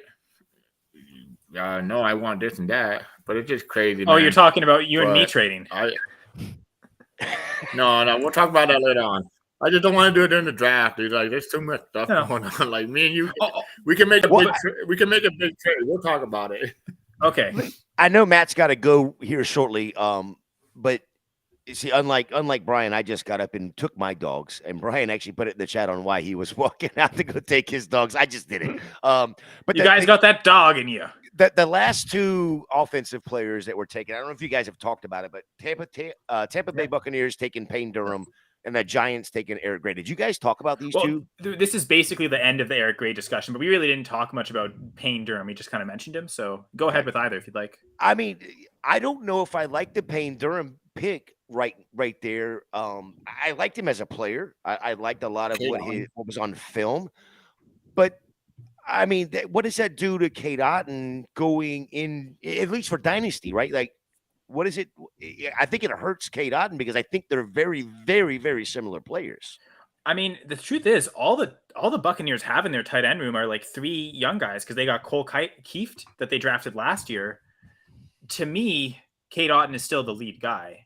Like, I don't see a late fifth round tight end really taking away, from what Kate Otten did last year. Yeah, so that's why I wanted to get Matt's take on this and let him at least plug his stuff before he takes off. Oh, I appreciate it, and I'm glad to end on a Payne Durham note. I did write it down. I wanted to do that, so I did time it perfectly. But no, I just wanted to say, all you guys, I appreciate you for having me on here. Great to meet you guys. Obviously, starting to write and GoingFor2.com not too long ago, so good to finally put some faces to some names. But yeah, check out my writing over at GoingFor2.com and check out my podcast, Father Dynasty, over at YouTube. But again, thank you again for having me on, and looking forward to doing more, hopefully. Dude, good having you, man. It's a pleasure. Absolutely. See y'all. See you, Matthew. Bye. We gotta get Matthew in during this season in the pregame. So I know Kyle has nothing to do with that because that's when he's doing the Canadian not football. What is it? Curling? It's curling, but it's Canadian bowling is what I'm calling it. Canadian bowling. I mean, it is technically a Scottish sport, not a Canadian sport. So I am absolutely just picking, Kyle. I am absolutely picking. I feel like so I'm going to have a bowling lane alley. Is it longer than a sheet of ice? They're probably close to the same size. They probably are. And okay, it's a ball, and you're throwing a rock. They're both really heavy. Like those are two objects that could seriously injure humans if you threw them at someone. So we're gonna throw them at either other rocks or at pins. Yeah, we're throwing them at pins, and Canadians throw them at rocks. I mean, I don't know. You need special shoes. I mean, it's not the grippers like in curling, but bowling is different shoes. We use oil on the bowling alleys, and you guys use sweepers. We use ice. Yeah, it's they're so similar, the same, right? They're the exact same thing. I'm just picking, Kyle. I am just picking. So I mean, in theory, they're actually not that different, though. Like structures are how this. Like, there's a lot of similarities between them, and that's nice to compare things to also understand their differences too, though. But the one thing that I am so disappointed in is we, as a GoingFor2 family, we still, at least I haven't seen it. It may be out there. We have not seen the video of Kyle curling. What are we? Oh, you curl? Yeah. That's what he not like professionally or very good, but that's what he's doing when during the in season. That's why I don't join on Thursdays. He's not joining on Thursdays because that's the night that they'd go. It's kind of like I will tell you this. I've been to Canada once, and you guys have the best PB&J sandwich I ever had. I don't know how. It's because it was probably Kraft peanut butter instead of Jif peanut butter. Whatever you guys have in the States. Hold on.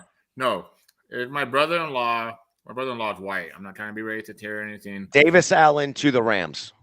Ooh. Oh, a tight end. Yep. My brother-in-law is white. My sister Hispanic, obviously, because I'm Hispanic. And he just took me to Canada one day, me and my brother, and we went with him and everything. And this beautiful lady, like older lady, she goes, "You guys want a PB&J sandwich?" I'm like, "Yeah." I was like, "Damn, this is the best fucking PB&J sandwich I ever had." She goes, "Yeah, these are hand-picked strawberries and berries," and she like mixed everything together. And I'm like, "Can we take like 5 jars to my house?" And my brother-in-law, well, he goes, "Guys, to be honest, the only reason why I went to Canada is because one, my uncle is a dentist, and so he basically got his dental care for free.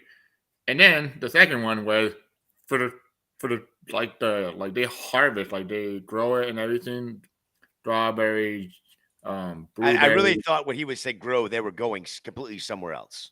No, and they grow not weed. Ryan might be a little bit happy about that.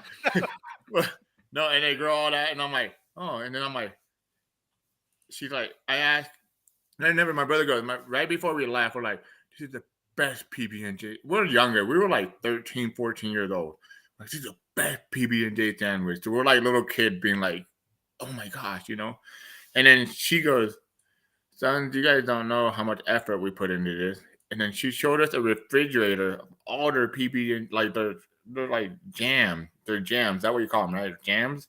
Yeah. And I was like, oh my god. And then my brother-in-law goes, "Hey, you guys remember those heavy boxes I had you guys carry into my car?" I'm like, "Yeah, they were heavy as shit." He goes, "Those are all the jams." And I'm like, "Canada, I would never ever think of you differently. You guys make the best PB&J sandwiches ever." But if we go to Cucamonga's football game, it might be very entertaining. Blue Bombers. I don't think that's that difficult to say. I think it's harder to say Cucamongas, and that's why he does it. That's true. It's Yeah, impressive. oh yeah, dude. But yeah, Yeti's in the chat too, so that's great there. Keith did leave a question that I wanted to get to. So, which Dynasty rookie saw the biggest jump and drops in drafts? Ooh, I have one for drop. Right off the bat, you've got to sit there and I know it was at least in one quarterback, he was probably top 4, top 5. But Jahmyr Gibbs going to, especially now that Swift is not there, he's got to be like moving up, right? And I know that's like a low-hanging fruit, but it's still it's the idea of going to Detroit with Swift there is one thing. The idea of going to Detroit and then moving Swift, I think that makes a difference. That truly makes a difference. Well, one thing I'll say really quick to your credit, Gator, at no point before the NFL draft that I have Jahmyr Gibbs as the RB2. Mm-hmm. I now have Jahmyr Gibbs as the RB2. So he has risen, to be fair, even if it's just relative to other running backs, not so much relative to the wide receivers. The other one that I would like to bring up as a riser, at least because of the NFL draft, is going to be Mingo. He was probably somewhere in that late second, early third range. He's probably moved up into more of that early to mid second, if not some. I can see in some drafts him being that back end of the first round just because of the draft capital he got. Just because of Bryce Young being there, being the quarterback in Carolina there. So that would be the two that I think move up the most. And probably Mingo moves up way more than, of course, Gibbs. Yeah. Gerson, do you want to talk about any risers that you feel in this draft? Yeah, I think the biggest riser is Jaden Reed. Yeah. I mean, Jaden Reed would probably like a third round. I mean, let me put it this way. I do, you guys know this. I play Debbie. So they have NFL draft picks and all that and whatnot. And in one of our league, we do it's a best ball league. It's a rookie draft. I actually only had 2 first rounders. I won a championship, so I'm happy. I had 2 first rounders because I traded out all my other picks. And I drafted Mingo and Jaden Reed back to back. Evan Hall to the Colts. My God. The NFL, the Colts, you know what? The Colts are really good at evaluating running backs because they just take all the best ones. You've got a team with Jonathan Taylor, Deion Jackson, and Evan Hall.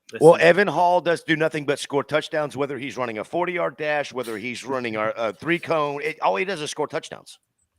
That's not bad, though, to back up Jonathan Taylor. Honestly, the Colts are killing it. If you really look at them, they improved the offensive line.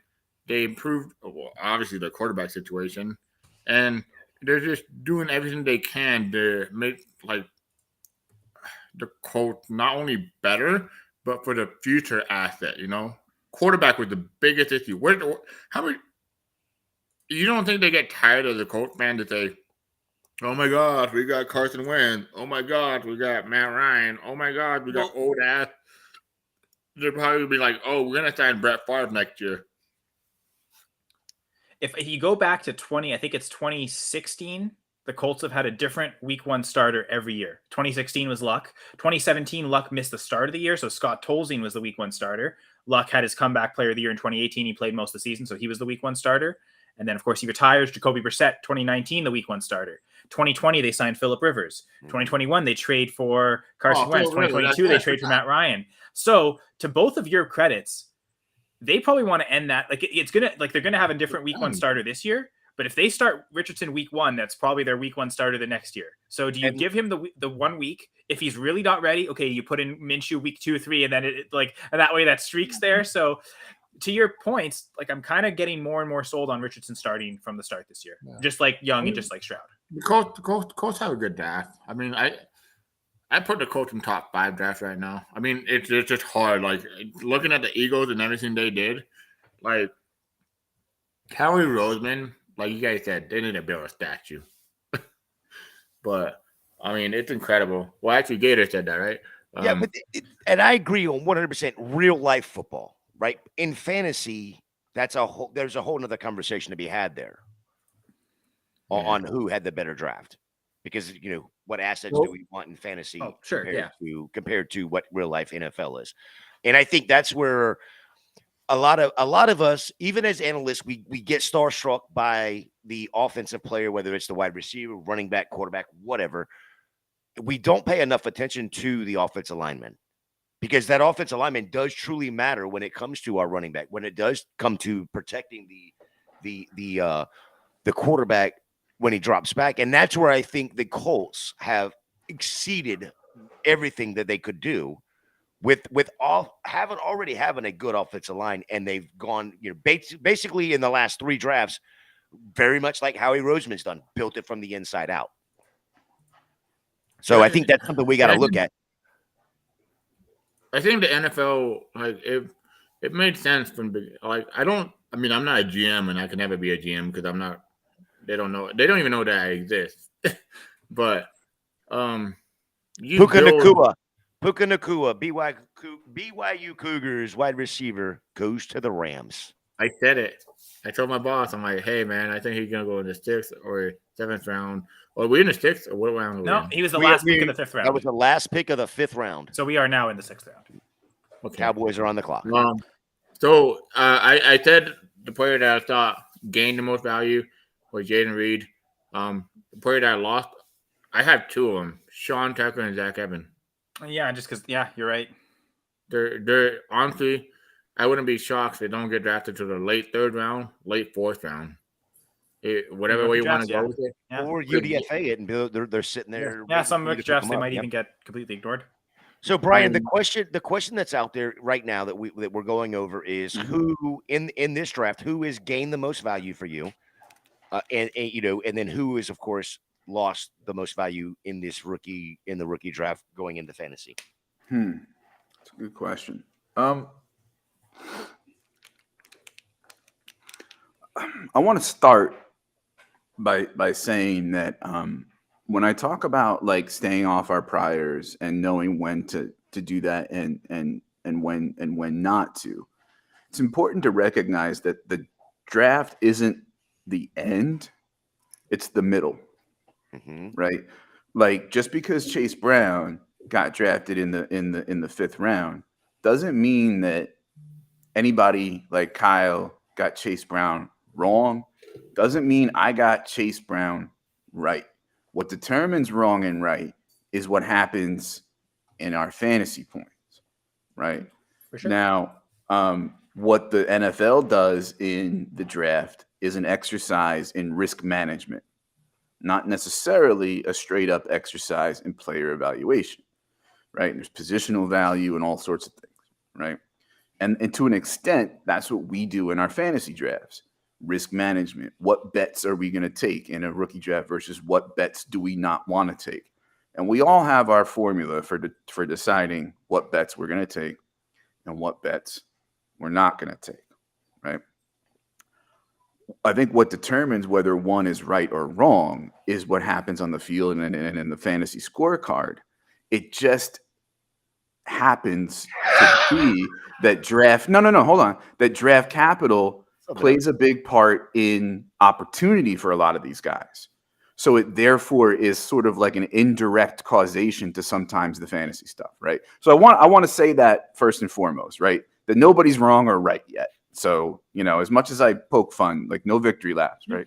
For sure. We have to wait till Zach Wilson. Would you have been right taking Zach Wilson at like the 108 in rookie drafts that year? I mean, if you traded him in the past 2 seasons before last year, you recouped enough value that it was the right pick. But if you've held on to them this long, it looks like it's the wrong pick now.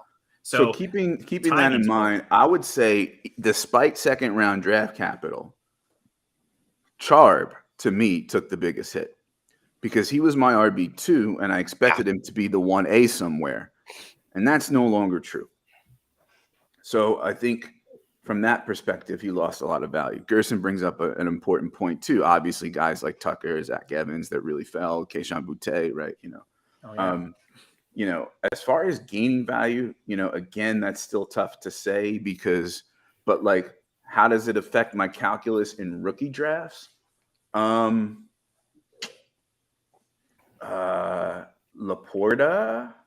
Yeah. Because he was a 3rd or 4th rounder in mocks, and now that's not going to be true anymore. I would have had him probably at like tight end 6 or 7. Now potentially tight end 2. So yeah. I think Spears, because he gets the vote of confidence on the medicals and day 2 draft capital when other guys fell, is going to get a bump from people. I don't know if it's the most, but I expect him to get a bump. People were high on him, in terms of potentially even being a 1st round pick before the NFL draft anyway. Yeah. But I think that's kind of where I'm at so far with that. Brian, I just want to clear up something. I was not laughing at anything you were saying there. I was absolutely laughing at I just got tagged in a tweet. Oh, okay. And it's Howie Roseman saying, "I'm a Florida Gator. Do you know how much it hurts my soul to take these fucking Bulldogs?" Oh yeah. I saw it. He said that on the phone to Nolan Smith. Yeah. Yes. And Nolan Smith's answer, "Ha ha ha.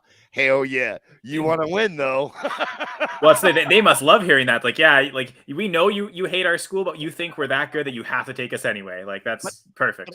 But that's what I was laughing at, going, "Oh no!" And not laughing at you, Brian. I wasn't laughing at anything, Brian. Yeah, it's okay. I agree 100% with what Brian said. The question I have though, and I want Kyle to answer the question as well, but the question I have for you, Brian, is you brought up Tajay Spears there in rookie mocks. As soon as the Senior Bowl was done, like skyrocketed, like he moved from that mid 3rd round in mocks to the mid 2nd, and it's just creeped up from there. Like I've seen him go as high as 112 now, and this draft capital, be the 2nd round, being in Tennessee, I think is actually going to move him up just a little bit more, maybe even that 110, 109 area. Do you disagree? And if so, I mean, where do you think he's going to be? Is he still going to be that early 2nd? I think what was going on right before the draft was that some of that steam was hitting the ceiling because of that knee report, and I think because people kind of got a little bit of the fatigue from it, and we're starting to say, well, there's a certain ceiling to Spears as an older prospect and group of 5, and one of these guys, Tank, Kendre, Rocheron, right? They're going to rise. So I think he was starting to lose a little bit of momentum. I don't think still being behind Derrick Henry, even though it's Dynasty, it's just mentally, I don't think people are ready to put him in the late firsts yet.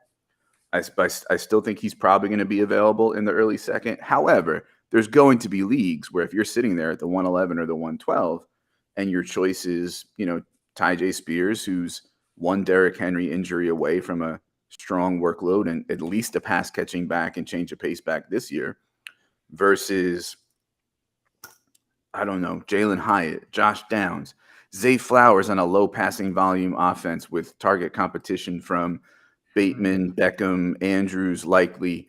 What choice are you going to make? Interesting, because I think the idea of Spears over those third round receivers, as much as I love Josh Downs, I definitely take Spears ahead of Downs, ahead of Hyatt now. I don't know about Zay Flowers, though, because to answer Keith's question, I was thinking Zay Flowers is one of my biggest risers because I had him outside the top 5 receivers, and now he's kind of firmly my wide receiver 4 in the class. So he might have been someone that I was maybe willing to take a mid-second, and now might be the 109. So to a certain extent, I think he's one of the biggest risers for me personally. Maybe, some people have Flowers as a wide receiver too. So the answer to this question kind of depends on how you rank them coming in. Exactly. What I'm trying to think of answering the question about value is in the market, in the consensus, right? Like who's winning and losing, and so it's tough, right? Because I like I said before, like everything after 106, 107, maybe if you throw Addison in there because of a good landing spot. It's going to be a wild effing West now, and it's going to be so much fun. Yeah, sure. And I agree with you because I didn't say who was my biggest loser, and I'm glad you brought him up. But Charbonnet was my RB2 in this. I'm sorry, RB3 in this class, behind Bijan and Gibbs, right? So, but now I had him going mid first, especially in one QB. Oh yeah, for sure. I'm sorry. The landing spot though kills his value in my opinion. We've gotten to that debate before, but yeah, I agree. Like he was someone I was going to be willing to take 108 in Superflex leagues, and it's the worst fantasy football pick of the entire draft. I just happen to think it's going to hurt Walker eventually more than Charbonnet. But I agree, it's the worst fantasy football pick of the draft. Yeah, and from a market value standpoint, you think this probably will affect his market greatly. Oh, yeah. I think so. Yeah. By the way, Dynasty Jacks, you asked about Chase earlier. He is on Twitter. And he is he's tweeting at the Eagles 2 hours ago. Way to destroy my fantasy life. But Swift gets a second life though. Wouldn't he be happy that Swift would get? No. So he is all in on Kenneth Gainwell. I get that, but he's also all in on Swift. So he must be at least happy that Swift's getting the second. He really likes these pass catching backs. He was excited about A-Chain. I wonder if he likes Evan Hull like me. He was super high on A-Chain. And of course, if you've seen any of his tweets, he's tweeted about A-Chain going to Miami. Yeah, me and him went back and forth a little bit this morning. And I mean, he had a good point that I was asking readers to do too much by clicking on links instead of quoting the stats that are in the links. But I queued the YouTube videos up to the exact point where they talk about the stats. Right. Chase, if you're listening, you're trying to support the content creators, right? Go check out their content. Oh yeah, right? Oh for sure. And there's space limitations, right? Yeah. And my main point of the paragraph was not necessarily to quote the stats. It was, listen, use any stat you want. It's not great, Bob, when it comes to sub 190-pound running backs. That's the point. Go look at whatever stat you want. The point is they ain't good. Right. And I mean, Chase's perspective too, he's got his dose score, right? Like dump off efficiency. So he like for him, part of his process, there's a big importance on pass catching back. So it does make sense that he is on all those guys, to your credit. Oh, for sure. Yeah. And to be honest, if you haven't checked that out, go check it out because it has hit like 78% of the time.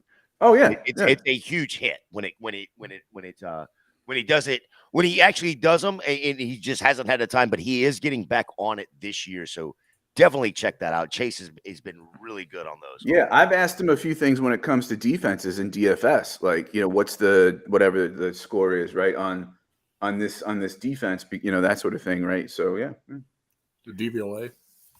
No. Whatever. What does he call it? Dump off something. Dose. Dump off efficiency. Dose score. So he didn't do it last year. This year, because of all the stuff he's got going on, but this year his stuff has come back into reason. So he's going to be a lot more involved in it. And believe me, please, if you're in the chat and you've listened to any of this that we've talked about as far as Chase is concerned, because Chase is a huge pass catcher or a huge proponent of pass catching backs. Come check us out on Wednesday night because I will be all over him, and I'm sure Shane Miller will be as well, giving him hell with this. Now he's got his RB1 and RB2 on the same team. How's that going to work out for him? By the way, the name of the show is Fantasy Intervention for people who want to look that up. Absolutely. Yeah, Well, I figured if they're following, they would be doing that. But yes, it is Fantasy Intervention, and you can find him over there on Twitter at @FF_intervention. So could I quickly just answer Keith's question here, because I didn't mention my biggest faller. As much as Charbonnet is one, I think there's one that I might have been willing to take ahead of Charbonnet. And now I think I'm probably taking him behind Charbonnet, if not like to me, he might even be a 3rd round pick. Will Levis. If he went in the 1st round, I'm probably taking him 107 in rookie drafts. I know Brian is not so big a fan of Levis, but the NFL has just told us they don't believe in him. And yeah, 2nd round capital is there. I think I'm taking Hendon Hooker, who went in the 3rd round, over Will Levis in a rookie draft. I just think there's more upside with Hooker. I like that landing spot with the Lions better, more than the Titans. So to me, Levis has fallen maybe not quite 2 rounds of rookie drafts, but like from maybe a 107 to the 301. Like that's to me, like probably in my own, how I view rookies, probably the biggest faller for me is Will Levis. It's interesting, right? Because he kind of fell from like a I'll never pay what it takes to get him to like, I'll never have to pay. I'll Exactly. I'll throw the 207 at him now. You know, That was going to be my question: is how high would you grab him? You said 3 in the 3rd round. I'm thinking late 2nd would be a nice spot to grab him. That's probably where he's going, which is why I'm thinking I'm probably not going to get any of him. Right, but that's just, and that's really truly at that point. If you're a contending team, late 2nd round, you're just throwing a dart for him. I mean, if he hits, great. If he doesn't, I mean, I spend a late 2nd. On a guy. Honestly, every non-1st round quarterback, for the most part, that's coming to mind, got a good landing spot no matter the draft capital. Yeah. Right. That's one of the things I'm taking away from this. Right. And when we talk about injury away guys, by the way, Kyle, I want to point out, I was walking my dogs. I just noticed Evan Hull went to Indianapolis. He's now a Jonathan Taylor ankle away from. Right. So being an RB, what? I mean, that's somebody where despite 6th round draft capital, a landing spot might, for me, elevate him over, say, Chase Brown, who I had like two spots ahead of him, right? Elevate him over Eric Gray, who went a few spots ahead of him in the real life draft. Would it elevate him over Tank Bigsby? Oh, no. Okay, that's where I wanted to see is where's that line at? I do want to just that got picked. I'm getting better at these, right? Like, because let's go back to 2020. Jermichael Hasty, I was touting him so much. UDFA. Deion Jackson, my tape grades, I had him as the RB2 behind only Najee Harris. UDFA. Keontae Ingram, I was like, okay, this guy's getting drafted. 6th round capital. Ugh. Evan Hull, 5th round capital. I'm getting better at these like top 5 guys in my rankings for running backs. They don't ever finish as top 5. You're climbing up day 3. No, maybe next year I'll even get a 4th rounder. But yeah. No, I'm not trying to be rude, Kyle, but to clap for Keontae Ingram being top 5 in your last year draft is not. Hey, I'm gonna. That's the thing, and I do believe, like sometimes you can hit on those late gems. It just depends where you draft them. Honestly, I love attacking the free agency class after you're doing your draft. Like after you got to put in your fab budget. I love attacking that for running back and wide receivers. I really do. Right. That's a super important point that you bring up, because just like the NFL, we have to make the calculus of we may like player A better than player B, but we'll have to use a 4th rounder if we want player B based on market. We can get player A after the rookie draft, right? And I think the NFL kind of does the same calculus with UDFAs. We kind of have to do that too. That's fair. Yeah. I mean, I landed Dak Prescott in fab.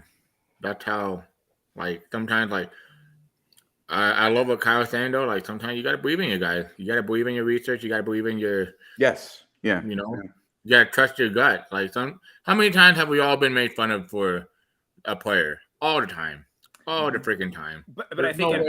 Like, if I get A-Chain wrong, IDGAF. I'll fade that profile pretty much every time.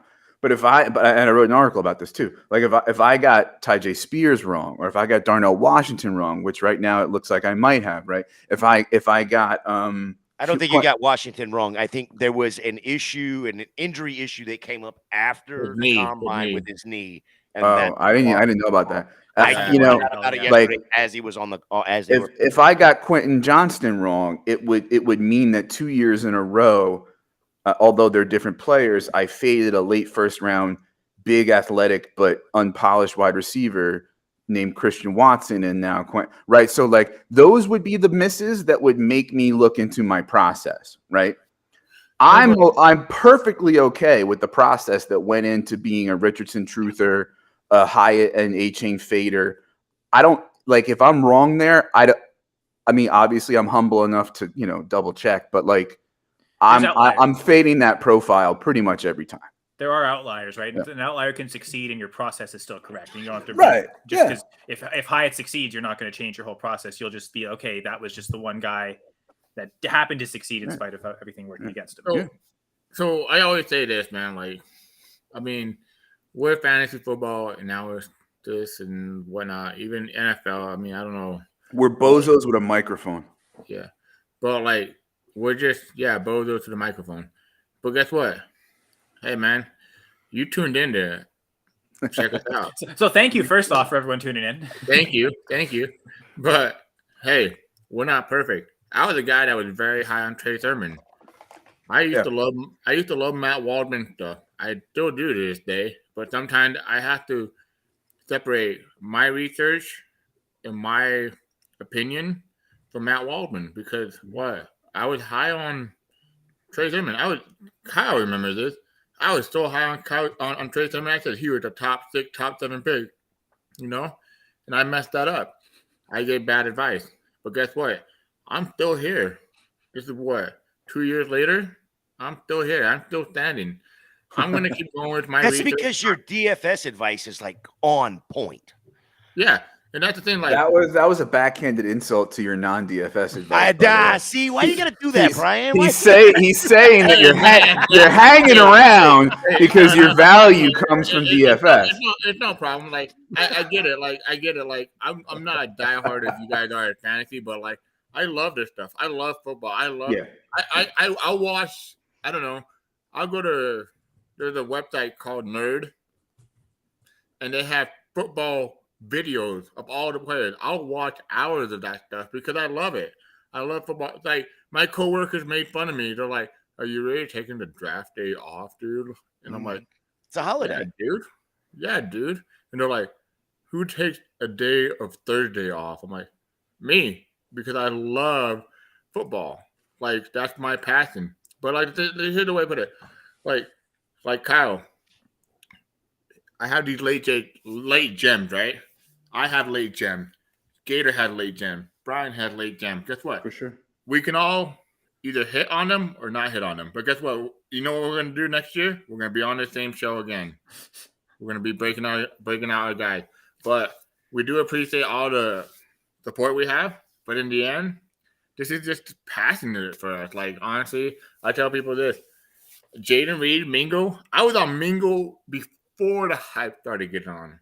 I'm like, this doesn't make any sense. Why would a guy at 220 pounds plus, and we have a lot of undersized wide receivers, and I see the film, I'm like, okay, he's not DK Metcalf. He's not AJ Brown. But maybe he can be like a lesser Dwayne Bowe, Maybe he can be a possession wide receiver.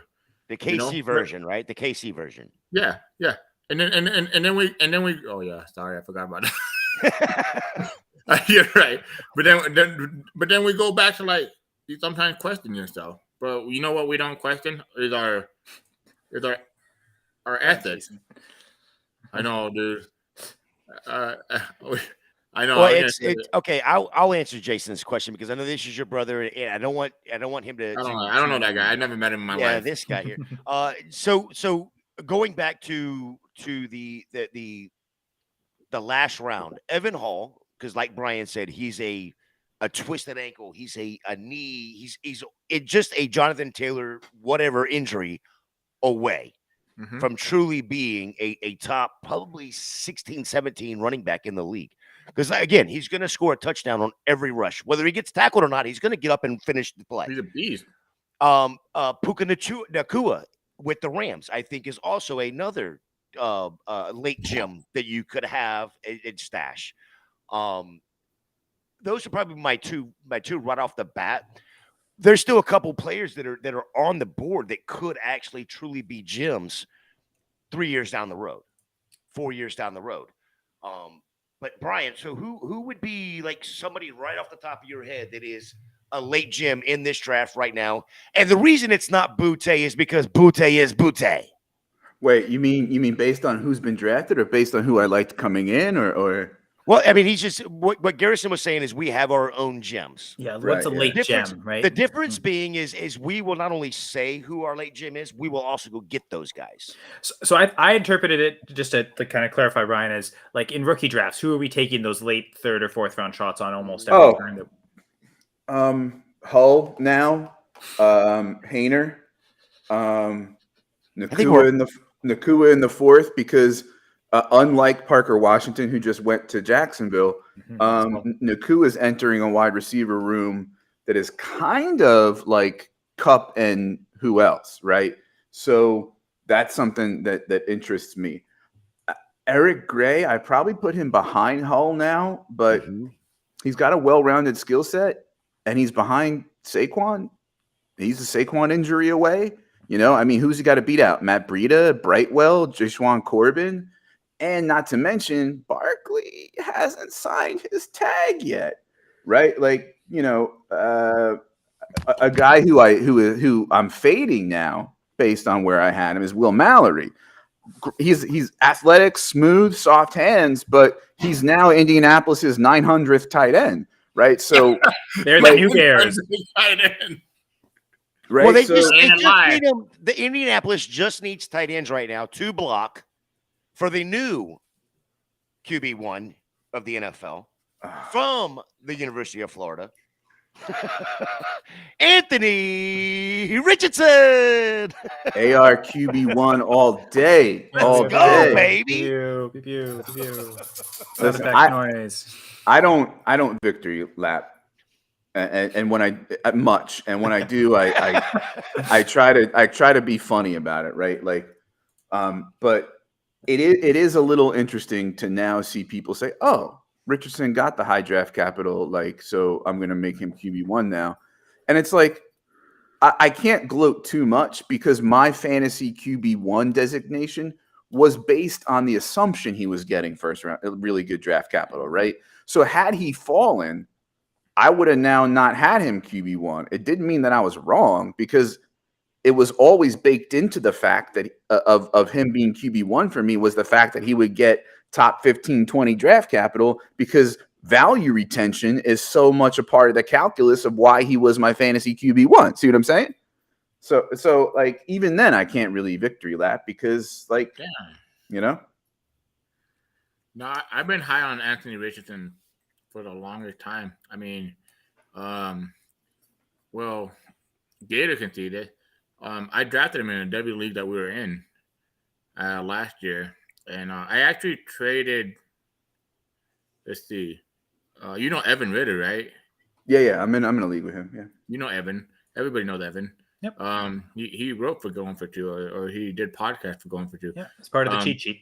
We made a trade, and I can say we made a trade. It was Caleb Williams. Well, in my opinion, it was Caleb Williams. It was actually, he wanted Jahmyr Gibbs at the 105 Debbie pick, and I'm like, well, dude, I don't want to trade out too much. He's like, dude, I'll give you my first and my second. I'm like, hand down, let's do it.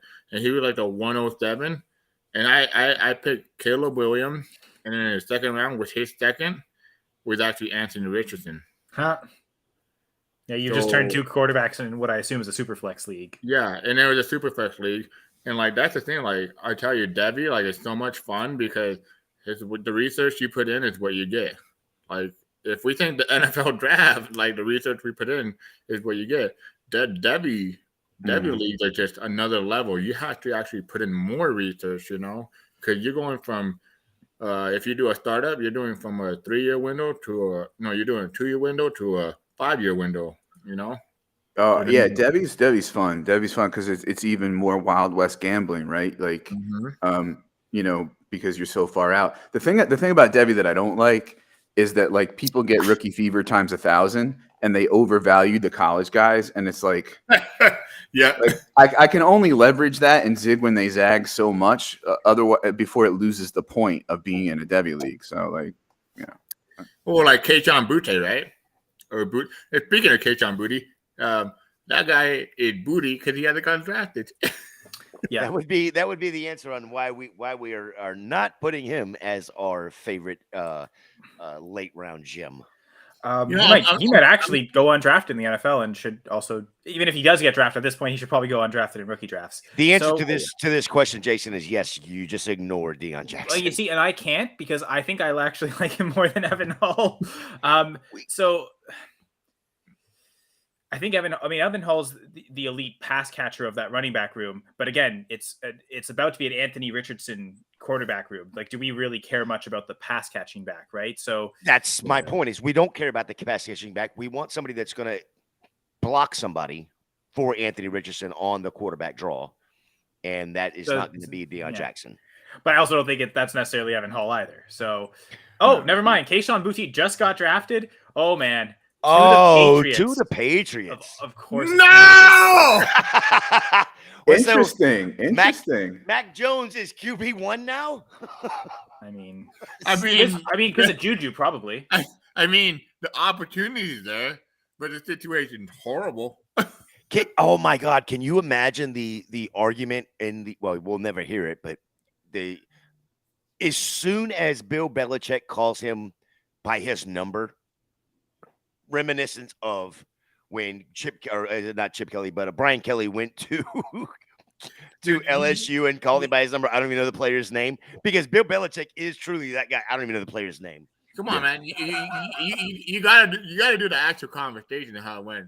Oh no, go ahead. You do it. So you can catch on booty. Okay, no. We like this wide receiver. Catch him. Yeah. Booty. Yeah, let's take him. That's how it went. Dude, I can't believe that if we were just gonna make fun of Keishon Boutte to be a bad pick, it just even got worse. Like the draft capital don't matter. Yeah. The combine don't matter. The pro day don't matter. Nothing whatever he did after he left the NFL, the college football, don't matter. I'll be honest, his college numbers aren't that great. His best receiving yards per team pass attempt single season best is 1.75. I looked at 18 different wide receivers. That was the worst at all of them. So, like, for reference sake, the highest is Josh Downs at 3.53. Yeah. Like, we're almost doubling that. So, like, I don't really get it. Boutte, even from a college production standpoint. Okay, but I can hear what the NFL who are you watching, the NFL Network or ESPN? I'm watching Gerson and Aguirre on screen right now. I got the NFL website has the network feed and a little thing on the little picture. So like I'm seeing the list of picks, and then on the right hand side is Walrus Mustache Andy Reid talking. Tanner McKee just went to the Philadelphia Eagles. Holy shit! Eagles, I mean, that's a bad spot. Yeah. I mean, I'm not gonna take a 6th round quarterback anyway. I know, but like seriously, but he was supposed to be like the QB 5-6 at the worst in terms of draft capital. He was getting like 3rd round NFL mock draft love. He's like, the 13th quarterback taken. And I did not see it at all. Big and kind of accurate, but just no, not mobile. Doesn't sense the pocket well. No, older prospect, I believe, as well, because of some kind of like religious mission. Which no offense to religious people, but that makes me probably like him even less. And Bootie's sex party makes me like him more. But I'm Mormon. How dare you? I'm Mormon. I'm just kidding, Ryan. Are you really? I mean, a lot of people are on Utah. They usually. That's the joke. I really am Mormon. They usually don't look like you, but that's another story. Hold on. I got my Eagle Scout. I'm Mormon, but then when I found out about girls, I was like, yeah, I'm out. Most Mormons, when they figure out there's girls, they are out. When I found out I was 16 years old and I could drive and not go to church anymore, I was like, Mom, Dad, I don't think I'm going to church this weekend. But then they told me, make a promise, G. Just get your Eagle Scout and leave. I'm like, all right, cool. Dude, and now Tanner McKee is on the Eagles, so there you go, full circle. Hey, but doesn't this go back? Doesn't this go back to like sometimes the late round quarterback in a situation, it can be great for them. I mean, Gardner Minshew's not there. Who's the backup quarterback for the Eagles right now? Mariota's already there. I mean, like he's the clear 3 at this point, right? You're right, Brian. My bad. And Mariota kind of has the skill sets that he has. Is Tanner McKee a runner, right? Like he doesn't. It seems like he would have to. Like it's like to Brian's credit, it's an awful landing spot because the offensive system doesn't fit his skill set at all. Tanner McKee is a statue. This is. I think they want him for a practice squad quarterback because they don't have a statue quarterback to use as a practice squad quarterback when they're going to go against practice squad statue guys. So like he'll be that. It's the opposite. Normally teams want the really fast athletic guy. Okay, we need to the week we're playing the Ravens, we need a practice squad QB that can kind of recreate what Lamar Jackson does. The Eagles are so good at that they're looking for the opposite. We need practice squad quarterbacks that are statues because we don't have that in our system. We need you to beat Sam Howell and Dak Prescott. The one thing that I will caution people on with Tanner McKee, and no, I'm not saying go draft him by any means, but this is the same range that Tom Brady was drafted in, and he's a statue. Yeah. So let's talk about Boutte for a second, right? Like obviously, 187th overall. Brought up as a joke anyway, so it's good. No, that's fucking hilarious. I love that joke. But the question going into this was, if he does get drafted, like how late a pick are you willing or how early a pick are you willing to spend on him given the name value, Debbie pedigree, et cetera, right? This is pretty bad, right? It's the 10th pick in the 6th round. Are you spending anything above the 306 on him? The 306 I wouldn't spend on him. So you got that threshold to me has to be way lower. Okay. 406, maybe that's probably closer there. Okay. To be fair. Right. But I don't remember who it was that I was on with in round 1. But the stat was brought up that wide receivers as a position group that are drafted after the 5th round are like a 30% hit rate. Of just even sticking in the NFL. Overall, just sticking in the NFL. So let alone for fantasy viability and let alone for fantasy. That's number 1. Number 2, I don't, as a Devy asset or a C2C asset, the only thing that was a Devy or a C2C asset for Keyshawn Boutte was Keyshawn Boutte saying it. He was the one that put out there that he was a first-round draft pick if he'd have come out last year. And I still I don't know, man. This time last year, or maybe a little earlier than this time last year, people were talking about JSN and Boutte as like 1A, 1B wide receivers in the 20. But if you go back and look at his stats, he doesn't even compare. Well, I'm not saying that people were right. That's what people were saying, though. But that's what I'm saying, though. He was the one that honestly went out there and put out there that he was going to be a first-round draft pick if he would have come out. And it was just because he was saying it, and then people, of course, take off with it. I didn't like him as a prospect to start with. What I don't like about him is his attitude. His attitude is horrible. Like, to be honest, like the fact that he almost didn't even play this year because of the coach who's going to be the coach, Chip Kelly. Like, okay, we get it. Like, situation happen, but this is the college football landscape. Like quarterback change, coaches change, system change, everything changes. And guess what? You're not a professional football player. You don't have an agent. You can't just say, all right, let me request a trade, This is college football. Like, you can say, hey, guess what? I'm not going to play this year. I'm just going to hold out and just hope for the best, which probably would have been the best thing he could have done because he should have. He should have because he could have gotten drafted a lot higher. But here's the thing. Again, now we're in a situation like where an NFL team could have drafted him first round, and then he would have been a bust. I can't say that because we've seen wide receivers get picked later, like Cooper Kupp, etc. And it could happen. But the thing is, his numbers, everything that I get, the vibe and everything, I'm not taking him to like late third or early fourth. And that's the risk I might take. And even then, if I see like a player that I think, oh yeah, well this guy might have more upside, I might just take him. He's not going to go undrafted in rookie picks. I don't think so. But I think to Brian's credit earlier, though, that the range where I'd be comfortable with Butte is the range where I just want to be hitting running backs and tight ends anyway. Like, and you're zigging because they're zagging. Yeah. Like to me, the only. Oh, Trey Palmer off the board to the Bucks. I mean, okay, so now I'm about to change my answer. So, no, but like outside of round 3, the only wide receiver that like I'm even remotely interested in is probably Charlie Jones, and that's literally just because he's on the Bengals, right? Like it's like those 4th, 5th, 6th rounders. I don't really want on my teams. Frankly, I'd rather just take a shot at a running back when it comes that late. So yeah, the question then becomes like, is there a wide receiver who would make you pivot off late running backs and tight ends, right? Honestly, maybe Trey Palmer. Right. And we all are going to have our answer to that question about like who is a guy or two that would make us do that. Now, coming into all this, right? Like the answer in Superflex mocks was Jonathan Mingo, because you could get him in the mid to late third. I got him in the 5th in a mock, right? That's not true anymore, right? So who now is going to be the wide receivers that you're willing to pivot off the running backs and tight ends for? It's not going to be Parker Washington, right? Like I almost would pivot off them for Nakua before I would pivot off them for Parker Washington, right? Like I can't the believe Rams, Puka got picked before them. Sorry, Gerson. No, he's right. So Puka got picked before Parker Washington. That was shocking to me. Go ahead, Brian. Sorry. No, I was done. Yeah.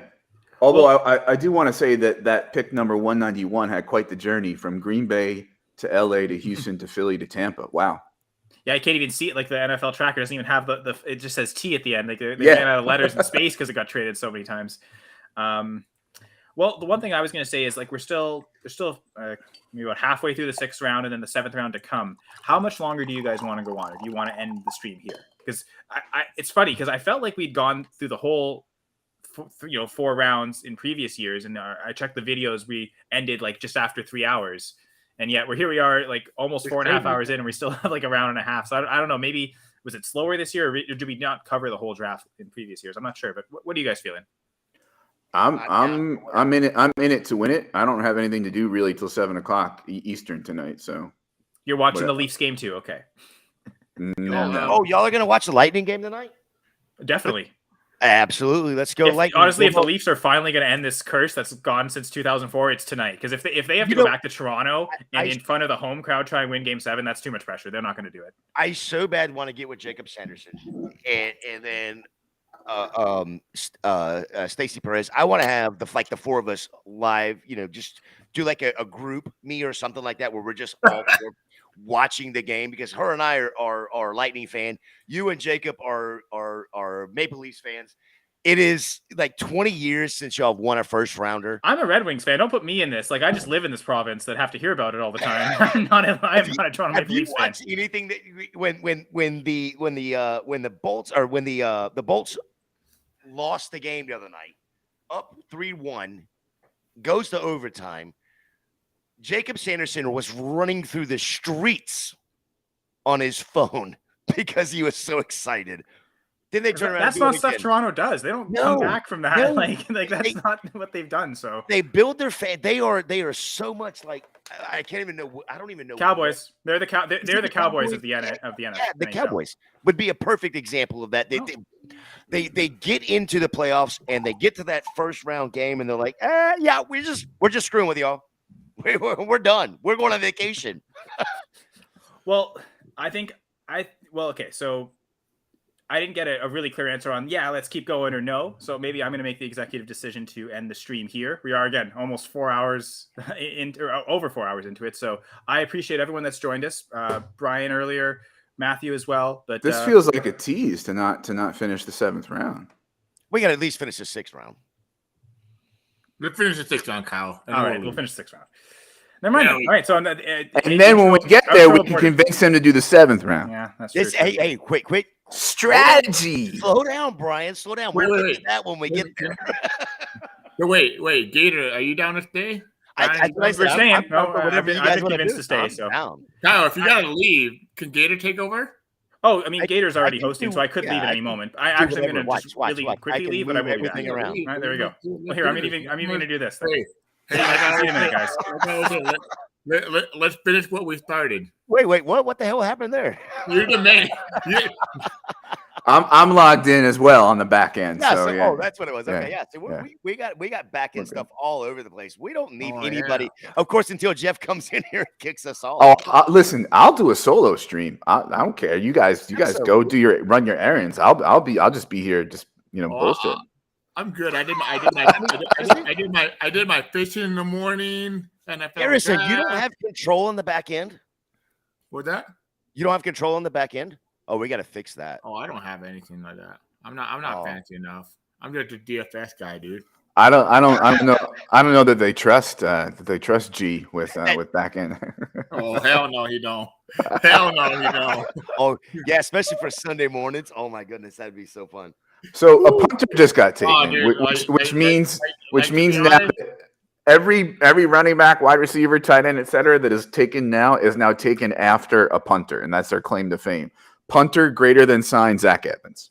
I was hoping that Jeff came on the show and be like, yeah, how about that kicker you guys signed? You guys got, Yeah, so we've actually had 2 kickers and now a punter. So anybody that's drafted now that's offensive skill position is got to look up at that.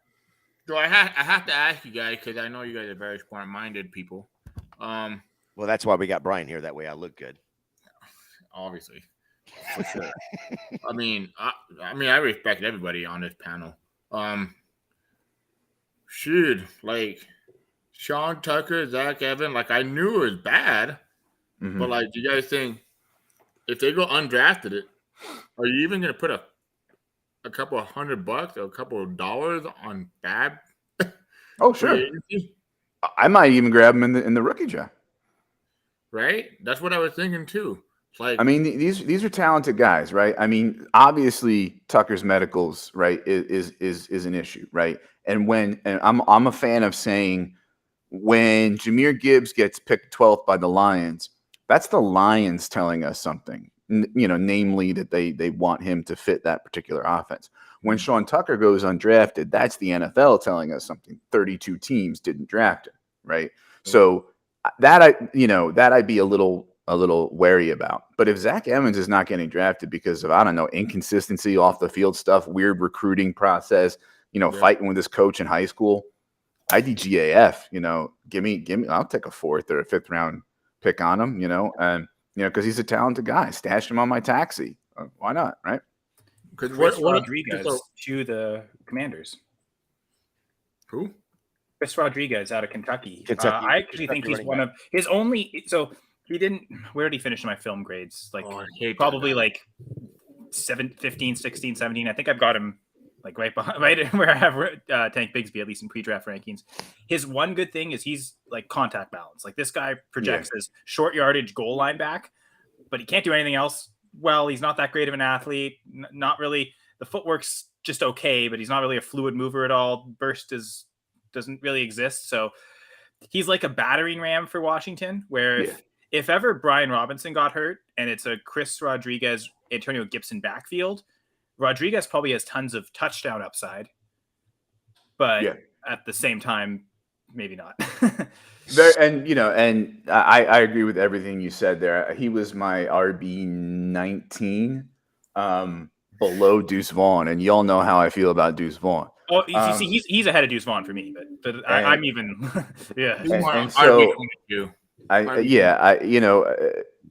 also 0 really as far as receiving upside goes, right? So Just he's so bad in space. Yeah, I don't I think mean, the hands are bad. yeah. Like, I think I think I've seen him in highlights catch the ball. He's capable of catching, but I think the ability to get out in space is so bad that no team would ever want him to run a route. Not so much not catch a pass. But yeah, I think Chris Rodriguez. So like that's the thing. I keep looking at the running back rankings. Like in recent years, like so right now, Bruce Vaughn, William McBride. Oh, Keaton Mitchell to me is the best running back that hasn't been drafted yet. Keaton Mitchell, Kenny McIntosh, and I thought I was a little higher on Kenny McIntosh than everybody else, but I guess not. Chris Rodriguez, I would. Chris Rodriguez is my 22nd running back right now. I think we're all kind of have him right around there, and yeah, I guess I do have him just inside the top 20, but yeah, it's. Man, this is real. This is a big detriment on Zach Evans and Sean Tucker. That's what's crazy. Like, so I had Chris Rodriguez as a UDFA. Okay. Sean Tucker, I was a little bit higher on. Then of course all the medical come out.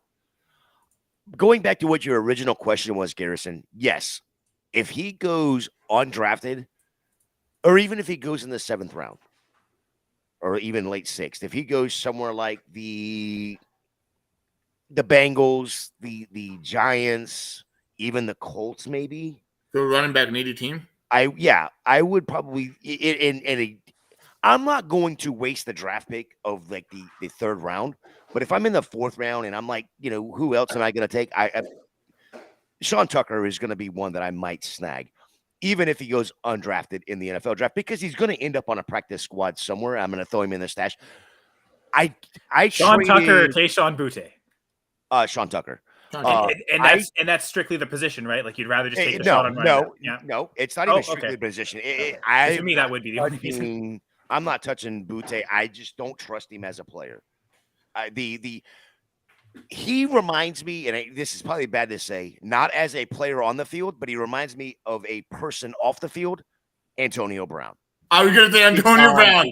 Oh, my goodness. And I mean, the only reason Antonio Brown was allowed to get away from that is because he was legitimately the best receiver in the NFL, right? Like there bar none, like no one better than him, and doesn't seem like Boutte is that. Well, so in a C2C league, to start the year last year, because I am a Gator fan, I traded Sean Tucker straight up for Anthony Richardson.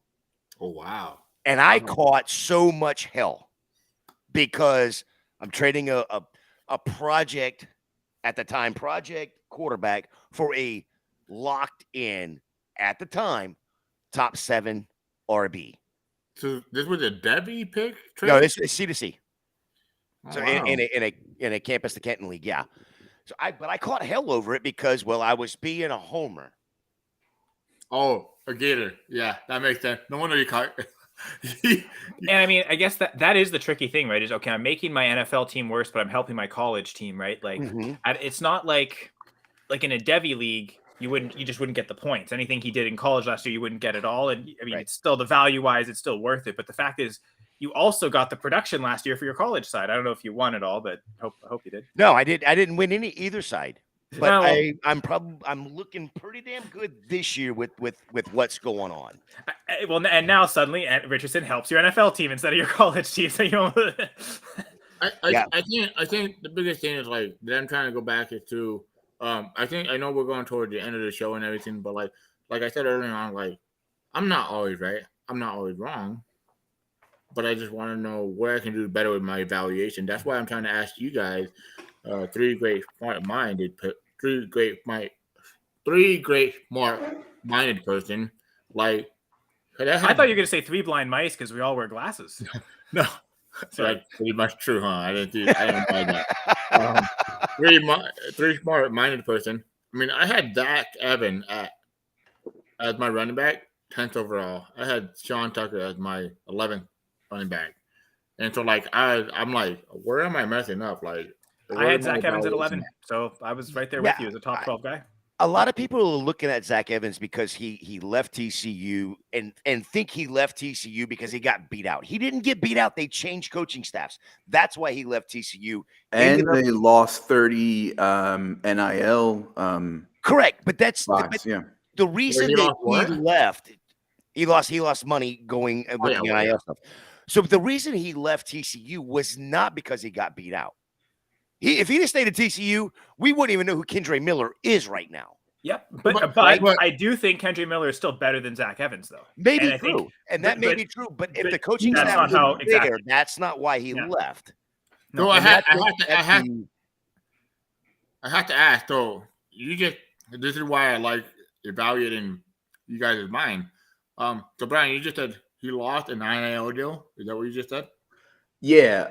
So when Gary Patterson took over at TCU, he announced that they were going to probably lose, I think, 30 guys because they were losing NIL spots, and so Evans was like, "Peace," and he went to Ole Miss, right? And also, he did, share a lot of work with Quinton Judkins, who kind of came out of nowhere, as far, for some people, as far as like a freshman riser at running back. And then when you look at him, he's super talented. So like, a lot of people would split carries with Judkins. So I don't really hold that too much against him, because when Zach Evans was on the field, right, like he wasn't flawless, but when he was on the field and playing, he's running just as good as almost any running back in this class. So it's clearly, I think, something else going on here with the NFL when it comes to his inconsistencies in effort, when it comes to off-field concerns and that sort of thing. And we'll probably hear something about it. Also, he didn't participate in the combine due to injury, right? Now, I don't know if this is one of those like, ooh, my hamstring, because I'm not going to run the 40 time that I think I am. Kendre Miller's injury was legit, the MCL. Yeah, and he got good capital. So maybe there's something in Evans' medicals that we don't know about too. So, it could be anything. Yeah, and there's the thing though. There is the biggest thing is we can sit here as fantasy analysts, fantasy fans, NFL fans, however you want to classify it. We can sit here and watch all the film in the world and make our judgments, make our rankings, do whatever we do. The one thing we as analysts do not get to do is actually talk to these guys, talk to their friends, talk to their agents, find out what, interview them, anything like that. So we do not know how well these people talk, these players talk to, whether it's a GM, whether it's, what's going on off the field, whether there's a small injury, it's a twisted ankle. Like Brian said, if it's an injury that you're not going to perform very well. So we don't get that. I mean, we all know how crazy Will Levis is by eating bananas with the peel on, or putting mayonnaise in his coffee. But if these have to bring it up every time you talk about him, right? Everybody does it. I won't draft Will Levis because he put what mayo I'm saying in is we don't have to talk to Will Levis to know that there's a screw or two loose. Some of these players, there are screws loose. I mean, let's be honest. There's something off the field that they don't, that we don't see, don't get to talk to them about. G's about to and say, I think that's where these guys fall. Hey, I just want to give a shout out. If you want to put Dynasty Jacks on the screen, shout out to Dynasty Jacks. He's been through the whole show, basically. Yeah. Shout out. Yeah, thank you, Keith. That was awesome, man. Adios, brother. I know he said adios. I know a lot of people aren't going to care because it's the 20th pick in the who'd they take? Round. But Elijah Higgins. Yes. So this is funny, right? Because tight end, man. That's what I was going to say, right? Yes, right. Reverse Kincaid. He went to the Senior Bowl and he was 225 pounds, and they're like, go practice with the tight ends, and he did. And then he came to the combine at 235. If this guy converts to a tight end, and we want to talk about late gems, this is a candidate. Yeah. In an offense that actually needs a tight end. Yeah, no. Going to Miami. Yeah, Durham Smythe is currently listed as the starter, and it seems like based on everyone else on the team, he's comfortably the starter. Well, we all thought Hunter Long was going to be something in Miami. They traded him.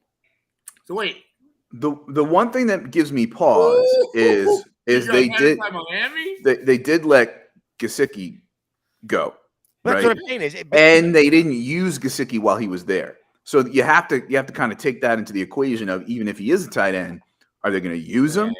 But as far as, like, if you're scraping it, listen, at this point, right, we're looking in the shag carpet for the cocaine crumbs, right? Because we ran out, right? So, like, if we're trying to spin the positive story, Elijah Higgins might be a little grain of cocaine. 2 picks before Elijah Higgins, A.T. Perry to the Saints. They could use receiver depth. I mean, that's Rashid Shaheed, I think, is comfortably the third receiver there. Right. And that's if Michael Thomas is back. I was just going to say, Shaheed might be number 2 there right now. Right. I think people were too high on Perry, but as far as, like, a landing spot for a 6th rounder, could do a lot worse. 195 overall.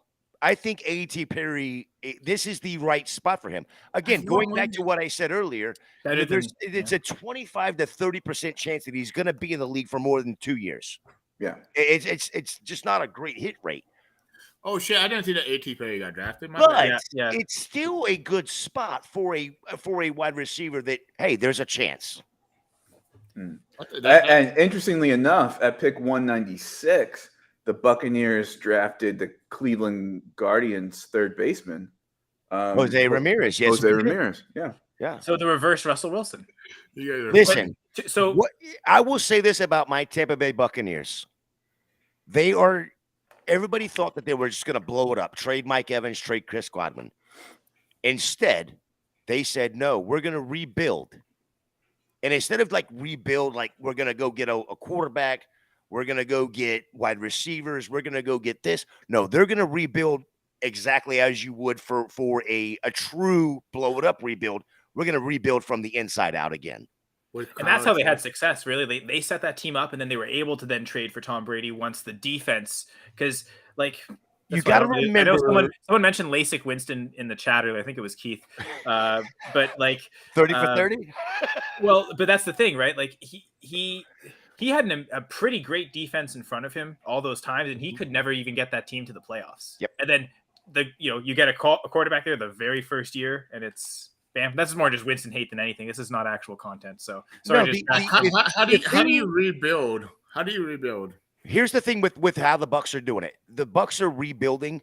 You've got Tristan Wirfs as a tackle. They just picked up his 5th-year option. In the trenches.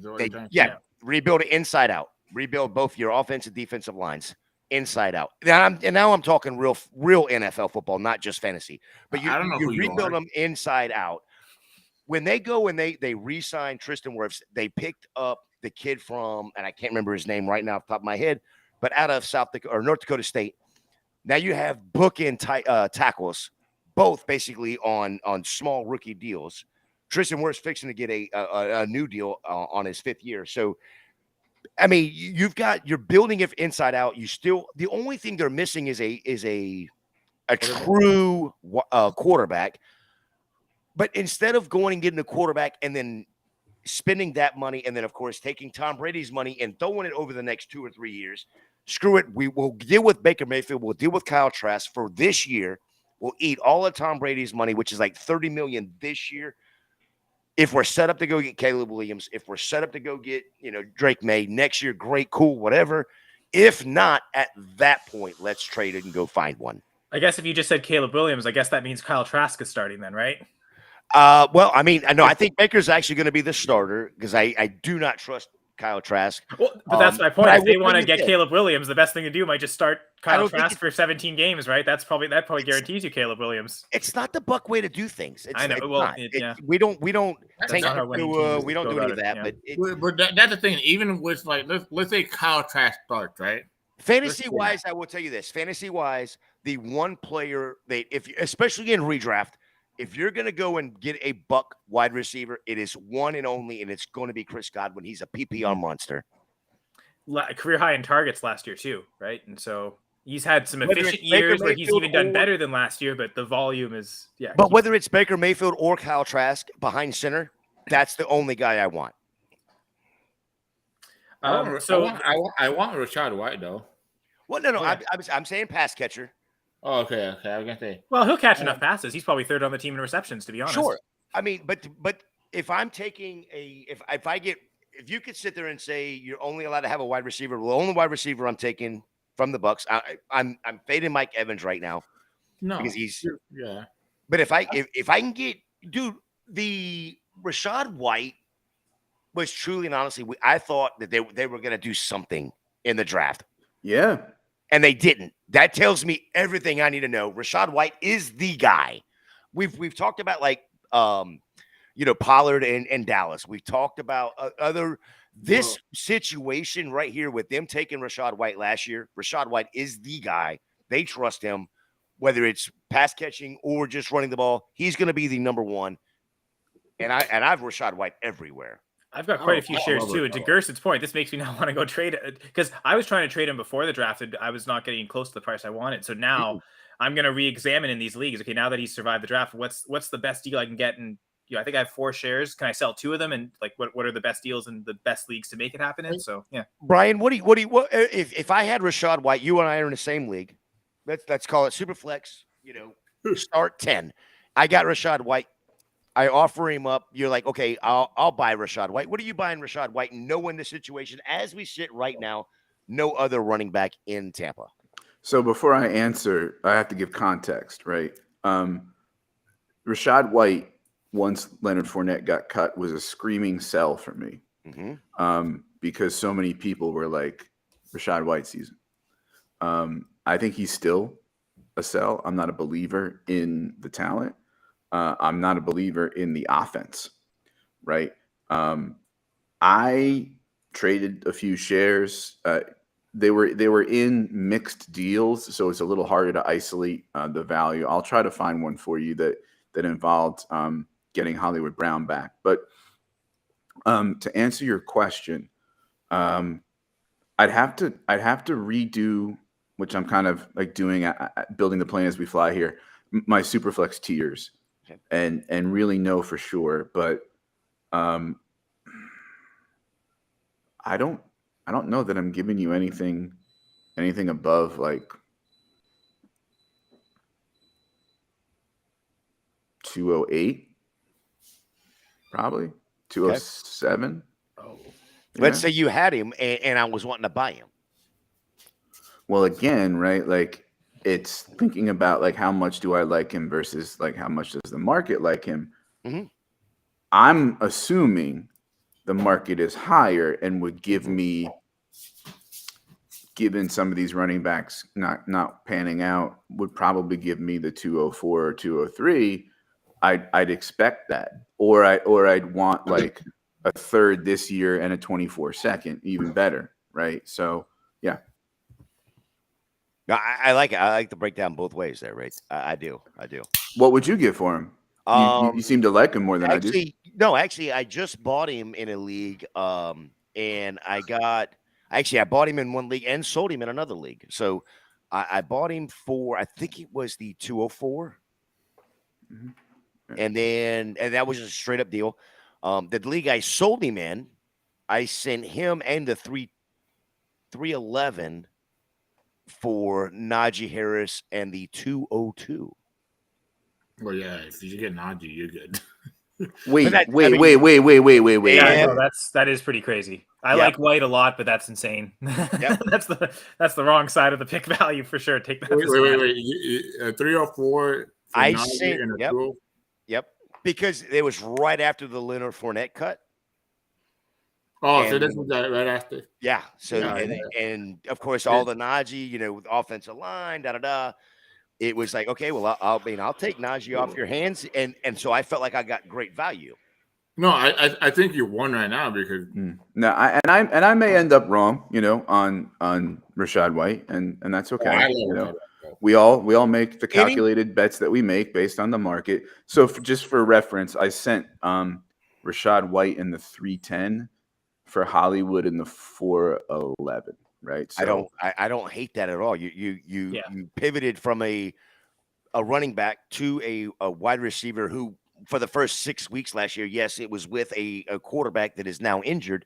He was still a wide receiver, 7, 8 on the year for the first 6 weeks. something in that range. Huge volume. So I don't hate it.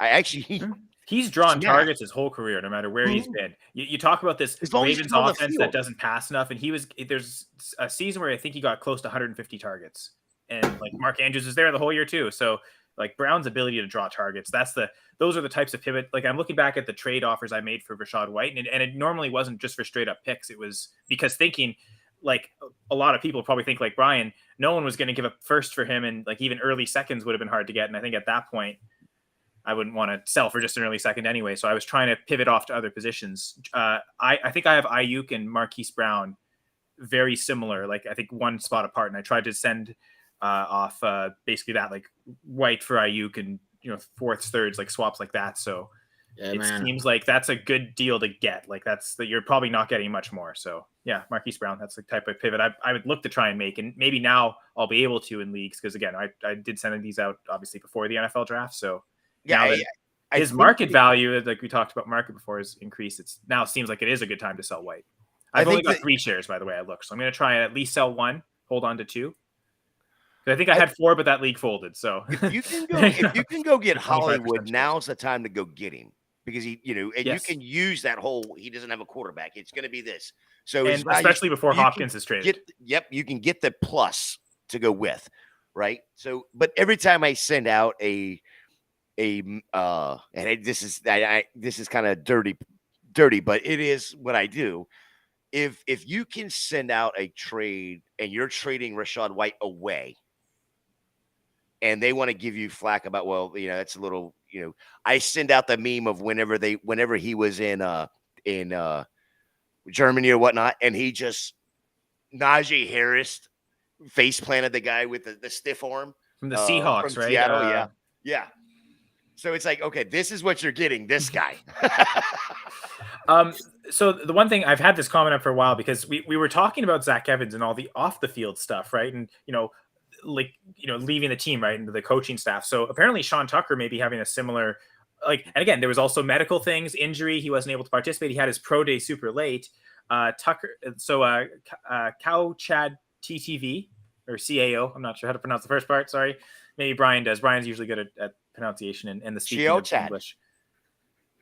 But anyway, Tucker was a nightmare for me to evaluate because he had an entire roster absolutely quit playing football after the brutal Clemson loss. So I don't know if did they have a coach fired as well, or like Syracuse? No, I mean they're just a bad football team and a bad offensive line, So it's always one of those things of like, sort of a.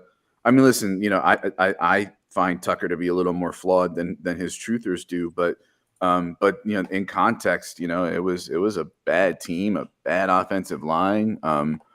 It's a hard evaluation for sure. Yeah, I think for Tucker, if you look at his freshman, I don't know if he was a senior this year or a junior, but if you looked at his last 2 years prior to this year, you were probably pretty high on him, and then it just having a bad year. So I don't know.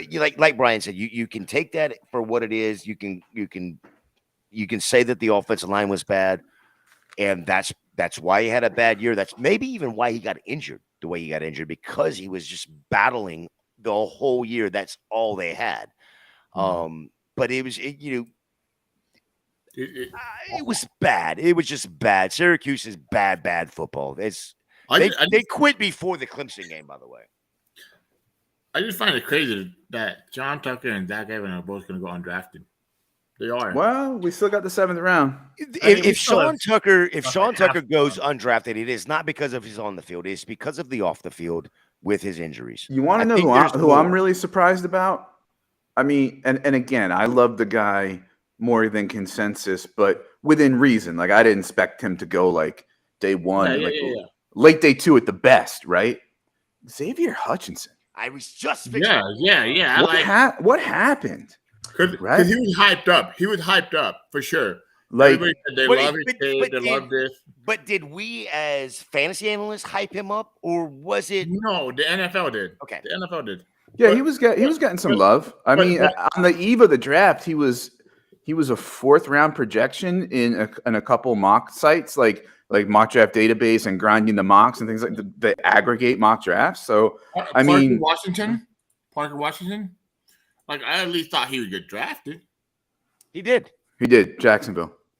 No way. Yeah, he got drafted. Right. That was like a pick or two before Boutte. That was 185 overall. Eighth pick in this round. 8th pick in the 6th round. 2 picks before Keyshawn went. So that's why when Keyshawn went, we kind of ignored everything else because that was such a big story.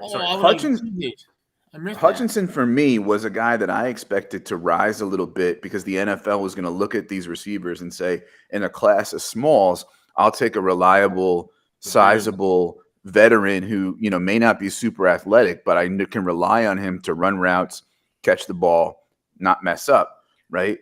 I mean, he's not super athletic, but he did answer some athleticism questions at the combine. I'm shocked he hasn't been drafted yet. Yeah, the biggest problem I saw with his film was the way he catches the ball with his body. Yeah. He doesn't use his hands as well as he should. I didn't really see much of that actually with Hutchinson. Yeah, there was a good bit of it. So, but I think this is just a Canadian thing. But they had these like kids channels, like these like be active and like it was little shorts and the segment it's called Body Break and they always come in Body Break and they give you like a 30-second one that's like do this active thing in your community. Oh, like this is how you ride a bike or whatever. So every time I hear body catch, I just think of that body catch. It's not a good thing. Like every time I hear Sam Laporta, I hear Beastie Boys' Paul's Boutique album, Sam the Butcher Bringing Alice to Meet. Every time, like a way better soundtrack than the. Every time I hear Sam Laporta, I hear Sam the Butcher. Every time. I love Sam Laporta though. I think he's my 3rd tight end for sure.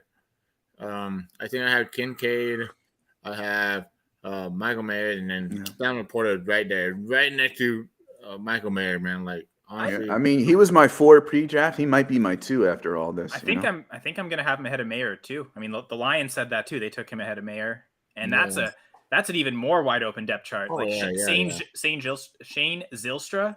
As much as I, James Mitchell, Brock Wright, he could easily.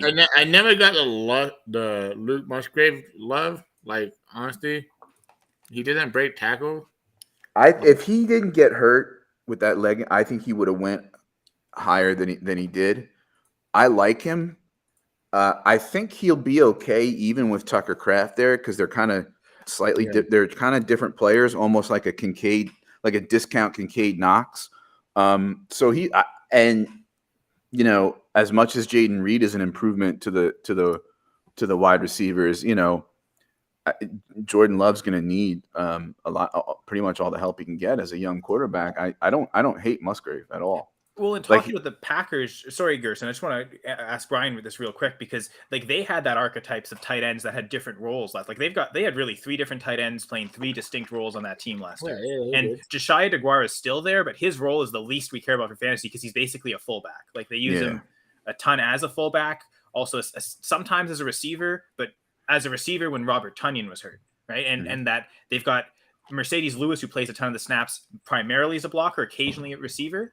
And like Tonyan and Lewis really did have 2 separate roles. So in a sense, if I'm understanding it correctly, Brian, Musgrave would be like Robert Tonyan, whereas Tucker Kraft, not Sean Tucker, is more like Mercedes Lewis. Sean Tucker's not like Mercedes Lewis. A Mercedes Lewis who can catch better. I mean, Lewis can catch okay. He just doesn't. By the end, he was just not. A Mercedes Lewis, they will ask to catch more. I don't think you remember this, Kyle, but Mercedes Lewis could catch the ball pretty well. When he was in Jacksonville in his earlier year, he could catch. He was a 1st-round pick the same year as Rodgers, I believe. Yeah, I mean, it's different. Like, I don't know, man. Like, I think at this point in the draft, I'm wondering, like, all these players, like, we want, like Kayshon Boutte, we want him to be a thing. Sean Tucker, we want him to be a thing. Dak Evans, we want him to be a thing. And then even, like, just the late gems like Parker Washington, Xavier Hutchinson, all these guys, like we make mistakes. Like we have to go back and evaluate our tape, right? Well, that's perfect timing, Gerson, because Xavier Hutchinson just went off the board. To whom? The Houston Texans. Ooh, that's not a bad spot.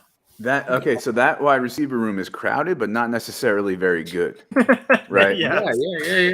Right. Like we've got Mechie, we've got Bobby Trees, we've got the draftee Nathaniel Dell, we've got Amari Rogers, we got Nico Collins, we got the whole world. Yeah. Right. So like it's crowded, but it's not very good. So, I know I keep saying this, but like as far as 6th-round landing spots go, right? Like, it's not a bad one for Hutch, but I am disappointed. Hey, but you're happy are you disappointed or happy that he got drafted? Oh, I'm happy he got drafted.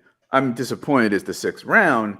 Yeah. But as far as the 6th round goes, he could do a lot worse as far as the landing spot than Houston. But his quarterback's not that bad though, at least. I mean, now he has a real quarterback to throw on the ball. I mean, I would not be surprised if coming out of all this on the other side that in, I don't know, November, right? Hutchinson and Mechie are the 2 best wide receivers on that team. Yeah, that makes sense. If they give the 6th rounder a chance, I think they made a huge mistake taking Tank Dell 3 rounds ahead of, but they probably thought they needed to take Tank Dell then because Tank Dell was popular after the Senior Bowl. Yeah, well, and to like, they might also think, okay, we have a lot of players, we don't have a lot of good players. Let's just keep taking more and hope we get more good ones. Right. But yeah. Oof. Oh, another receiver goes. Andre Yosivas. This is the Princeton guy. To the Bengals. That's interesting. Mm-hmm. That could be your T. Higgins replacement. Well, and I mean, like even to the last 2 teams, those are 2 teams that took 6th-round receivers, while also taking 3rd and 4th round receivers respectively. And yet, like, do you like him better than Charlie Jones? Yeah, I do. Okay, and maybe the case in both. Like those are cases where do you almost replace the draft capital if you're talking about like how you're going to value these guys? Like, okay, I'm tiering these are the 1st round receivers, 2nd receivers. In my 3rd and 4th round receiver tier, I'm actually moving up Hutchinson and how do you pronounce his name again? Yosivas. Yeah. Yosivas. Like if you just like pretend that he got the 4th round capital that Charlie Jones got, and like that's how, like maybe from a model perspective, or just like justifying the draft capital. Well, still like you still respect. Well, like I said, it's like I said, for me, I know it's kind of weird and like vibesy and holistic, but like I take in all the data and the information, and I make a decision. And when I look at this, I think like, okay, I had Yosivas at I think wide receiver 20, and I had Charlie Jones at 23. Right. So the separation wasn't much. Right. Now, does the Charlie Jones draft capital make up for those 3 spots? Possibly. But I think the role that Charlie Jones plays is more of like a Tyler Boyd-ish role. Like not exactly the same. Right. Whereas like I can see a future in which T. Higgins doesn't get signed and, Yosivas he kind of redshirts his rookie year, and then he's a good boundary receiver. He was getting like diet Christian Watson comps going into this. So, oh wow, something to keep an eye out for. Well, go ahead, G. No, I here's the crazy thing. Like, so I'm looking at my rankings right now, and I have both of them back to back. Yeah. I have Charlie Jones a little bit higher, 1 spot higher than. And that's it. Like it's just almost like I have them ranked the same way. But if I was a fantasy football player like I am, I probably would have Charlie Jones below. And both of them are great players. Like Charlie Jones is an athlete, that's for sure. His athleticism is awesome. But I think there's athleticism and there's what you can do on the field. They're two different things.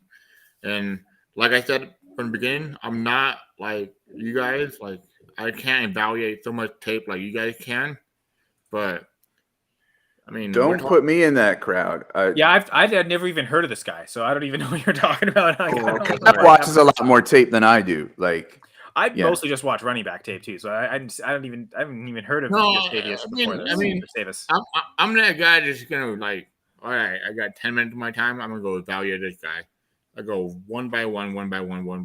No, but then sometimes like I wonder if it's just like, Jesus, I can see Jonathan Mingo, and someone else couldn't see that.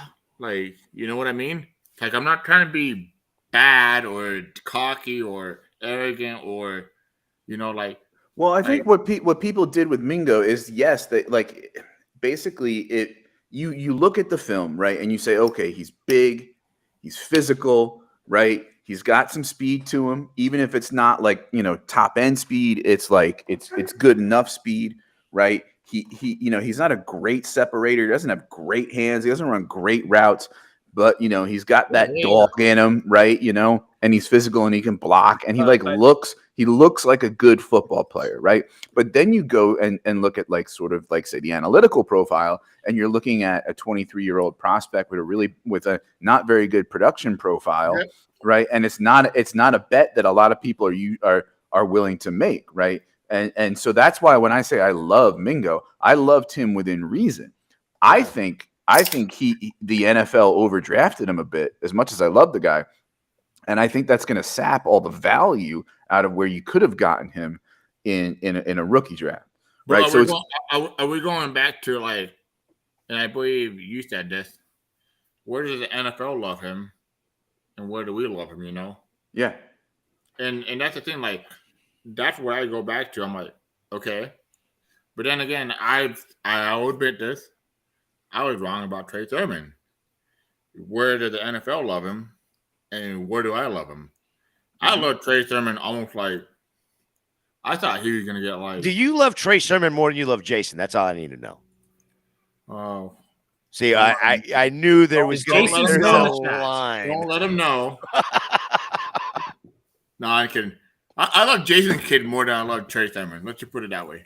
Oh, yeah. Well, you like Jason's kids more than you like Jason, so that's easy. No, I don't know about Jason. I don't care about him. No, but to be honest, like this is where we go from like sometimes like I see the tape, I see the analytic, and I'm like, good God, how can I meet it halfway at least, And I can only imagine like Mel Kiper, Darren Jeremiah, Bucky Brooks, all these guys, like the pros guys, like how much they scratch their head, And the thing is, like, we love fantasy football. We can say so much, but there's Matt Waldman, one of the greatest of all. Like, Matt Waldman got me on Trey Sermon more than anybody, and I made a mistake because not only because I followed his stuff, but because I looked into it myself. And I'm like, damn, this guy can break tackles like no other. Like like you said before, we're all gonna have misses. The problem is that people will hang the misses over your neck more than they'll give you the credit for any W's you have. Yep. Yeah, it's true. Brian hasn't once brought up that I had Jordan Addison as wide receiver 2 all along, but he's mentioned Evan Hull a bunch of times, which is fair because I bring up Evan Hull way more than I mention Jordan Addison. So I'm just glad Brian had to make. That's my fault. I'm just messing with you, Brian. I'm not. I jumped in at the very end of the conversation. I believe y'all were talking about Andre. Today, Junior. Well, we were talking about both Hutchinson and okay. From Princeton. Another receiver. Yeah. You see this. The first time I saw him, he sounds like an Eastern European basketball player, right? The first time I saw him or got any kind of true exposure to him was the Senior Bowl. Yeah. You see that. Right. That's a lot of people didn't hear about him until then. I didn't hear about him until then, but if you and I know we're going for 2, so we don't talk about a bunch of kickers, but Andres Carlson just went to the Packers, and if you're on Twitter, you know who Linda Lyons is. Yeah, I remember. She just posted that this is Daniel Carlson's younger brother. Wait, what? Oh, the Raiders kicker. Yeah, Daniel Carlson's younger brother just got drafted by the Packers, and who is also a kicker. I noticed she tweeted out a couple weeks ago. She was talking about the Packers specifically going a late round pick on a kicker, just knowing if Mason Crosby, if he's even playing this year. I don't even know. Cal, high five. Yeah. If you're in a league that does have kickers, does that mean we transition to the Saturday Night Five now? You need to go and want to change the brand her because she's definitely on these kickers. Yeah, no, for sure. I think he was one of the ones she'd mentioned. She had, I think, posted 3 or 4 names, and I believe Carlson was one of the ones she mentioned. Is they'd be good. Like these are good kickers. Like they probably should be drafted, and they probably have a clear need. So, okay, that's the last we're talking about kickers. We're going for 2. We don't talk about kickers. That's true. Pearson's even wearing the no kickers hat, so on brand. But yeah, just say it's because it's past 5 o'clock. Is this now a Dynasty Saturday Night 5 instead of a Dynasty Gambit? We're about 2.5 hours from where they normally start, somewhere in that range. But where does turn it into one? Where does the night begin? I suppose is it always just at 7:30? You know, the night begins when you start to feel like it's night. Because the way I see it, it's 5 and Saturday night 5. Oh, 5 p.m. I see what you did there. You're trying to do the 5-5-5 thing. The 3 times. I mean, there's a number of reasons, and 3 and 5, right? 1, 2, 5, 4, 3, right? That's how they're ordered. Oh wait, King Arthur always messes me up there. How do you? Okay, so I missed out the Xavier Hutchinson conversation. I actually like this landing spot with Houston. I mean, it probably could take another 14 years for him to actually be relevant, but I don't mind the landing spot.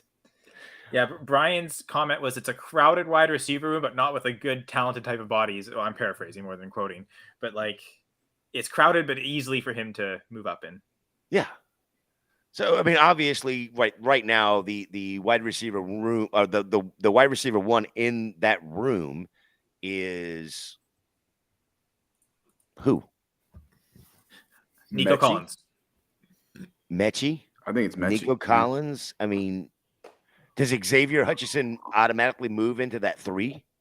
I mean, I was saying, I don't know if you heard me, but I was saying I wouldn't be surprised if by October, November, Hutchinson and Mechie are the 2, not necessarily in that order, are the 2 best wide receivers there that we want in fantasy. Yep. Right. Like what I like to say is that it's crowded but not deep.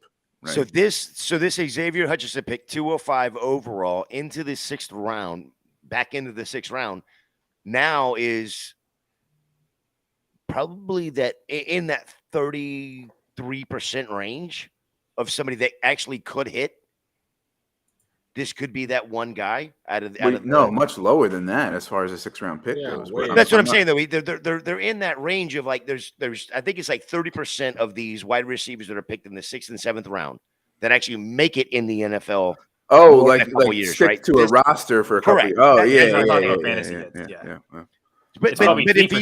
But if he's on a roster though, that there is that. I mean, KJ Osborne was that guy, right? So this could be the guy that actually sticks on a roster. I mean, put it this way: he was taking 5 picks before Demario Douglas, who was practically off my board, right? So to me, that's a crime against humanity. But it's also the Patriots. Let's be real. But it's the Patriots. It's the Patriots who just spent 2 6th-round picks on Kayshon Boutte and Demario Douglas when there were some other guys we liked available. By the way, I mean, they could have taken Trey Palmer, A.T. Perry, or Xavier Hutchinson. I think we like them all more than Boutte. By the way, I meant to bring this up when I was saying about Andres Carlson being the 4th kicker / punter off the board. The Patriots have taken 2 of those. San Francisco took the first kicker, right? Yeah. San Francisco took the first kicker. Packers, but Patriots have taken a kicker and a punter. Oh, we have a running back landing. Deuce Vaughn to Dallas. Interesting. So this is good for Ronald Jones, right? Because to be fair, those 2 would seem to be play complete different roles in the offense, right? Like there would be a Ronald Jones role and there'd be a Deuce Vaughn role. They wouldn't really be competing against each other. I'll be honest, I don't get why people love Deuce Vaughn so much. The production, it's insane. His scrimmage yards per season is higher than Bijan. But that's the only reason, though. But I always say this: production matters where you play. Like, I think he had he's the one of them. One of the running backs had like a best season of like 55 catches. Let me Oh no, put it to you that was this. Evan Hall actually. Not I know Kyle's gonna hate this, right?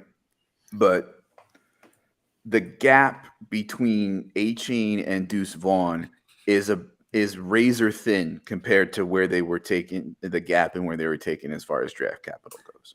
That's a nice twist on the line. He used to say all the time. I like it. There, classic. Which is still, I think, holds true. Is that the gap between Gibbs and A-Chain is much bigger than the gap between A-Chain and Vaughn. so why do you hate A-Chain? That's my question. Because he's small. Overrated runner, poor contact balance, sub 190 backs just don't make it in the NFL. Like it's a profile I'll fade every time. But he seems to be a one-trick pony, though. Don't get me wrong; he's gonna have a like when he got taken to Miami. I said That's what I was asking. I said last night, like as far as landing spots go, that's a good one, but not what people think, right? People like he's gonna like Mostert and particularly Jeff Wilson are gonna do a lot of the rushing, right? A-Chain is gonna be a pass catching, gadgety, maybe a few toss sweep, kind of things. That's why it's a good landing spot for him because it's a system that could use a pass catching running back that didn't have one, not because he's going to be some kind of 1A there or anything like that. So you're thinking it's still going to be a running back by committee with 3 Oh, absolutely. Yeah. Oh, for sure. Yeah. You don't think Mike McDaniel can be like, well, this guy's the best of them all. Go ahead. The guy will break. And I was wondering that, is it almost beneficial that he doesn't see more than 15 touches a game? Oh, yeah. We're hoping he almost is what DeAndre Swift was. Oh, yeah. That's what I was saying. That's why A-Chain truthers and faders love it, right? Because he got the draft capital and landing spot that truthers want. And he got the draft capital and landing spot that faders like me say, okay, good. The truthers will still invest in him. Beautiful. It was beautiful. I was like, Jacob Sanderson was rejoicing, and I was rejoicing. Because the reason why I asked, because I want to get both points. Like, I'm the guy that I want Davon A-Chain, but I don't want Davon A-Chain because I think he's a good God. Oh my goodness, this is it. I just gotta land in that spot. The reason why I want him, I'm like, all right, let's be honest here. Besides wide receivers, after the nine picks in Superflex, you have to pick your poison. So you go from B. John Robinson, 3 wide receivers, and if you want to say 4, because I love Zay Flower like myself, go ahead. And then you add 2 running backs more. Oh, is this one QB? No, I'm talking Superflex. Right. So Bijan, three quarterbacks. And then you add. We probably talked about Addison, Gibbs, Jason, Addison. Right. Yeah. And then right. So and then the draft starts, right? Yeah, and then you're right. Your draft starts. That's where you pick your running back and tight end. That's the thing though. Like after the 108, 109, that's when the draft starts. Like the thing that sucks when I say the reason why the draft starts because it can be a tight end premium 1.75. Yeah, the Kincaid would seem like the pick there. Yeah, it can be a 1.25 running back carry. And obviously people love Zach Charbonnet. Some people don't, But Kendrick Miller would definitely get some consideration for me from there. And then it just changed. All strategies changed. But that's what I was curious about. But thank you for All right, so I've got a trade question here because I just got offered something that I'm just now seeing. I have Brock Purdy, and I just got offered Ryan Tannehill, and looks like it's the 209. Let me just double check and make sure. I think it's the 209 that I am being offered. Yeah, it looks like 209. My current quarterbacks are Lamar Jackson, Daniel Jones, Jared Goff, and Brock Purdy. So I would be basically replacing Brock Purdy with Ryan Tannehill, also adding the 209. My draft capital right now is the 104, 112, 205, 304, so I'd add the 209 into that. I feel like this is a absolute smash, right? Wait, you're getting Tannehill in the 209 for Brock Purdy. For Brock Purdy. As much as I hate Purdy, I'd be careful there. That's the. And then of course, what's the 209 worth today? Yeah, but let's say you have Ryan Tannehill, right? I'm wondering. Okay, but let me turn it this way, because this is how I'm looking at this. I'm not worried about the Tannehill thing, to be honest. But I'm looking. Can I take the 205, 209, and 112 and move all the way to like 105, 106, or can I take those three and go to a 24 first, 24 third? Yeah. I would say having the 209, like if the person's interested in that type of tier down, like, do you have anything else other than the 209 that you could offer? Because if you're giving no, I would be giving. Okay, so for this particular trade to start with, I would be getting Ryan Tannehill and the 209. Yeah. Yeah, okay. I get that, but like, and your argument is, okay, you want the 209 to use it as part of a different trade. Yep. The person who wants to trade down from 106 to 112, you having the 209 or not may not matter. Like, I would say I would try and go make the trade up right now without, like, whatever you think at a third piece instead of the 209, and see, can you just make that trade up without having to make this trade? And then afterwards, do you still want to make the trade then? Like in the aftermath of that, if you've already moved up, taking the 112 and the 205 and see if I can't move to the 106? Super flex, right? Yes. Yeah, of course. Why else we talk about quarterbacks? I mean, again, like, how do you feel about Quentin Johnson? How do you feel about Zay Flowers? Like, the 108 is fine too, I think, from the 112, or is that too flat of a tier? I think at that point, then it matters. I mean, then you got to look at, you're on the board at that point, right? So I mean, I would obviously start with the one, like you're saying, like go with the 105, 106 to start with. But if they don't accept, like, are you still willing to do it for like the 108? Like, well, I guess figure out your tier cutoff first, right, and then offer everything within that tier. Sorry, Kristen, go ahead. My bad. I must have misheard this, but didn't you say 209 and like Brock? What were the trades? It's 209 and Ryan Tannehill for Brock Purdy? Yeah.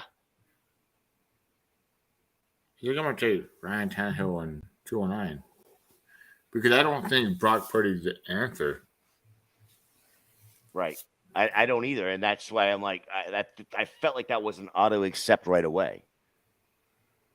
And that value could be independent of any other trade you make. Like, if you really feel strong enough that Tannehill could not only start this year, but like if he leaves Tennessee, he could still continue to start. Yeah, but I mean, the reason why he starts more games here on out for the rest of their career.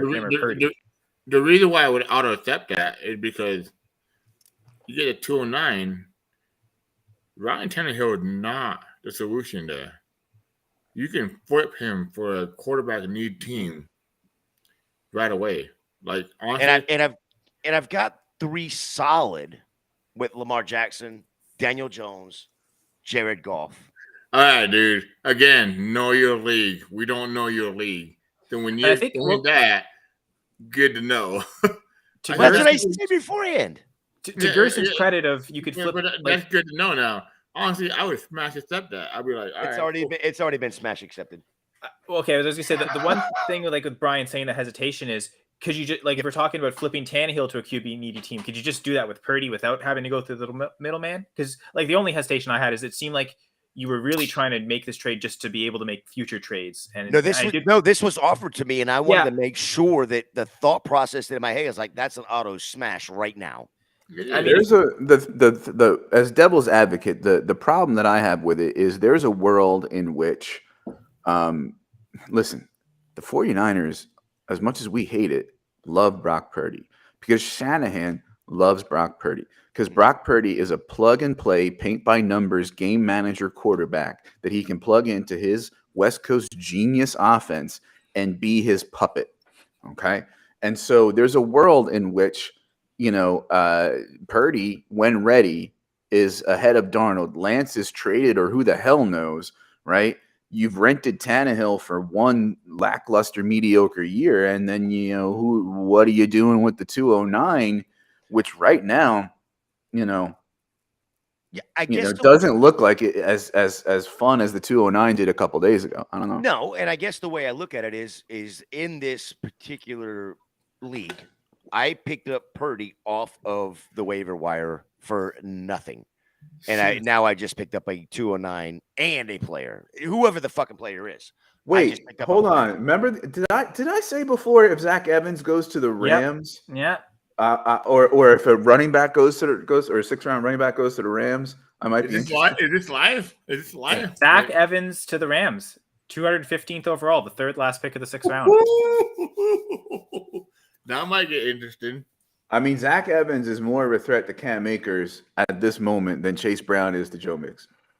You don't. I thought you were going to say Kyron Williams, but yeah, I definitely agree with that part. Kyron don't. I mean, yeah, I'll actually agree because if the Bengals keep Mixon, it's because they believe in him, and yeah, I don't think rookies usurping him. We've seen the Rams, I guess the Rams have doubted Akers at times, but given him the workload. I guess to a certain extent, the Bengals doubt Mixon more than we would like them to because they don't play him as much on 3rd downs, but ultimately they've given him tons of carry and I think they could have cut him any point this year and they haven't. So I probably am inclined to agree with you, Brian. So a couple of nuggets. One nugget, Elijah Higgins has talked to the Miami's tight end coach, and it looks like the position change is going to happen. And imagine that. And Dallas Cowboys assistant director of college scouting is Deuce Vaughn's brother, and he got to make the phone call. Then they drafted Deuce Vaughn. Wow, that's nugget. As the Cowboys do. That's fun. It only showed me how it doesn't matter. Tony Pollard guy. I'm just kidding. Oh no, yeah, I think I those don't think a 6th round Those are good nuggets, man. Those are good nuggets. It's just a fun, heartwarming story that he got to call his brother. Yeah. I think Toronto Davis and hi, what's up, dude? David King. Yeah, we're happy with the draft too, man. This is crazy, man. Like, is John Tucker really not gonna get drafted? I mean, Bengals just took a punter to end the 6th round. So we're in the 7th round. So there's 1 round left, G. I mean, we'll see. All right, you want to send it off, man? Yeah, let's send it off. We're gonna end the going for 2. No, with a punter. No. It almost sounds like Brian's coming right back on immediately and starting an early version of the Dynasty Saturday Night 5. Oh no, he's already said he will change all the graphics and he will go solo. What do you guys got to do today? Please get out. Why can't we join him? No, I'm just saying. He said he would. Well, it sounds like he wants to still. So maybe Gator and I will just leave, and then this stream will continue. We won't actually send it out. I'm still on, man. I'm still on, dude. I got I'm good. He's got. Well, let's think. I think I am to the store and head get off. beer. So that's the thing. So I think. So it's up to Brian. We can just back out and hopefully, like Brian did last night, by leaving, we don't nuke the stream. Unlike what Gladys. No, all you did got last night. That was watch kind of this. weird. You let me know when tell everybody where they can find you. What you got going on, Kyle? Very cool. So at Senra Says on Twitter, I've got the Full Press Fantasy Pod, Full Press Packers Pod. I guess I should plug the Going for 2 stuff, right? Well, yeah, we have so many Going for 2 live shows. If you like hearing from me, you won't hear as much from me on Monday night, but I do have an episode of press coverage on Monday night. So that'll be May 1st. Janet Wilson will be my guest for that episode. So we continue our series talking with teachers. I know I'm looking forward to having Brian Ford on later during the season, but shout out to my Dynasty Gambit co-hosts, Gator J, Gerson. Like the first year of Dynasty Gambit, you weren't officially a co-host, but you were on so many episodes that year. We kind of accepted you as one, so I still consider you a Gambit co-host. And then, of course, Brian. Don't forget about the Winnipeg Cucamongas. Yep, good old Winnipeg Blue Bombers. And yeah, much love from Dave. And honestly, much love to the chat because we had so many different people in the chat today. Jason was here, Keely. I'm gonna have to go back through. Yeah, Yeti even stopped in for a little bit. Yeah, obviously Dave and Savage here. Keith, Matt early on. Those were some riveting discussions. That was hours ago. That's crazy. I mean, this kind of flew by. Like this felt like a pretty easy 5.5 hours. So I think credit to everyone on screen, but also watching the stream to make it such a fun experience. And yeah, happy 7th round, everyone. Oh, and Dynasty Gambit next Thursday.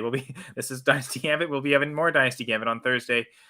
I don't know what we'll talk about. Actually, I won't be on, so this is all up to Yeah, Gator to control everything. So Gator, Brian, and we'll find something to talk about. I mean, find something to talk it's about. not like there's an something NFL to draft talk that just about. happened Hey, to what? talk about or anything. I mean, maybe we'll just talk about how good the Lightning really truly are in hockey.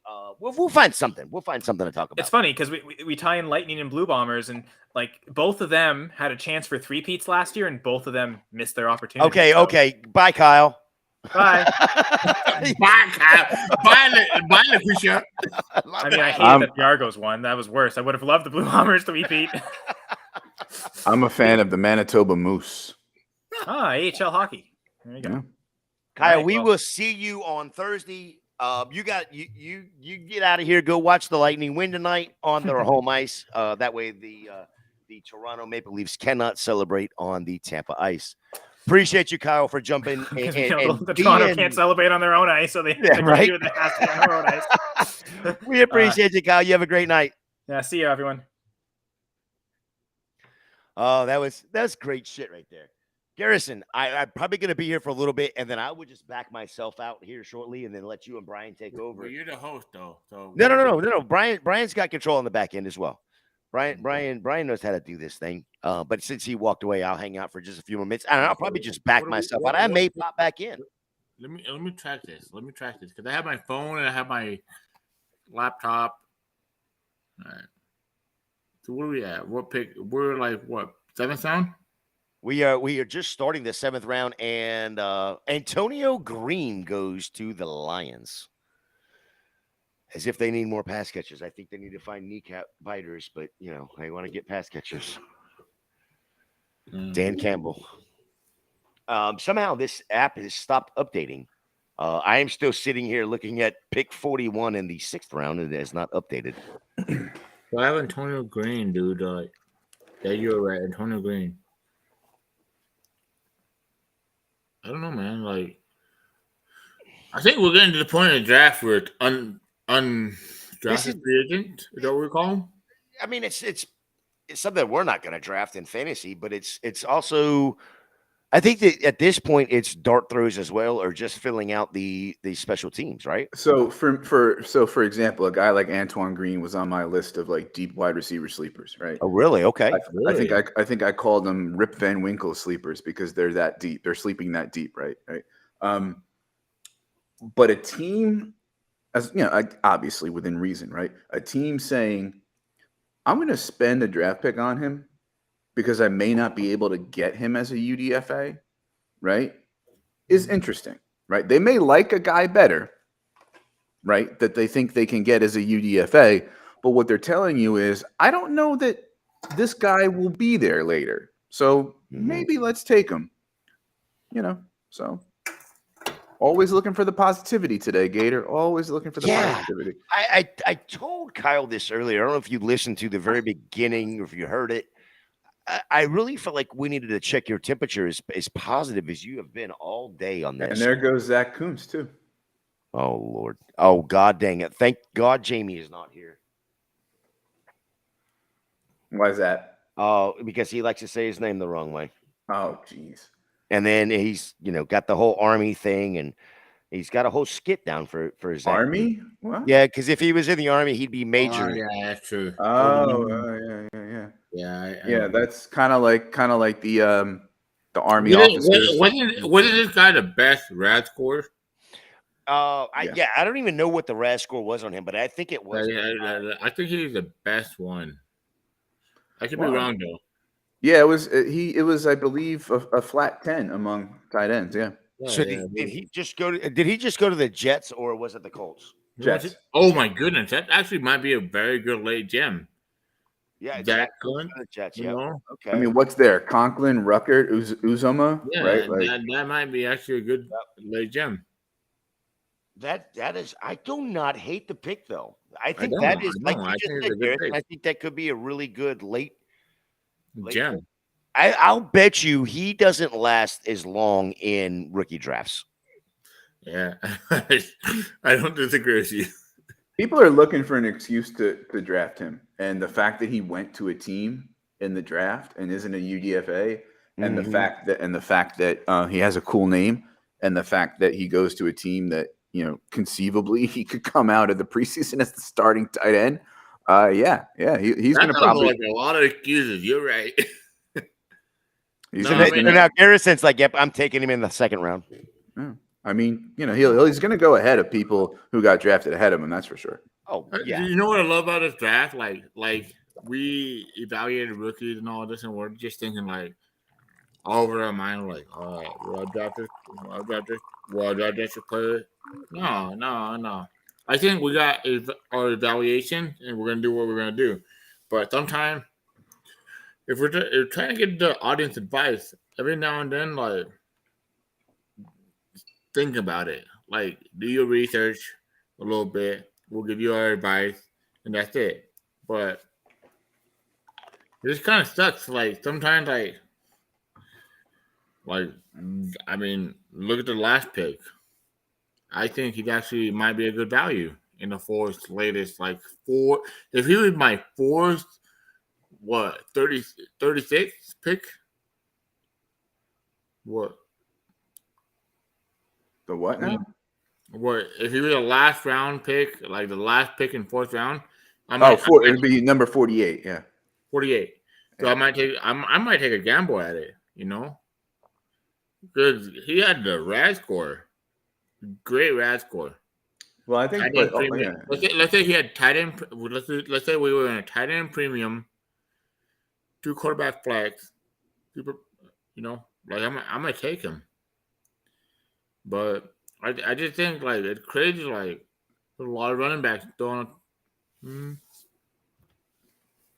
I mean, Dwayne McBride was somebody that people loved. Some people loved. Certainly didn't have the receiving profile, but people were talking about him being like a fifth rounder or something like that. He's fallen. Kind of a surprise there. A couple other, let's see, running backs. Obviously, but Sean Tucker's the medical thing. But Kenny McIntosh, NFL said we don't like you. Right,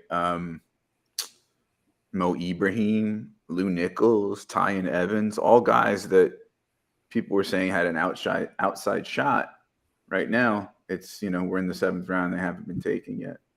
Do you like Kenny McIntosh? Not a big fan, no. Bryce Ford Wheaton, a guy that had a cult, right? He hasn't been taken yet.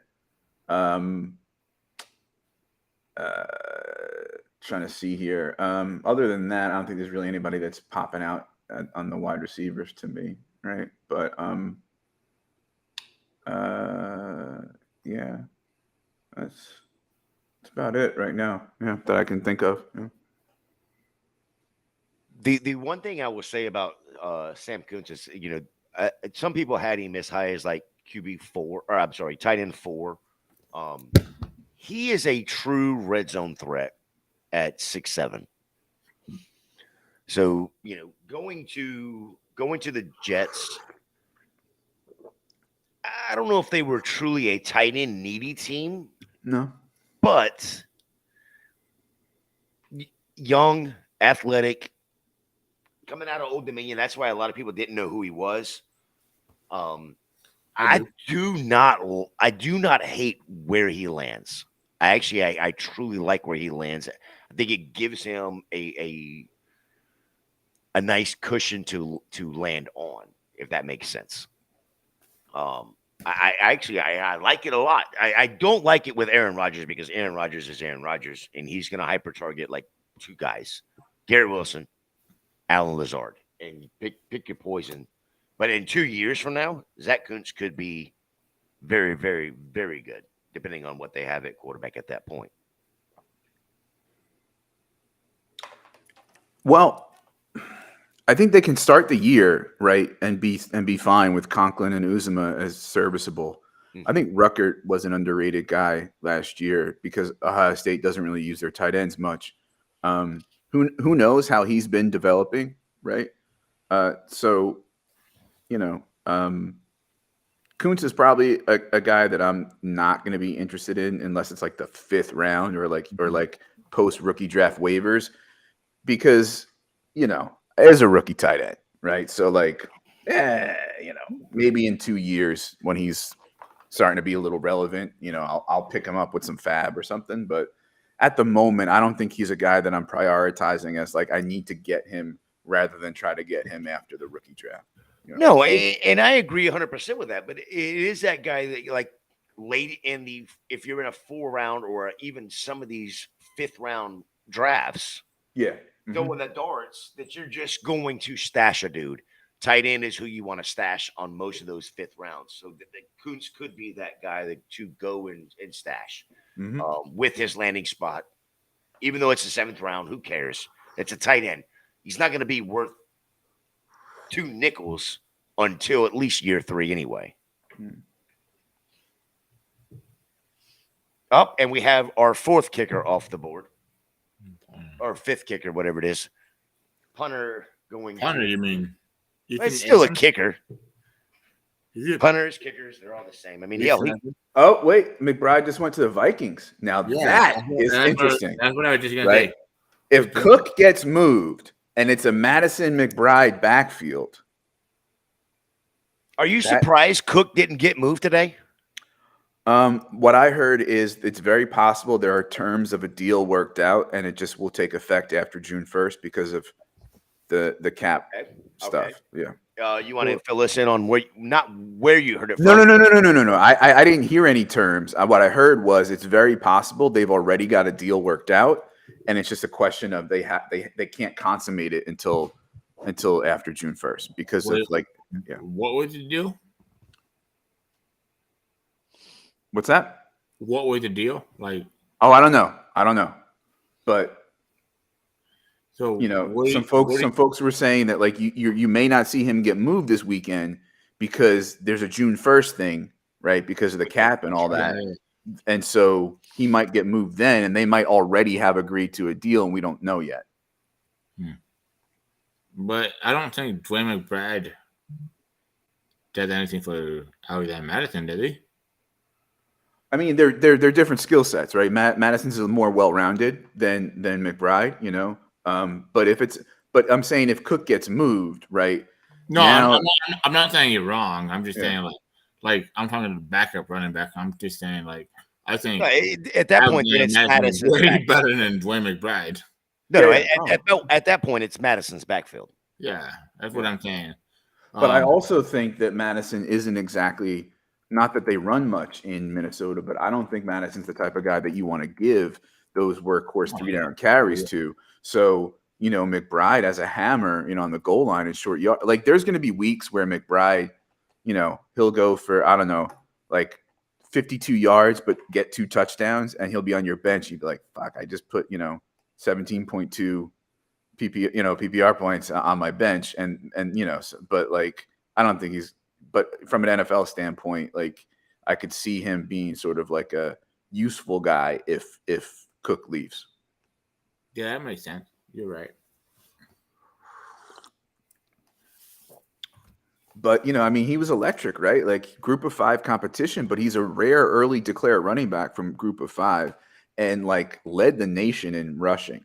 He just has 0 receiving profile pretty much. And isn't very athletic and elusive, but with the NFL using more gap running these days. Well, he was one of he was one of the most productive football like running back. Oh yeah, for sure. Yeah. Yeah, and don't forget that they also, and I know this doesn't do anything to Madison by any means, but they also have Ty Chandler. I like Ty Chandler. And I love Ty Chandler. Right. And now I feel kind of bad. Now I feel kind of bad for Ty Chandler. Yeah, I mean I do too, but it's a 7th round pick, but like it's like god damn it, when's Chandler gonna get his chance? But this pick right here, knowing that they have a Madison, a Ty Chandler, and now this pick here, you can now easily see them move on because again, like you said, they are not that team that's going to rush the ball. They don't have to rush the ball 40 times a game. They have the quarterback and wide receiver and now tight end. Right. If they move Cook, you could see Madison and Chandler and Nwangwu split the backfield and McBride's on the practice squad for a lot of the year. right? And then maybe later in the year, McBride gets a shot. I mean, that's possible too. I think McBride more talented than Ty Chandler, though. I think he's more talented at certain things. I You think might Ty actually Chandler is more well-rounded. You might actually see McBride actually be the third and Nagwanu be the practice squad guy. Oh, okay. Well, they like him for special teams, so I think he's got a spot on the roster. But that's what you can also use Ty Chandler. You can also use a McBride in the special teams as well, because I think both of them would beat out Nagwanu on that. No, but Nwangu's a returner, is what I'm saying. Like, and I don't think they really are. They're not going to use them for that. I guess the better question is. I mean, KJ Osborne's got to play somewhere on the field, right? It'd be a great returner. KJ Osborne. Yeah, you can't play somewhere. I'll tell you that much. Poor guy, KJ Osborne. I think the biggest question is I think oh my goodness. I think the biggest question is like I keep coming back to this, but we're going from Joe Mixon, we're going Dalvin Cook, Ramondre Stevenson, and Pollard, Dobbins. Like nothing changed right now, right? Right, and here's one thing I was saying to somebody. I already know what Brian's gonna say. Brian, you're gonna say free agency, right? No, what I'm gonna say is that I didn't see the draft as such a huge threat to guys like Ramondre or Pollard or even Dobbins, right? Mixon's a different story because I was expecting him to possibly get cut, and that's a different sort of scenario. The threats, not threats, but like there's already guys on the roster with those teams that the teams like. The teams like New England likes Pierre Strong as a change of pace and pass catching back. They brought in J-Rob as veteran, depth, right? And they kind of have Kevin Harris, right? In Dallas, Rojo's a body. He's a jag, but he's there. The team loves Malik Davis. Zeke Elliott was effusive in his praise of rookie Malik Davis last year, as he should be from Florida. I mean, right. So they already had pre-existing guys on the roster that I didn't think the team really needed to do much or would do much when it came to draft capital with a running back. Like, I wouldn't be surprised if Dallas took a running back in like the 3rd, 4th, 5th, but I wouldn't be surprised if all they took was their scouting guy's little brother in the 6th, which is what they did. Right. No, I'm not sure if that was a dig or if that was that sounded more like a dig. And I know you're high on Vaughn. No, I mean, compared to him, I got about 6 inches on him, but well, at least in height. I don't know about the other one. Guys, I'm going to step out for a few. I'm just going to back myself out, but I just wanted to – it was awesome to be on with you guys. Hopefully, I will get back on before the 7th round is over. But if not, y'all have a great, enjoyable evening. You too, Gator. Take care. Take care, man, Gator. Brian, I have to ask you a couple questions, man. Sure, yeah. You're smart as hell. Like, I have No. I have to respect you, Brian. I'm just another bozo with a mic. That's all I am. Well, I'm the second bozo with a mic. Yeah. Do you think that we over-evaluated running backs this year? So, and when I say that, is that I think people believe numbers like combine numbers, like oh yeah, well this guy did this, did that, but I like Abiconda. Cool, you did this number and everything. Cool. Sean Tucker. Oh, you had a 39-inch vertical. That don't matter to me. Well, it matters for burst, and that's why they measure it. So I think coming into this draft, I think, at least speaking for myself, I thought it was a deep running back class, right? I thought there were like 2, 3 for like really good options, but then the rest of them maybe not really good options, but a lot of options, right? And so when we think about the way the NFL is treating the position differently, shifting the draft capital downward, and when we think about the supply versus the demand, right? Yeah, You know, I was kind of expecting some, you know, slippage for running backs relative to what some other folks were thinking. I wasn't expecting this. Like, I would have pegged Izzy before the 5th round. I would have pegged McBride before the 7th round. I would have pegged Zach Evans before the 6th round, maybe 4th, 5th, but before the 6th round, right? Well, Zach Evans going back right now, right? Right. I would have pegged Evan Hull before the. Well, no, he was probably a 6th rounder. You know, but like Eric Gray, I think had a chance to maybe be a 4th rounder, and he ended up like a 6th rounder. So you're an Eric Gray fan like me. He's well-rounded. He's an NFL guy, right? And when the NFL likes you and you have a well-rounded skill set, you can get on the field and you can score me fantasy points, even if you're not as super talented as some other guy that the NFL doesn't like as much. You know what I mean? Like, say Saquon Barkley breaks his ankle tomorrow, right? Yeah, Eric Gray, 201 for sure. Eric Gray has a role now as a runner, as a pass catcher. Now, could they sign Fournette? Yeah, sure, but you know, absent those things, right? So the it's a long way of saying we were right about the depth of the running back class, right?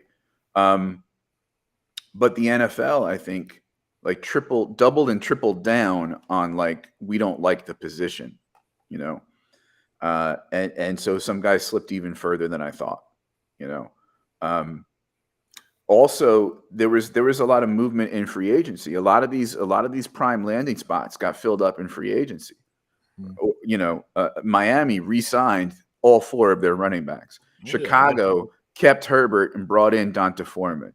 The Lions. Detroit brought in Montgomery, right? Like Carolina brought in Sanders. So a lot of these prime spots, you know, were either off the board or were the team now has insurance and doesn't have to spend high draft capital on a running back, right? Or the Eagles, like man. They had sort of a soft landing with Rashad Penny, so they didn't really have to spend too much capital. And now they traded for Swift, and here you go, right? I just think like this year's draft, like we were light about it. Like honestly, we want to be high on these running backs and everything. We want to be high on. Well, obviously, you're going to be high on Bijan, but then you go step by step. You go boom, boom, boom, boom. Draft capital matters a lot for running back, in my opinion. It really does. Because we just, and I know you're high on Zach Charbonnet, right? Oh yeah, but you know he took a hit. And that's the thing. Like, I was high on Zach Charbonnet too, but when he went to the Seattle Seahawks, I'm like, damn, this sucks. Because I believe his talent is so much better than what his landing spot is. Right.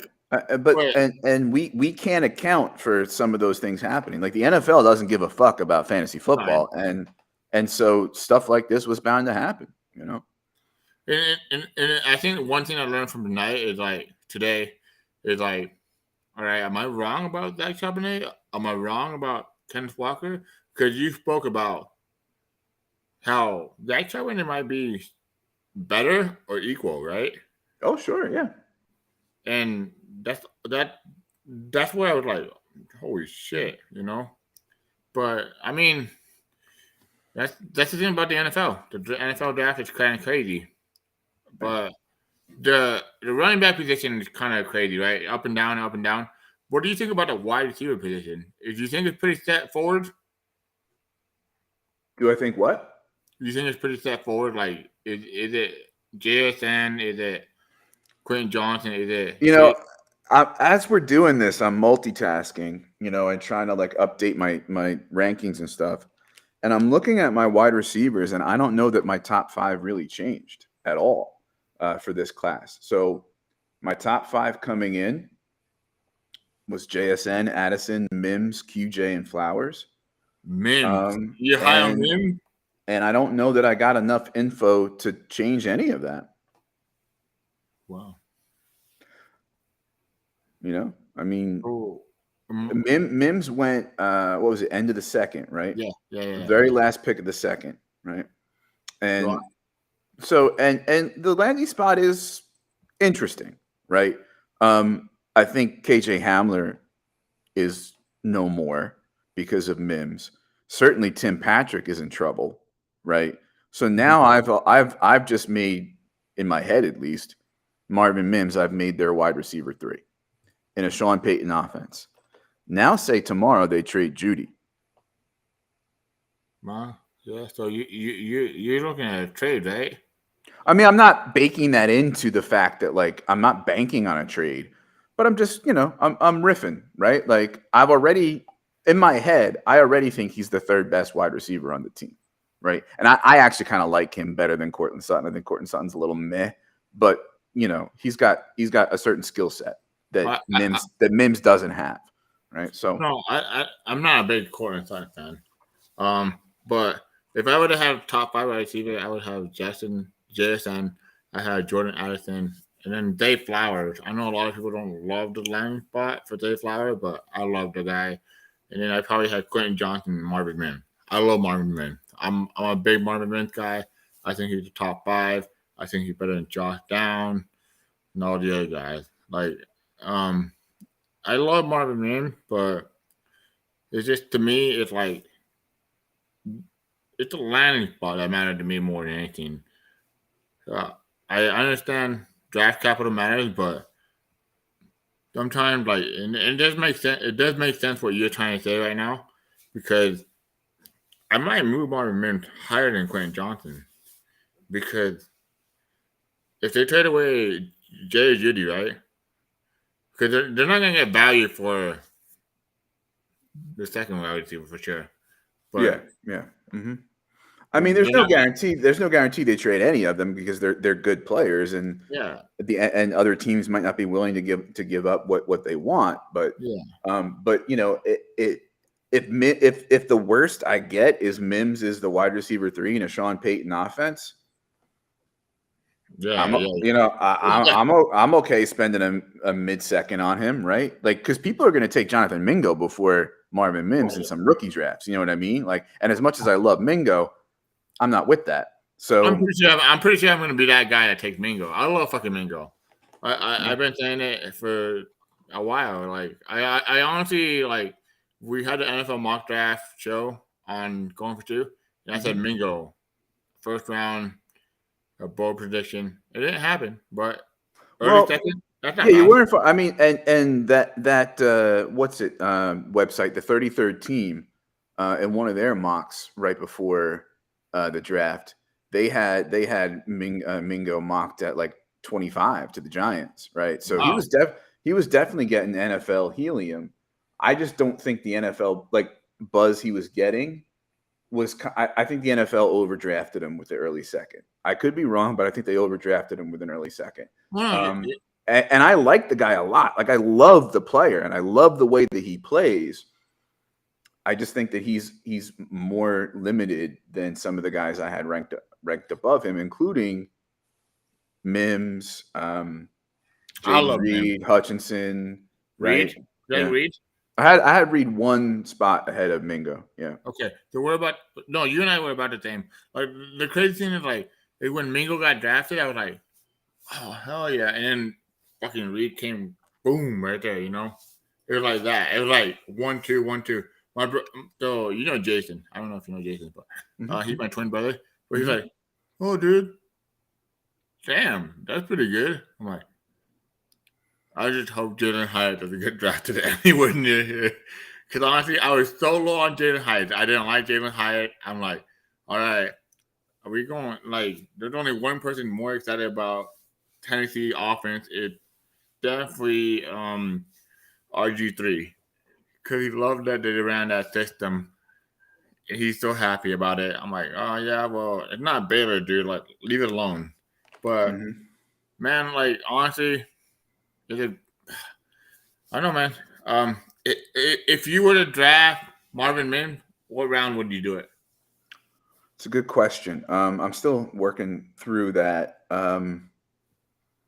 Let's say super flex, normal tight end premium. Let's say 1.5. Mm-hmm. I'd say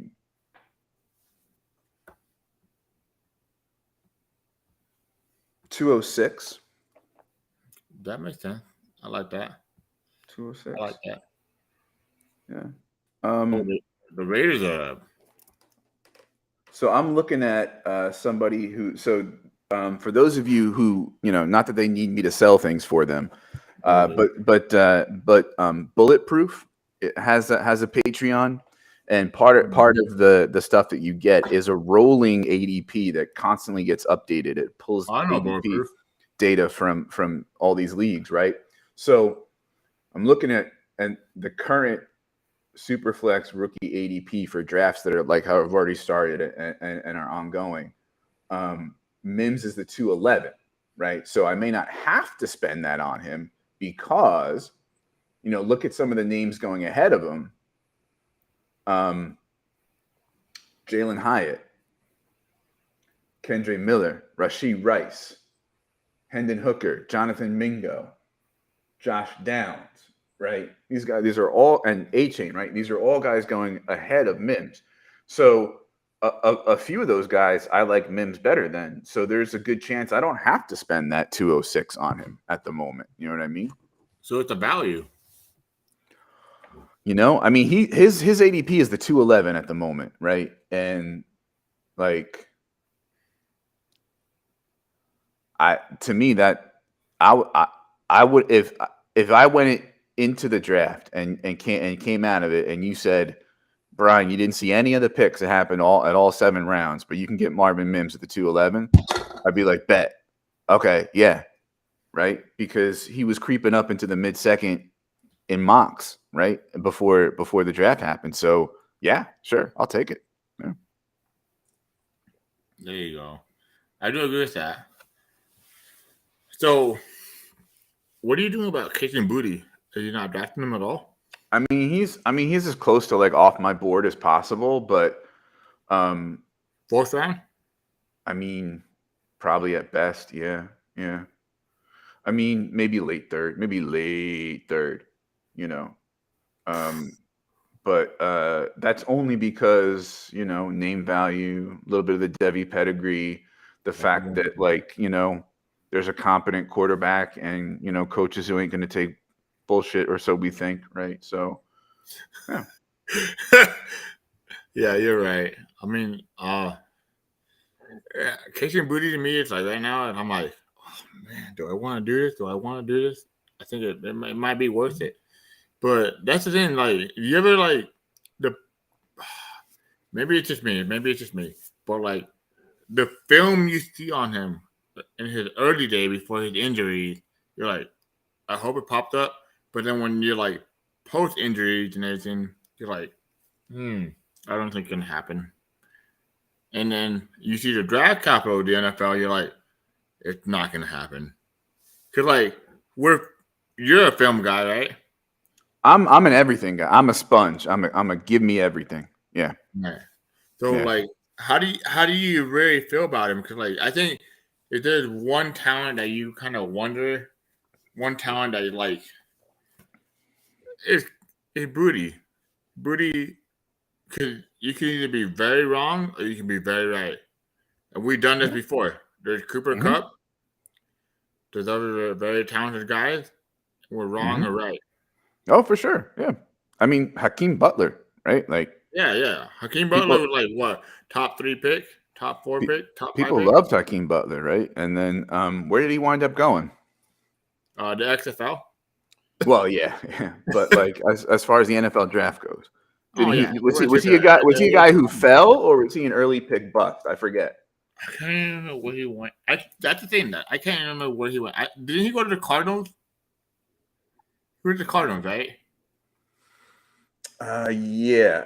And they kind of didn't really give him much of a shot. And they didn't. and then he kind of got a reputation, and then that kind of hurt him after that. So, I'm trying to click on the wrong link. I was trying to click on Pro Football Reference. No. So he went to the Cardinals. He played for them. Right. Then he got released, and he went to the XFL basically. Mm-hmm. So he was in the 4th round, 103rd overall. So he's a guy who was a highly touted prospect who fell, right? Yeah. And then he slipped to the 4th round tag on him, and that hurts you when you get passed around, right? Oh, yeah, I mean, but gosh, damn, 6'5", 227. That's a beast. That's like, yeah, that's like even a little bigger than Michael Pittman. All right, let's do this. Give you a top 5 quarterback on, let's say, Superflex 1.50, 1.5 tight end premium. So let's do Superflex 1.5 tight end premium, and that's it. Let's do that. Let's do it. So what do you want? Just do a draft or no? Well, I don't know. Can we do that? Can we set that up? Do you know how to do that? I mean, I could pull one up on Sleeper, but what was the question you were going to ask me? No, I was going to ask you like each question. Let's just do each position right now because we're about to end this. Mm-hmm. So let's do fantasy football related. Mm-hmm. Top 5 for each position. But in the rookie class or rookie class. Oh, okay, yeah. Rookie class. So like, let's do top 5 for each position. This is kind of hard. Right? I think running backs going to be the hardest but everything else I think for me is pretty easy. It's not very different from. So let's do. Damn, this is kind of harder than I thought. My bad. So let's do top 5. Let's just. Damn, I wish we could pull it up on the screen and like do a draft, me and you. Hold on, let me do that. Let me. Can you do it? Yeah. No way, you can do it. Yeah. So let's. You can manually draft on Sleeper. I know that. Yeah. So all right. This is what we're going to do, okay? I am going to pop over to this window. I'm going to click this. I'm going to click this. Okay. All right. Oh, there you go. So I just hit like just start a mock, right? Like I didn't put any settings in or anything like that, right? So do your set. So we're doing 1 point. You want to do 1.5? Yeah, we can call it whatever we want because we're just going to manually put in the picks. Okay, yeah. So let's do 1.5 tight end premium super flag, and you want to do odd or even? Which way do you want to go? Whatever you don't want. Well, honestly, you've been the MVP of the whole show. Oh, stop! So you go first. I'll do evens. Okay. I'll do Bijan Robinson. All right. Okay. I am doing the unquestioned QB1, Anthony Richardson. There you go. I'll do CJ Stroud. Sorry, I'm old. All right. Stroud, which means I will go with Bryce Young. With no surprise there. Now, had JSN gotten like a really prime landing spot, I might have taken him. Like I was gonna say. Yeah.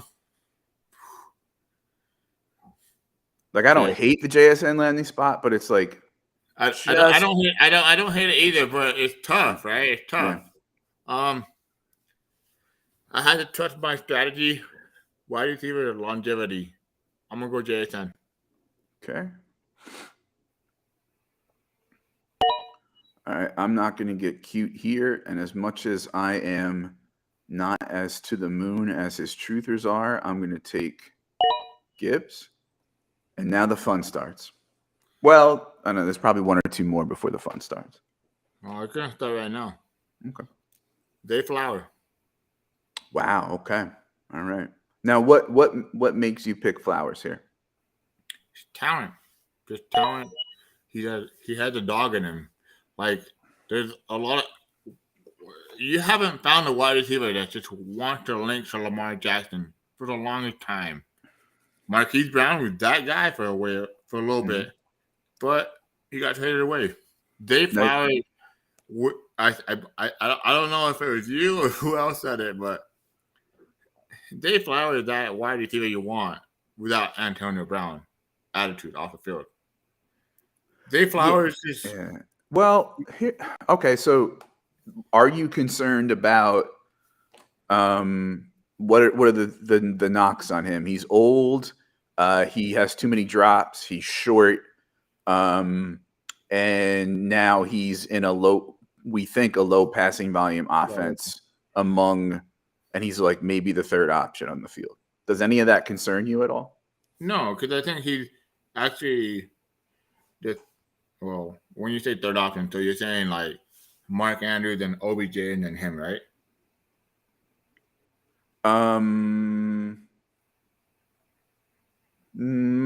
Either Mark Andrews OBJ or Mark Andrews Bateman. Okay. So I think he's better than Bateman, and that's it. Like, I can't say he's better than OBJ because OBJ is still talented, but we don't know with his injury and everything. We'll see. But I like Day Flower. I'm very high on Day Flower. Jeff will tell you. Me and Jeff, like. Oh yeah, Jeff loves him. Yeah. Yeah. When me and Jeff talked about Day Flower, I'm like, dude. Like, you ever seen that movie, Dude? Oh yeah. And, like, okay, so for me, it's pretty easy then. I mean, I would have taken Addison at 7, so I'm going to take him here at 8. Nice. How much premium are we doing? 1.5? Yeah, we say 1.5. Yeah. No, I don't. 1.75 button makes a difference. Ooh. Right? Now it gets interesting. I think I have to do Quentin Johnson. I love Quentin Johnson. I have to do Quentin Johnson. Okay.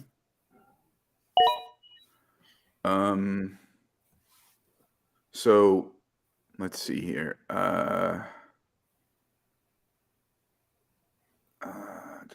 Do it. Just do it. I know you're gonna do it. No. I'm just wanna.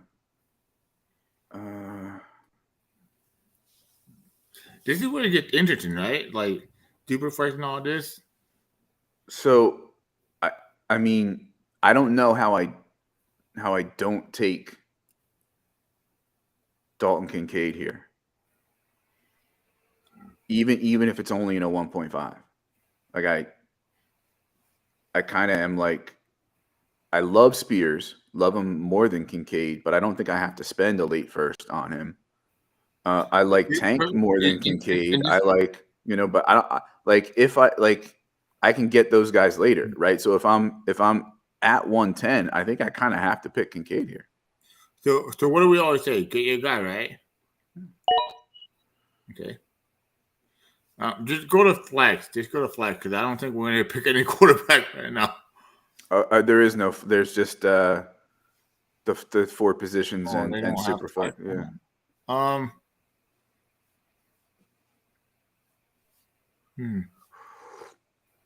This is gonna be a wild card, but I'm gonna take Dave on HN. And and that's what I bet a lot of people would do here.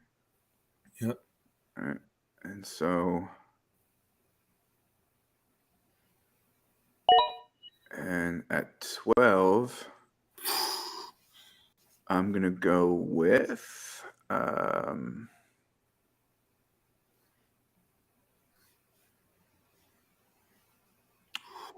Tyjae Spears. Fucker. You sniped me. Oh wait, this snaked for some reason. Shit. Okay. We'll figure it out. Yeah, so you're still 2-1 over here. We'll go back first. But it's on this side of the screen though. Yeah. I'm gonna do it because I believe at this point you take value. Will Levis. That's not bad. Yeah, I think that he. One thing that somebody pointed out to me last night was the Eagles and Chiefs were like dead set on not trading out of the first round. So you have to probably think that Tennessee tried to trade into the first round to get Levis if they traded up into the early second to get him. So I'm not saying that you call him a first round pick anyway, but like that's the story I'm saying to myself is that, Tennessee would have taken him at 30, 31, whatever, if they were able to trade up there. You know what I mean? So I think you kind of in a super flex, that's might be where I start getting comfortable taking Will Levis. Well, when you say comfortable, I felt uncomfortable. I'm like, good God. Well, I hate him, right? Again, Brian, am I making the right thing? But I hate Will Levis, and that's the way I feel. I'm like, I have to draft for value sometimes, But quarterback in a super flex, 2-1, maybe it starts to make sense. If we liked the running backs better, maybe it wouldn't, right? But Brian, do me a favor. Recap the first round. I'm going to use the restroom real quick, and I'll come back. How about that? All right. Yeah. All right. So Gerson and I are doing on the fly. What would you do? Rookie mock draft of a super flex 1.5 tight end premium. PPR, of course, and kind of just sorting through what we would do at each pick. He's got the odds. I've got the evens. Unfortunately, I didn't turn off the snake feature, so you're going to have to adapt as you watch. But he's got the odds. I've got the evens, and I think we kind of agreed that probably at somewhere between 107 and 109 is where things start to get interesting. I think also it's hard not to take Kincaid in the late first now because we kind of lost a couple running backs that maybe might have gone there had they gotten the better capital, and Downs slipped. So Kincaid, I think it makes sense as much as it's I'm reluctant to spend a late first on a tight end. So Bijan, and then AR Stroud Young, JSN ahead of Gibbs. I'm sure there's going to be some people who have that flip flopped. Yeah. Flowers, Addison, QJ. I'm sure there's some people that are going to have that in some sort of order. I kind of said got to go with Kincaid, the wide receiver 2 on Buffalo at 10. Gerson with A-Chain, and then I ended the first round with Spears, kind of reluctantly, but at this point he's kind of like my RB3 or 4. He was my RB4 coming into the draft, and he kind of still is, maybe even RB3. So I don't think I'll have to spend a 112 on him, but there's a lot of gross stuff, and so I went with Spears. And then speaking of gross, we decided second round might as well take Levis at the super flex. So at the 2-2,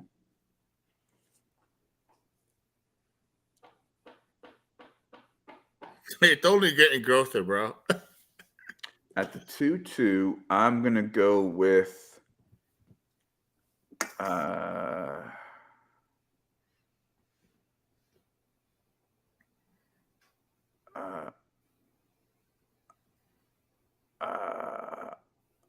I kind of like Tank. I'm gonna go with Tank. Yeah. Oh, okay. I respect that. I don't think it's a bad landing spot. I think Etienne is overrated, and I think the team doesn't love Etienne as much as his truthers do. So I'm comfortable with Bigsby there. Chances are I can probably wait a couple picks, and if I wanted a Mingo or a Rice, that might be where people are drafting them. But I think that's a bit of a reach. So if I'm going to reach on anybody, I'm going to reach on Tank. Oh, I agree with you. I agree with you 100%. But I think if I'm gonna reach on one person, it's gonna be Roschon Johnson right here. Okay. Um, Now, uh, what makes you select Roschon ahead of, say, Kendre Miller, Mingo, Rashee Rice? opportunity. I think he's more talented than Khalil Herbert. I think Khalil Herbert talented, but I think Khalil Herbert more closer to David Montgomery than Khalil Herbert is to Roschon Johnson. Khalil Herbert to me is more of a pass catching running back than a runner. Like it's so tough sometimes, but like we talked about earlier in the stream, um, what can make Justin Fields a better quarterback? And I think Roschon Johnson can make him a better quarterback. A pass catching running back with a complete profile to be a runner. We haven't seen it very much in Texas because obviously you have Bijan Robinson as the best running back that came out in the last 3 or 4 years. Mm-hmm. It's kind of hard to see, but I mean Roschon Johnson right there, and we're getting to the nit and grit right now, whether people would like to admit it or not. But like right now, you're just going back and forth for what you want, for value and like need, Right. So I think it displaces Foreman more than it affects Khalil Herbert, who I think Khalil Herbert isn't really much of. I mean, he's a better pass catcher than people think, but I think he's a very good runner. But I think this hurts Foreman more than it hurts Herbert. But yeah, I mean, I could make the case for other guys here, but I don't hate. I'm not flipping tables over picking Roschon here. For those of you who may not be watching the draft feed because you're in love with watching us do this mock, Seattle. If you thought the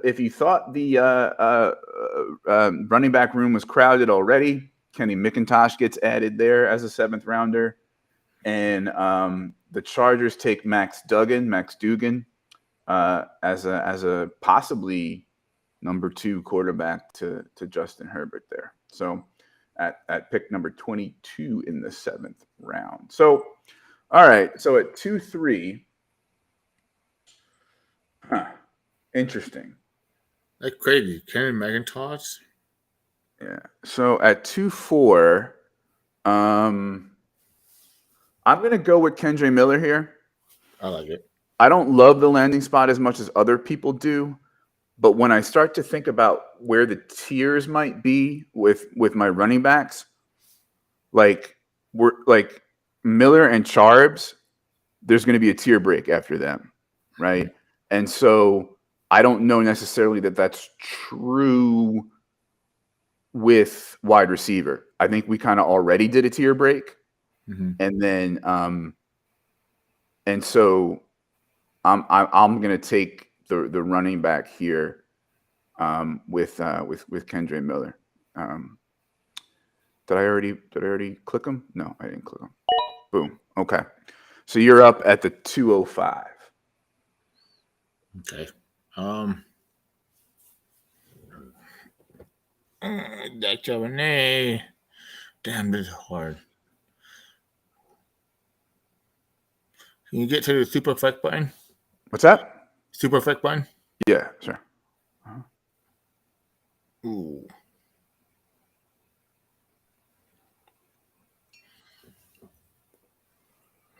He's not that high, huh? Because I think I would go Hooker. I was thinking of taking him with the 204. So yeah. Well, I think I'm gonna go Hooker because position of value. That's for sure the guy I want that late. We're not people would think it that early or that late, but Hooker, his value, positional value, it mattered more to me than if you're right here, you're a contending team, right? So definitely I'm gonna take Hendon Hooker. Because you're gonna go from Goff to him with Amon-Ra, St. Brown, Jameson Williams. Hopefully Jameson Williams if you stop getting in trouble, and that's it. Yeah, I'm gonna take Mingo here because I think if I wanted Mingo in a rookie draft, I'd have to take him probably before Mims based on the market. But I like Mims better. Yeah, I'm gonna take Marvin Mims. God damn it. I'm sorry, I had to take him because we talked about it during the show. We're back and forth. Yeah. All right. So then I'm gonna do. Let me do Jaden Reed. Yeah. Okay. I'm gonna go with Michael Myers right here. Yeah. And it's not because I'm excited, but because it's the setting, you know. Yeah. Mm-hmm. If it was 1.75, let's Yeah, say, I- where would you have taken him? I would probably take him like 205, 203. Instead of Hooker? No, I would take Hooker over him. I value quarterbacks a lot more because the way I put it, like you can replace a tight end, you can't replace a quarterback. Mm-hmm. So I'm going to take Charb here because I think there's a tier break at running back that I'm not seeing at other positions. And I think a late second, based on where he was going in the late first before all this, is good. And I think he's more of a threat to Kenneth Walker than people think. I was hoping, I'm like, how much can I squeeze out of Zach Charbonnet out of Brian Price? Yeah. You did good. I think.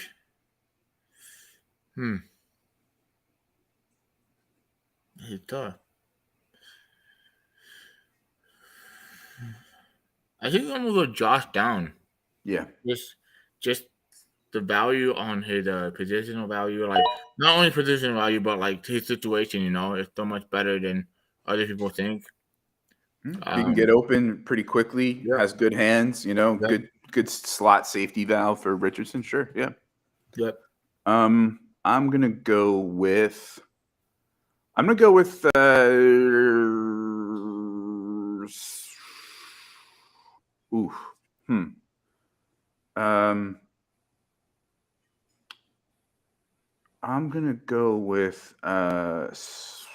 Cedric Tillman here.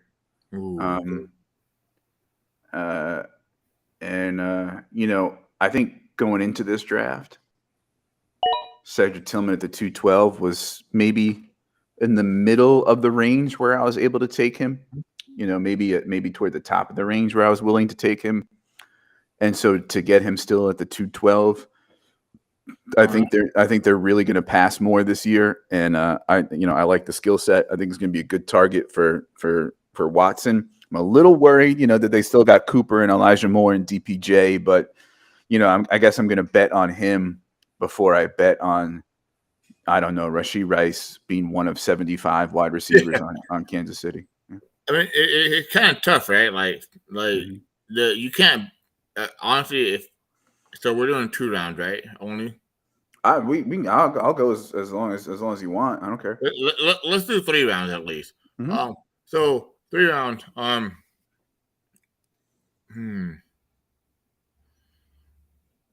honestly want to go Rashee Rice next because of the upside with a Hall of Fame quarterback, but I'm not proud of it. Sure. Because let's do Rashee Rice and let's see where we go from there. Nope. I'm gonna go with Sam Laporta bringing Alice the meat. Where is he? He's down there. He's not up there. Yeah.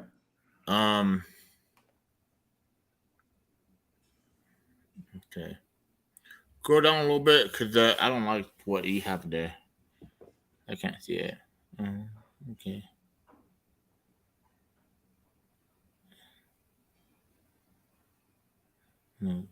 I see it. Go up. Go to wide receiver. Let's go. Let's go Jalen Hyatt because of the value I can get for him to trade him. Not because he's a great player, because I believe I can get the value of where I'm drafting him right now to trade him. Oh, for sure. Yeah. I mean, probably in a rookie draft, you're going to have people who like Hyatt a lot better than the 303. But it's not a bad spot if you're not a lover of him, like we are not, to take him and trade him to a truther. I'm gonna trade him to Ryan Safoff for sure. Yeah. Yeah. Send the offer. It's tough. It's getting tough. Yeah. Oof, you better get your running backs quick this year, right? Yeah, that's what I'm saying. Yeah. I'm gonna go with I'm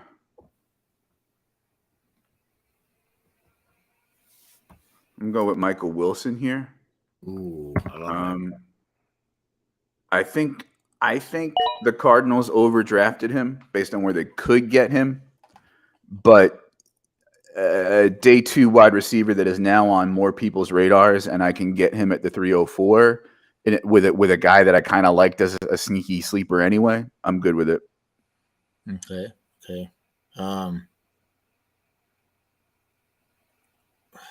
He's tough. To what? 305? Mm-hmm. You go to running back?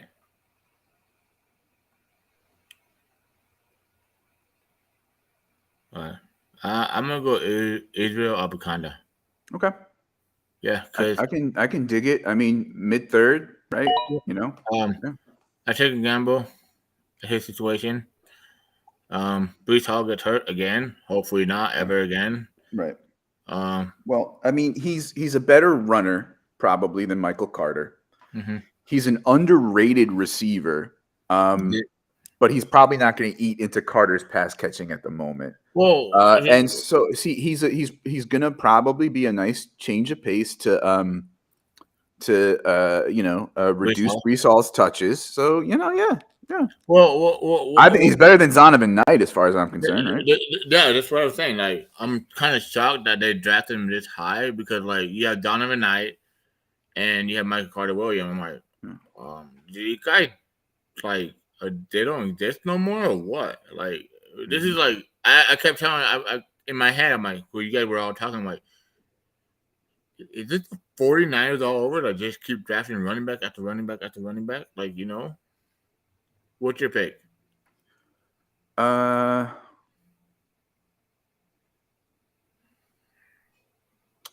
right. I think I'm gonna go with. I'm gonna go with Musgrave here. Yeah.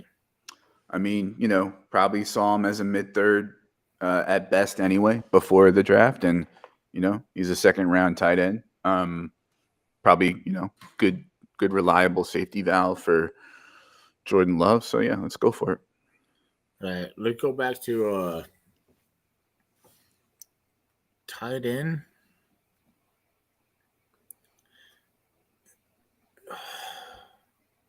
Wide receiver? No, I'm not definitely. Running back? I'm telling you, it's so hard to me to I wish I could grow it and look at it. Mm-hmm. No, it's cool. 1.5 tight end premium. Oh, this is tough. If it was 1.75, I might care. Go wide receiver again. Sorry. It's cool. I'm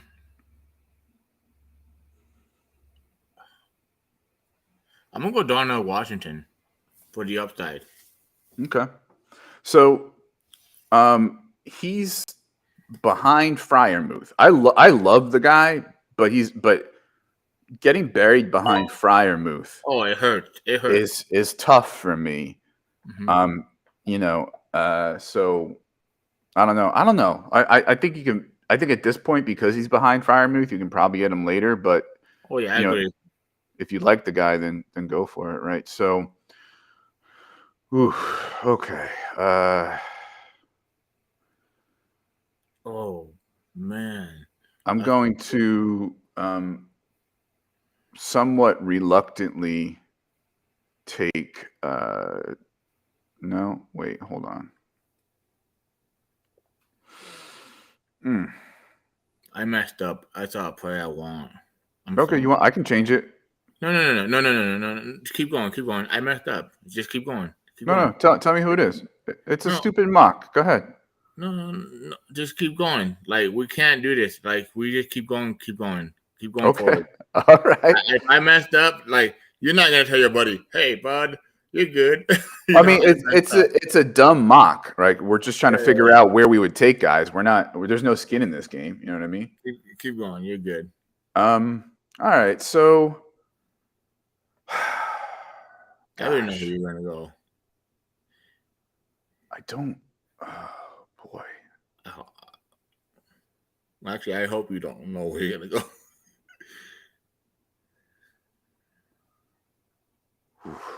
It gets tough. I mean, like, it's really hard to take a 5th round running back before like a 2nd round tight end, right? Yeah, that's what I was gonna say. A 3rd round wide receiver. You know what I mean? Like, Yeah. it's tough. right? So, F it. Let me go with Schoonmaker. I have to ask, why do you love him so much? I have to ask. Am I missing something? Like, I know he gets.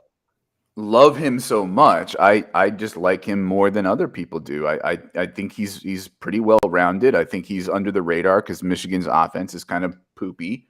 I think he's a good receiver, and I think he's a good blocker, and I think he's athletic, and so, you know, yes, he has to compete with Ferguson and Hendershot, but he only has to compete with Ferguson and Hendershot. Basically, what you're saying, you get a complete package. Yeah, I mean, I think he's a well-rounded tight end. Yeah. Mm-hmm. Yeah. Let's go to running back. All right. Hold on a sec. I'm on my second monitor. All right. Yeah. I think I don't know if I want running back though. I don't think I want running back. No, I don't want running back. I want wide receiver. All right, hold on one sec. You're good, man. It's harder than we think. Boutte, Tank Dell, Trey Tucker on your Raiders. Tyler Scott, Raheem Jarrett. I forget where Tyler Scott got drafted. He got drafted by damn it. Kyle interrupted me when I saw the picture.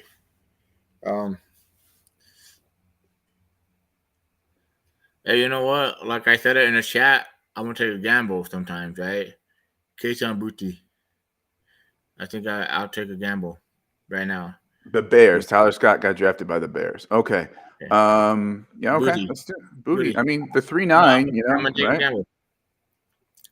Like 3-9 is a good place to gamble. Gosh, I hate Tank Dell, but no, I thought I was the only one. Because he's so small, like I can't see it happening. I guess I'm gonna do Chase Brown here. That's a good pick. Because, right, like he's well-rounded, athletic, and you know, he's a mix and injury away. So let's go for it. Oh, I haven't looked at the 7th round. Did Sean Tucker or Zach Evans get drafted? Zach Evans, I think, was the end of the 6th. He went to the Rams. Oh, he went to the Rams.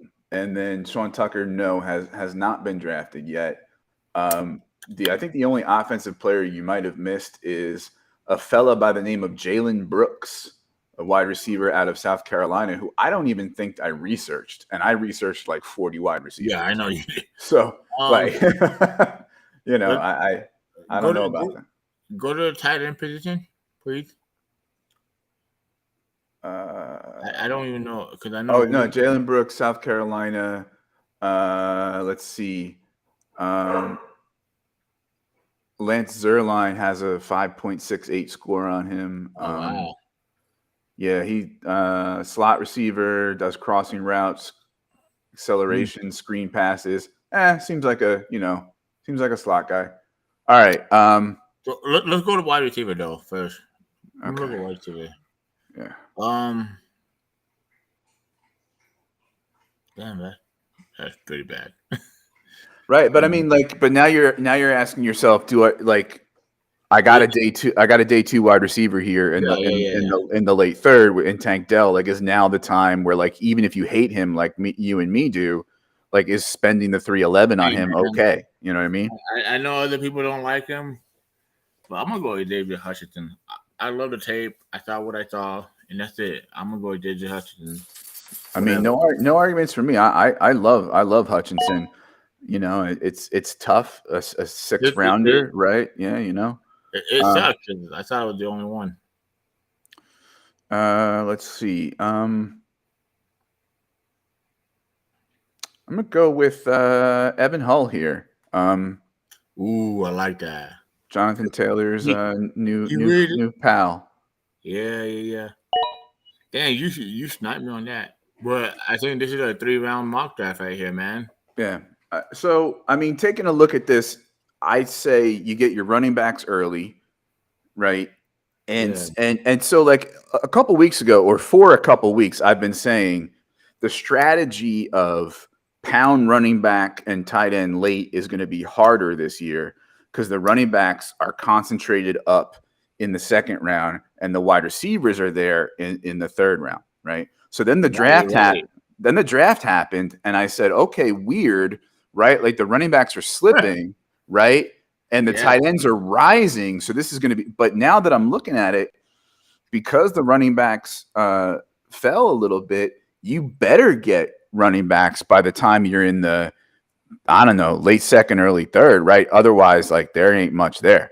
So, you know. Oh man, this is crazy because I know you're a smart-minded person for sure.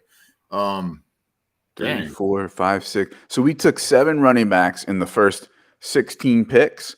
And then only 1, 2, 3 in the next 20 picks. But I think, like you said, it depends what setting you're in. If you're a tight end premium, this is. I think this is how it might go. Maybe a little bit earlier, but we just drafted what? How many tight end? 1, 2, 3, 4, 5, 5. 6. 6. We 6, right? And there and 4 of them in the third round. So the tight ends are probably still going to be there because a Mingo and a Rashee Rice might attract people and so they're not going to hop at like Laporta, Dude, this is an awesome draft, dude. Like honestly, I like it. I feel it. I mean, there was parts of it where I was like, this is gross, but I mean. Well, I think it's gross because we both have different opinion on players, right? Well, and also like the thing that I've been saying for a while now is like we're always optimistic, and then the NFL is gonna crap on like a third of the guys that we like, and that's what they did, and so now we just adjust like we do every year, people. But you're gonna hear this class sucks. Lanny's doing it doesn't suck. It doesn't suck. Let's be honest here, Brian. Tell me one player you were high on that disappointed you of his draft capital. Mine was Roschon Johnson. I was so high on Roschon Johnson. I thought he would be like top 4, top 3 pick. That the draft capital disappointed me? Yeah, it disappointed me. I think Xavier Hutchinson comes to mind pretty quickly. Yeah. And Izzy, 5th instead of third or 4th, Yeah, so if I would say running back, it'd be Roschon Johnson. If I say wide receivers, it kind of sucks to say this, but Cedric Tillman, like I honestly thought Cedric Tillman would be like ahead of Josh Down, ahead of Jaden Reed, ahead of Marvin Mims, ahead of Mingo. Like honestly thought Cedric Tillman was like, well, he ain't that small. He's a bigger guy, and it sucked that he wasn't drafted that high. So Tillman went in the 3rd, right? He went 1 pick behind Hyatt. Mm-hmm. I'm not high on Hyatt. I hate Hyatt. I don't like him. I think me too. But he did go 5 picks ahead of Downs. Right? Like, so I mean, the thing that sucks is it's like for fantasy football, sometimes we take draft capital and we take where we want them to take them. Like right now, our draft is what? Cedric Tillman. Well, damn you, that was your pick. You take Cedric Tillman. Do you like Cedric Tillman or what? I'm sorry? You like Cedric Tillman? Do I like him? Yeah. Yeah, I'm definitely above market on him because people were saying older prospect, fourth year breakout, injury in 2022, gimmicky offense, et cetera, et cetera. And I'm like, I don't know, man. Like context matters, right? And once he got a coaching change and a competent quarterback, he balled out in 2021 and was balling out in 2022 before he got hurt, which is the only reason that Hyatt produced, and Hyatt produced very inconsistently. Go look at the weekly totals and go look at the games that he did well at, right? Alabama's like the only legit opponent he did well against, right?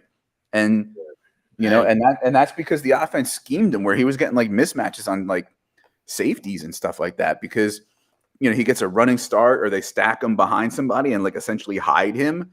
Like he's got certain skills that the NFL is going to like. I just think there's like almost no floor there whatsoever. I think he's a one-trick pony. I think he's like, I was joking the other day that his ceiling is if Will Fuller went into a room and shook hands with Deshaun Jackson for like a minute, that's his ceiling. And Deshaun Jackson is much better than Will Fuller, right? And that's what I mean by if he just kind of like high five Deshaun Jackson, like that's the ceiling. Like maybe when those two meet, right? No, I think this draft is pretty accurate. I mean, the only difference I would have is maybe I think people would say Devon Etienne my pick. I think that's where he's gonna go. I think people love the landing spot. He's gonna go late first, early second. Yeah. Like that's a guarantee. But I think they would have had Zach Charbonnet at Devon Etienne spot. But man, you want to send us off, or what do you want to do, man? Like this is awesome. Like honestly, thanks to all the Going for2 family. Yeah. I mean, we still got in this draft. We still got 8 picks left in the 7th round. You don't want to. I just want to wonder if I don't think John. Dang, dude! Like, are we gonna get all of our picks and then? Listen, I gotta be somewhere for 7 o'clock anyway. So no. Yeah, let's. Well, if you get let. I think we can finish it before 7 o'clock. Yeah. Wait, finish what? The 7th round going on in the NFL? If you gotta leave, you gotta leave. Yeah, no, I gotta like take a piss, grab a bite to eat, and yeah. So. Will you take care, Brian? Oh, damn, you kicked my ass in this draft, though. No, what are you talking about? Yeah, it's after 107, 108, 109, or whatever. It's the wild effing West. It's gonna be so much fun. It's wild effing. It's gonna be so much fun, right? Nobody's gonna be consensus on anything. I'm gonna love it, right? Like people are gonna take Charbonnet 201, and you're gonna get him. I couldn't believe 210 in some drafts, right? Like it's good. Dude. It's gonna be really interesting. All right, well. I guess that does it for the marathon coverage of day 3 here on the Going for2 podcast network. We appreciate all the watches and listens and the clicks and the subscribes and the likes and the comments. And enjoy the last 8 picks and seeing who Mr. Irrelevant is. And I really hope it's the worst running back in the world. Kidding. Sean Tucker is going to be Mr. Irrelevant. Yeah, that's what I was saying. But take care, Brian. All right. See you later. Bye.